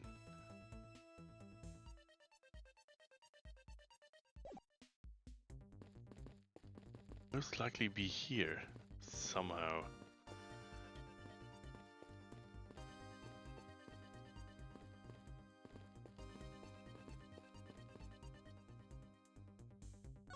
Is there really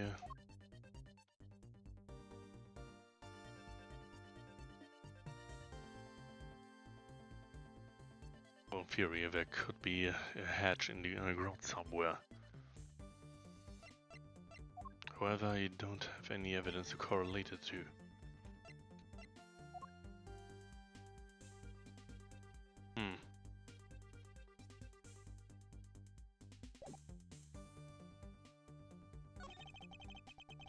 There's nothing unusual. There's nothing unusual. There's nothing unusual. I'm sure there is, but I cannot find it for some reason.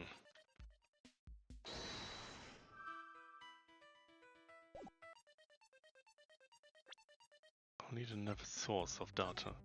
Wait.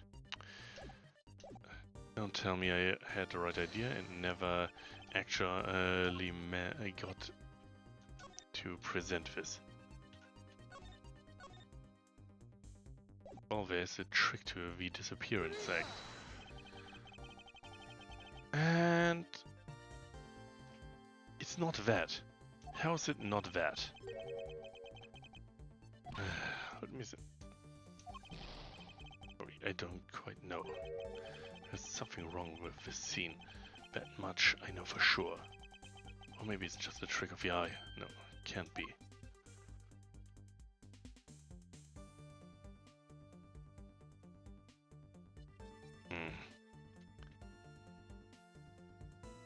I am confused about that. Might need to correlate this here to something else.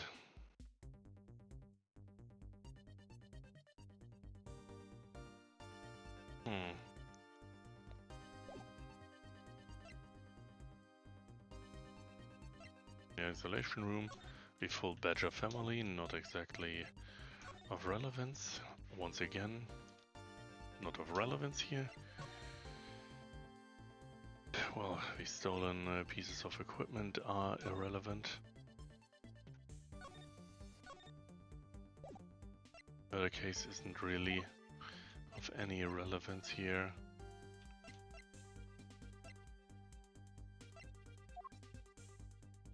Those shards of glass are more or less the only thing of relevance. However, I can't really put my finger on it.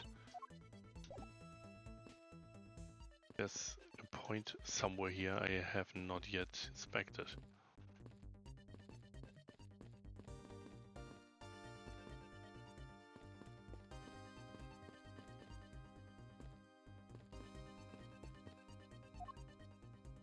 Yes? Well, does she have anything to say about it? What do you think of it? It's just a standard variant.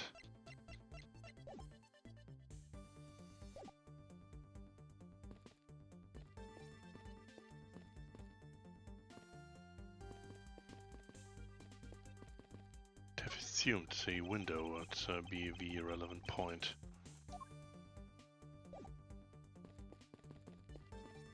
I supposedly have everything from this, I have everything from this. Supposedly everything here, here, here, here, here, here, here. And take a look, it almost feels more like a house of mirrors.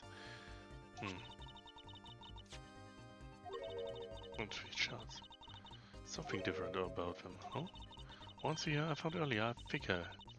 Carving the shards from these mirrors on the wall. Look, there's some sort of design on the back too.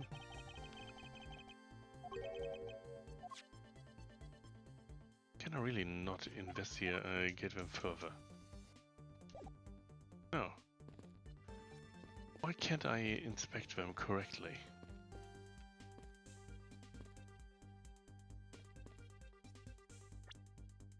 Feels like I should be able to in order to glean any more info.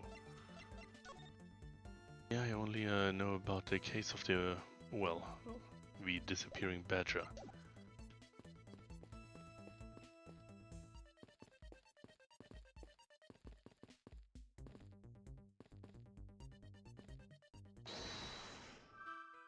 I only have the mirror shards, so the logic approach is not possible.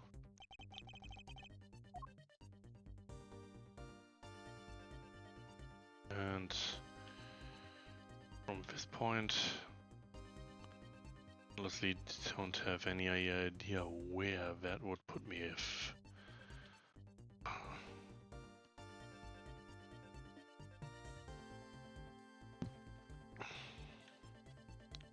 there's something wrong at all here. This blue badger is just a doll used for the haunted house. Bet the one who killed this blue badger was a bad badger, right?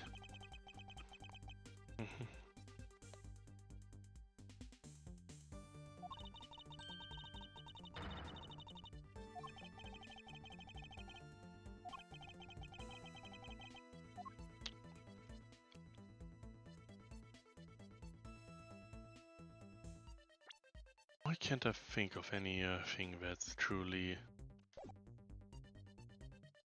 relevant here?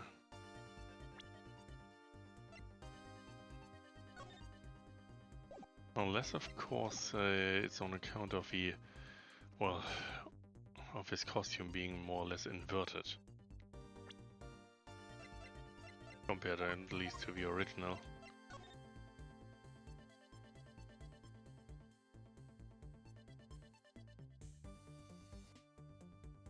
Unless, of course, it relates back once again to the Badger photo rally on account of there supposedly only having been one on that day.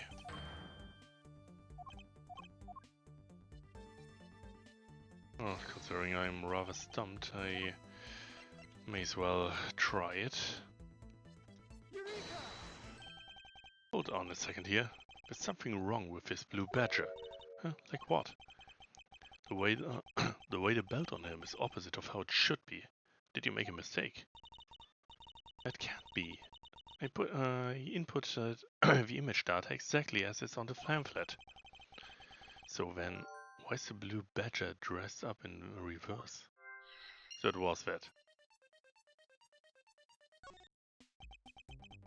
The blue Badger in the pamphlet photo is in reverse to the regular blue Badger. But why? There must be some sort of explanation. Probably as a result of it being seen from through a mirror. Now take a look around. It almost feels more like, yeah. Oh, we already had that.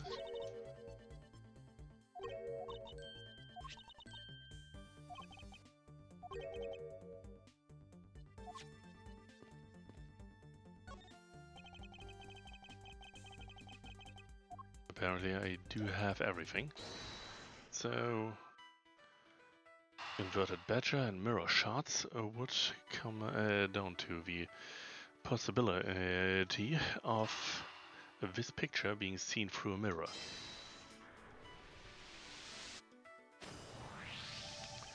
Okay, do you remember what you said earlier? What I said earlier about what? About how this building may so well have been a house of mirrors. A house of mirrors? Oh! That would explain the reversed or mirrored image. Yes, this blue Badger may may be nothing more than the refracted image of the real one. Then, was the blue Badger you saw just a reflection? When I looked down this hall, I thought it was perfectly straight. However, if there was a mirror, then it would actually be an L-shape, right? Precisely.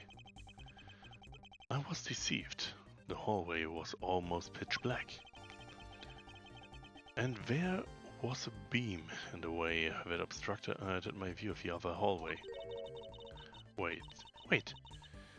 But why build this place like this? It sounds like a pointless to me. Okay, this house is just another attraction at an amusement park. They created a mirror wall for a very specific purpose. For a very specific purpose. One I can point out to you. This is the reason they built a mirror wall. Well, I guess it's the gateway pamphlet. Take that! As it's written in the pamphlet, the main draw of this attraction is the mystery of the disappearing Badger. You mean they built a mirror for that trick alone? But you said you saw the Badger, so it was definitely still there? That was true at the time, however. Doing this allows someone to make the blue Badger disappear in a flash. Either by dimming the lamps in order to, well, make sure that the reflection is different from before, or by moving the mirror wall. Though we do know rather the overall trick of the double-sided mirrors. Have one side be less bright than the other, and suddenly you have an almost perfect reflection. All they would have to do is dim the lamps. So that's how it's done. If it was completely dark in here, then you wouldn't be able to see the badger anymore. Yeah. Wait, hold on. That's completely pointless. You wouldn't be able to see anything at all, not even where you are going. Is that necessarily a bad thing? Well, it is if it negates the point of the attraction. I'd better rethink this. Yeah. I mean, honestly, if there was a double-sided mirror wall, then that would be how it was done. One side being dark and to the other being comparatively bright would create the reflection. Wouldn't exactly be easy to see through, and well, playing with lights would allow seeing through or not seeing through. Well, in that case, the mirror wall could be potentially moved. To remove a reflected image, simply move the mirror. First, the mirror was constructed so that it could be moved. Then, beyond where the mirror was, an empty hallway had to be created. Oh, so when they wanted to be able to see the blue badger, they would open the mirror, and then when they wanted to hide it, they simply had to close it again. This explains why the other side of these fragments have a design to them. Ah, and the pattern is the same as the other wall in this hallway. Then, when the mirror is closed, it would blend in with the rest of the wall. This is the mirror trick that this haunted house employs. And this also proves the existence of a hiding place for the culprit. How so? Think about it, Kay. There was a place that was outside of my field of vision. The culprit kept out of sight by hiding here. Well, depending on if I saw that blue badger or not, it's simply put the unused space. There was a very large blind spot, one I could not see beyond, and it was here. If my assailant hid on the other side of the movable window, then you wouldn't be able to see him. He didn't even need to do anything to the blue badger doll. Exactly. All he had to do was wait for me on the other side of the mirror. Wait, hold on. I just thought of something. Yes? Well, shouldn't the mirror wall be broken right now in reality? Since we have a few shards of it, we can probably assume it is. Yes, it's most definitely broken. Question is, when was it broken? Since we found these inside the victim's costume, that would mean that the victim was there when the mirror was broken. Wait, that sound. Leave the money and go now.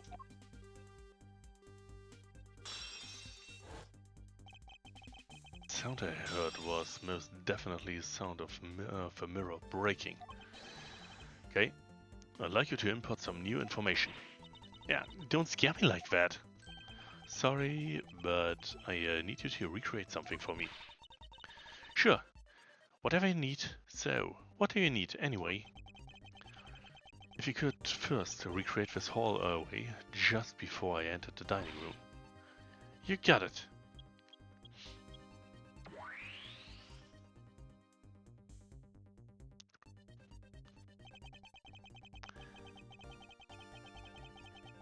Now, this, I believe, is how it was right before I entered the building. Although at the time, I thought it was just a single straight hallway. Then I went inside. It was around that time that I heard the sound of a mirror shattering. You heard... what? Then? Yes. I believe it was then where the mirror was broken. Okay, so when you stepped outside into the hallway again, the mirror wall should no longer exist. Okay, please recreate that. Got it.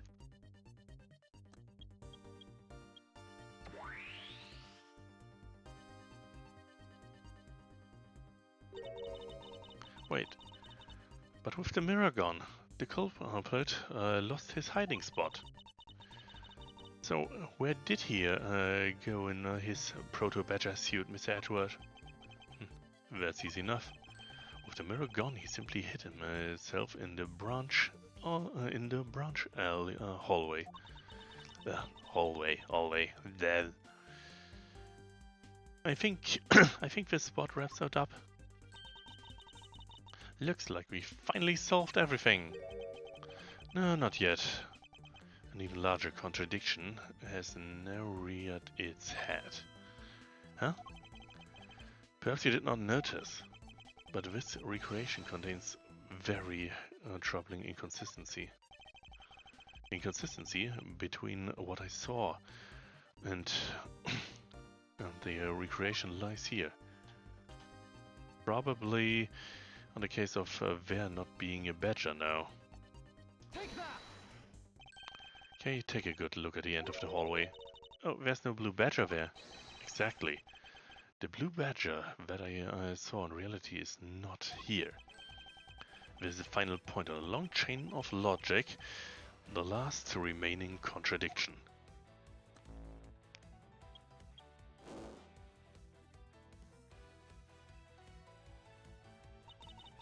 So, let me get this straight. When you came out of the dining room, you saw a badger, right? And that is precisely where the final contradiction lies. Something that shouldn't exist was there before me. Who or what do you suppose it was? I believe this is the real identity of our mystery badger. Probably, in this case, our, well, not a culprit, but our corpse. Take that! The badger I saw was in actuality the dead victim's body. Yo! What? Agent Lang, the entirety of my complete logic is my final, decisive piece of evidence. The murder happened in the hallway of the haunted house at the same time as the drop-off. And you can consider the moment I heard the mirror breaking to be the real time of death of Mr. Deacon. No. Maybe it was due to their fighting, or perhaps it was or perhaps it was a life-shattering bullet. No matter what, no matter what the cause was, the hallway mirror was broken. You were in the house at the time, right? Are you telling me that you missed the sound of a gunshot? There were a variety of sound effects playing at the time. Or for the theatrics, I assume. The gunshot must have blended in. Yuck. Now then, I'd like you to recall something for me. Who was it that was with the victim at the haunted house? Yuck. Who was the one who had the opportunity to rob the victim of his gun and use it on him? Yuck. It was you, Lance Armano.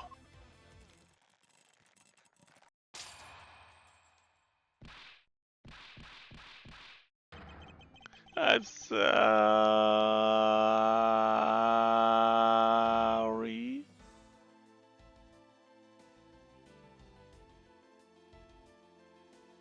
Well, that one wasn't some up and down.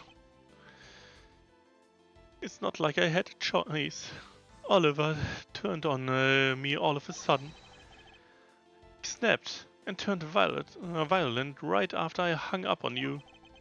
He shoved me to the ground and straddled me.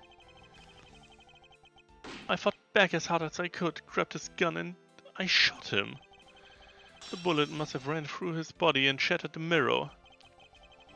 If I hadn't taken his gun and shot him first, I would have been the one you found. He's a hardened criminal. He escaped from jail. See, there's justified self-defense. My boy is only trying to protect himself. That remains to be seen, and will have to be resolved in court. Agent Lang, I'll leave the rest to you. As if you were the one in charge around here. Guys, arrest these two and get them out of my sight. Wait, I had nothing to do with the murder. The only person you should be arresting is Lance. Dad. Sorry, but you're not slipping away that easily, Mr. Ernest Amano. You tampered with the evidence, so that you could cover for your son. What a great dad you are, willing to risk it all. Truly touching. Yeah. By the way, do you know why I'm really here? And how could I possibly know the answer to such an asinine question? You won't we? I came all the way across the sea just to see you, you know. You came to see me? What's that supposed to mean?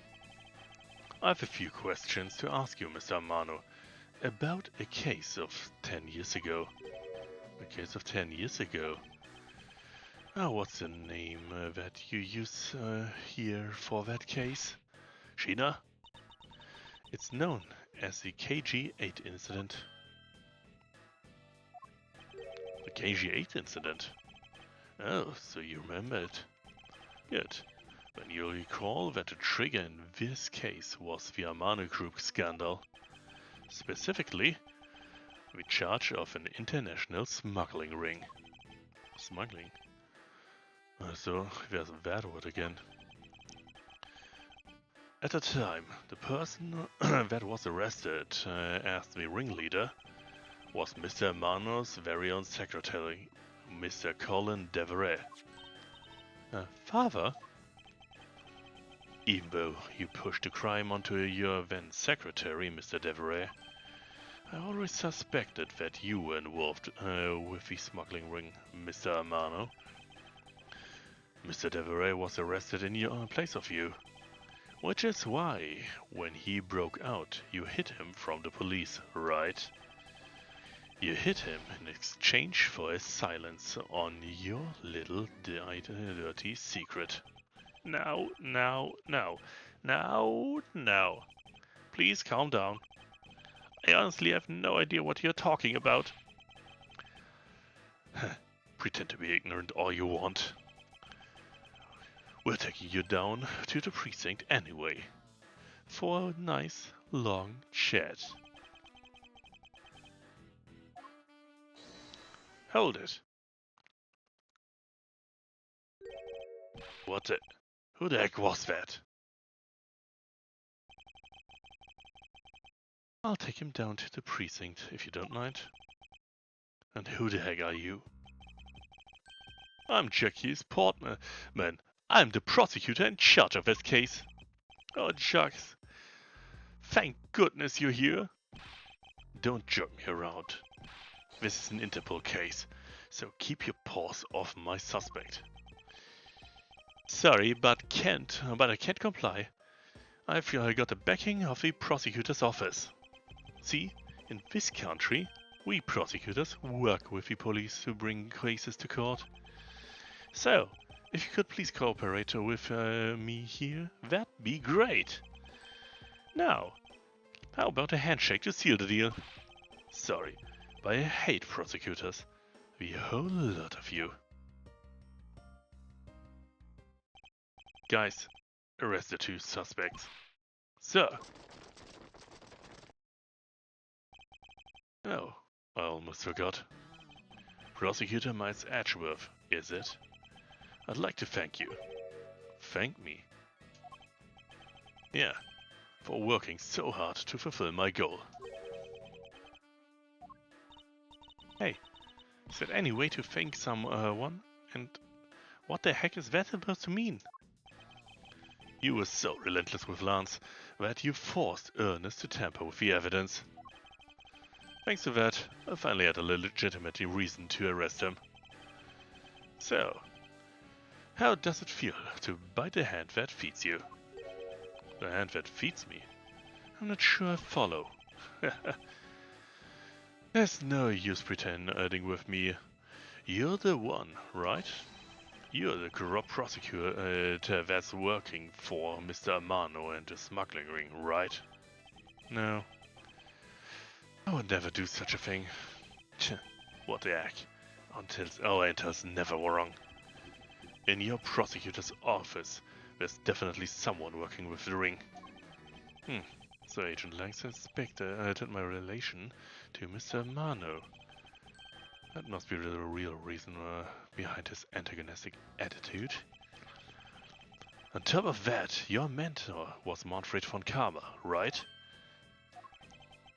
There were non-stop rumors flying around about forged evidence with that guy. You're not twisting the truth behind those closed courtroom doors too, are you? The courtroom is a place where the truth is revealed. Well, don't worry. It's not only you. The whole lot of you can't be trusted. A prosecutor who's never lost in 40 years. Every defendant must be found guilty.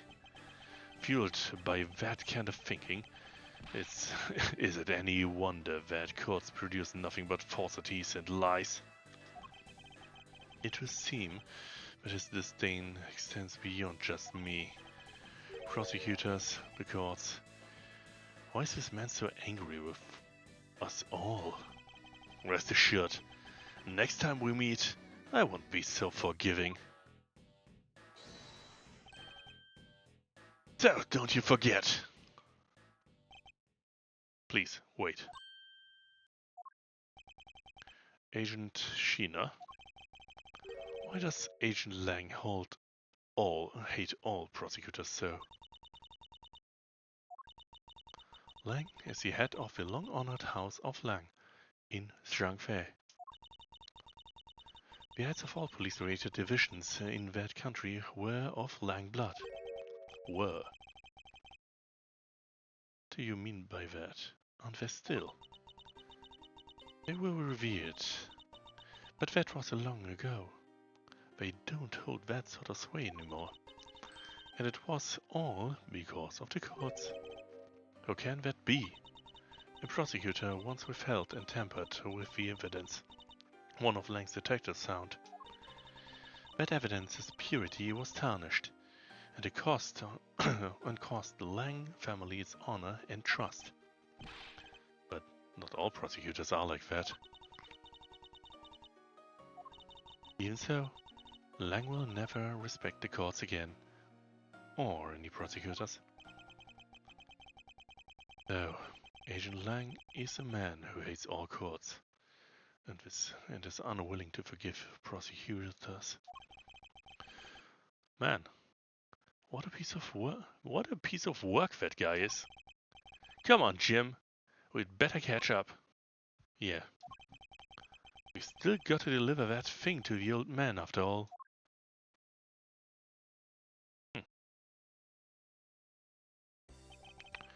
Detective Gumshoe, I believe it's time we wrapped up and headed out ourselves. Yeah. Are you sure? Are you going home, Mr. Edgeworth? No. I've done nothing but being tangled in one mess after another since my return. If it's alright with you, can you drop me off at the office? No problem, sir. Excuse me? Yes? What is it? Thank you very much. Oh, it's okay. No need to thank me, pal. Just doing my job as a detective. I guess I was fooled pretty badly by Lance. Oh, cruel fate. What's a woman to do when she's been hurt by the one she loves? And to think I never realized my father was right there. I never said anything to him. I knew it. I'm a failure. Ah, there she goes again, talking to herself. Miss Pops, I wonder if you know why your father participated in the kidnapping. No, I have no idea. Your father died while he was trying to stop Lance, which means that from the beginning he had no interest in the staged self-abduction. Wait, then why did he? I believe it was because of your presence, Miss Pops. Me? Lance realized that the two of you were related, which is why he used you as a hostage to coerce Miss Devereux into cooperating. Father, as a felon, he could not tell you of his real relationship to you. However, as the Amano butler, at the very least, he was able to watch over you. It was all he could do, but that was the shape of his overflowing love for you. Go on, speak your mind. That is... Thank you very much. You're welcome, although there's no need to thank me. No, Lawrence, stop. I mean, this man's so much older than you.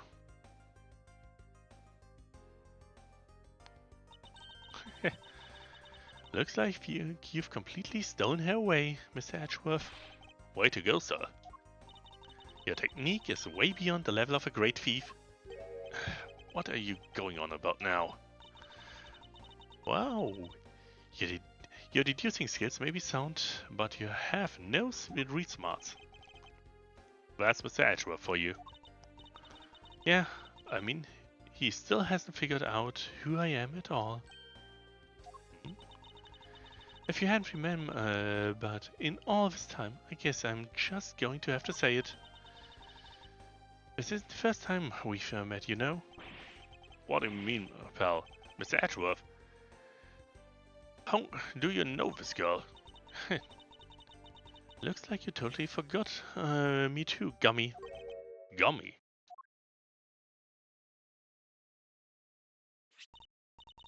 Yeah, maybe this will jog your memories. I promised I'd return it to you one day, remember? That single piece of cloth takes me back, far into my past. To that fateful day 7 years ago, when I first met the then child, Kay, and Detective Gumshoe.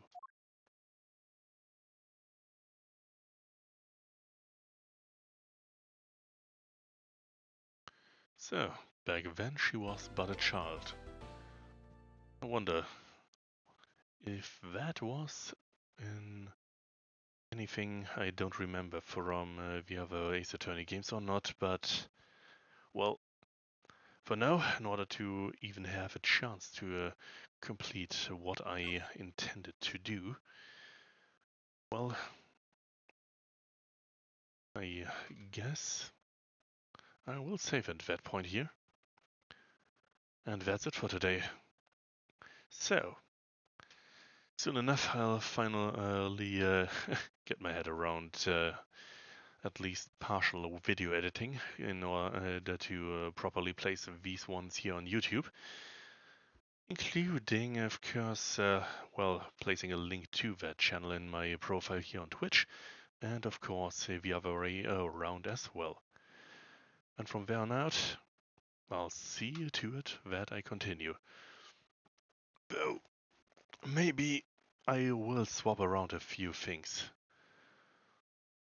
I do intend to get this game done rather quickly, though maybe I'll shove something else in.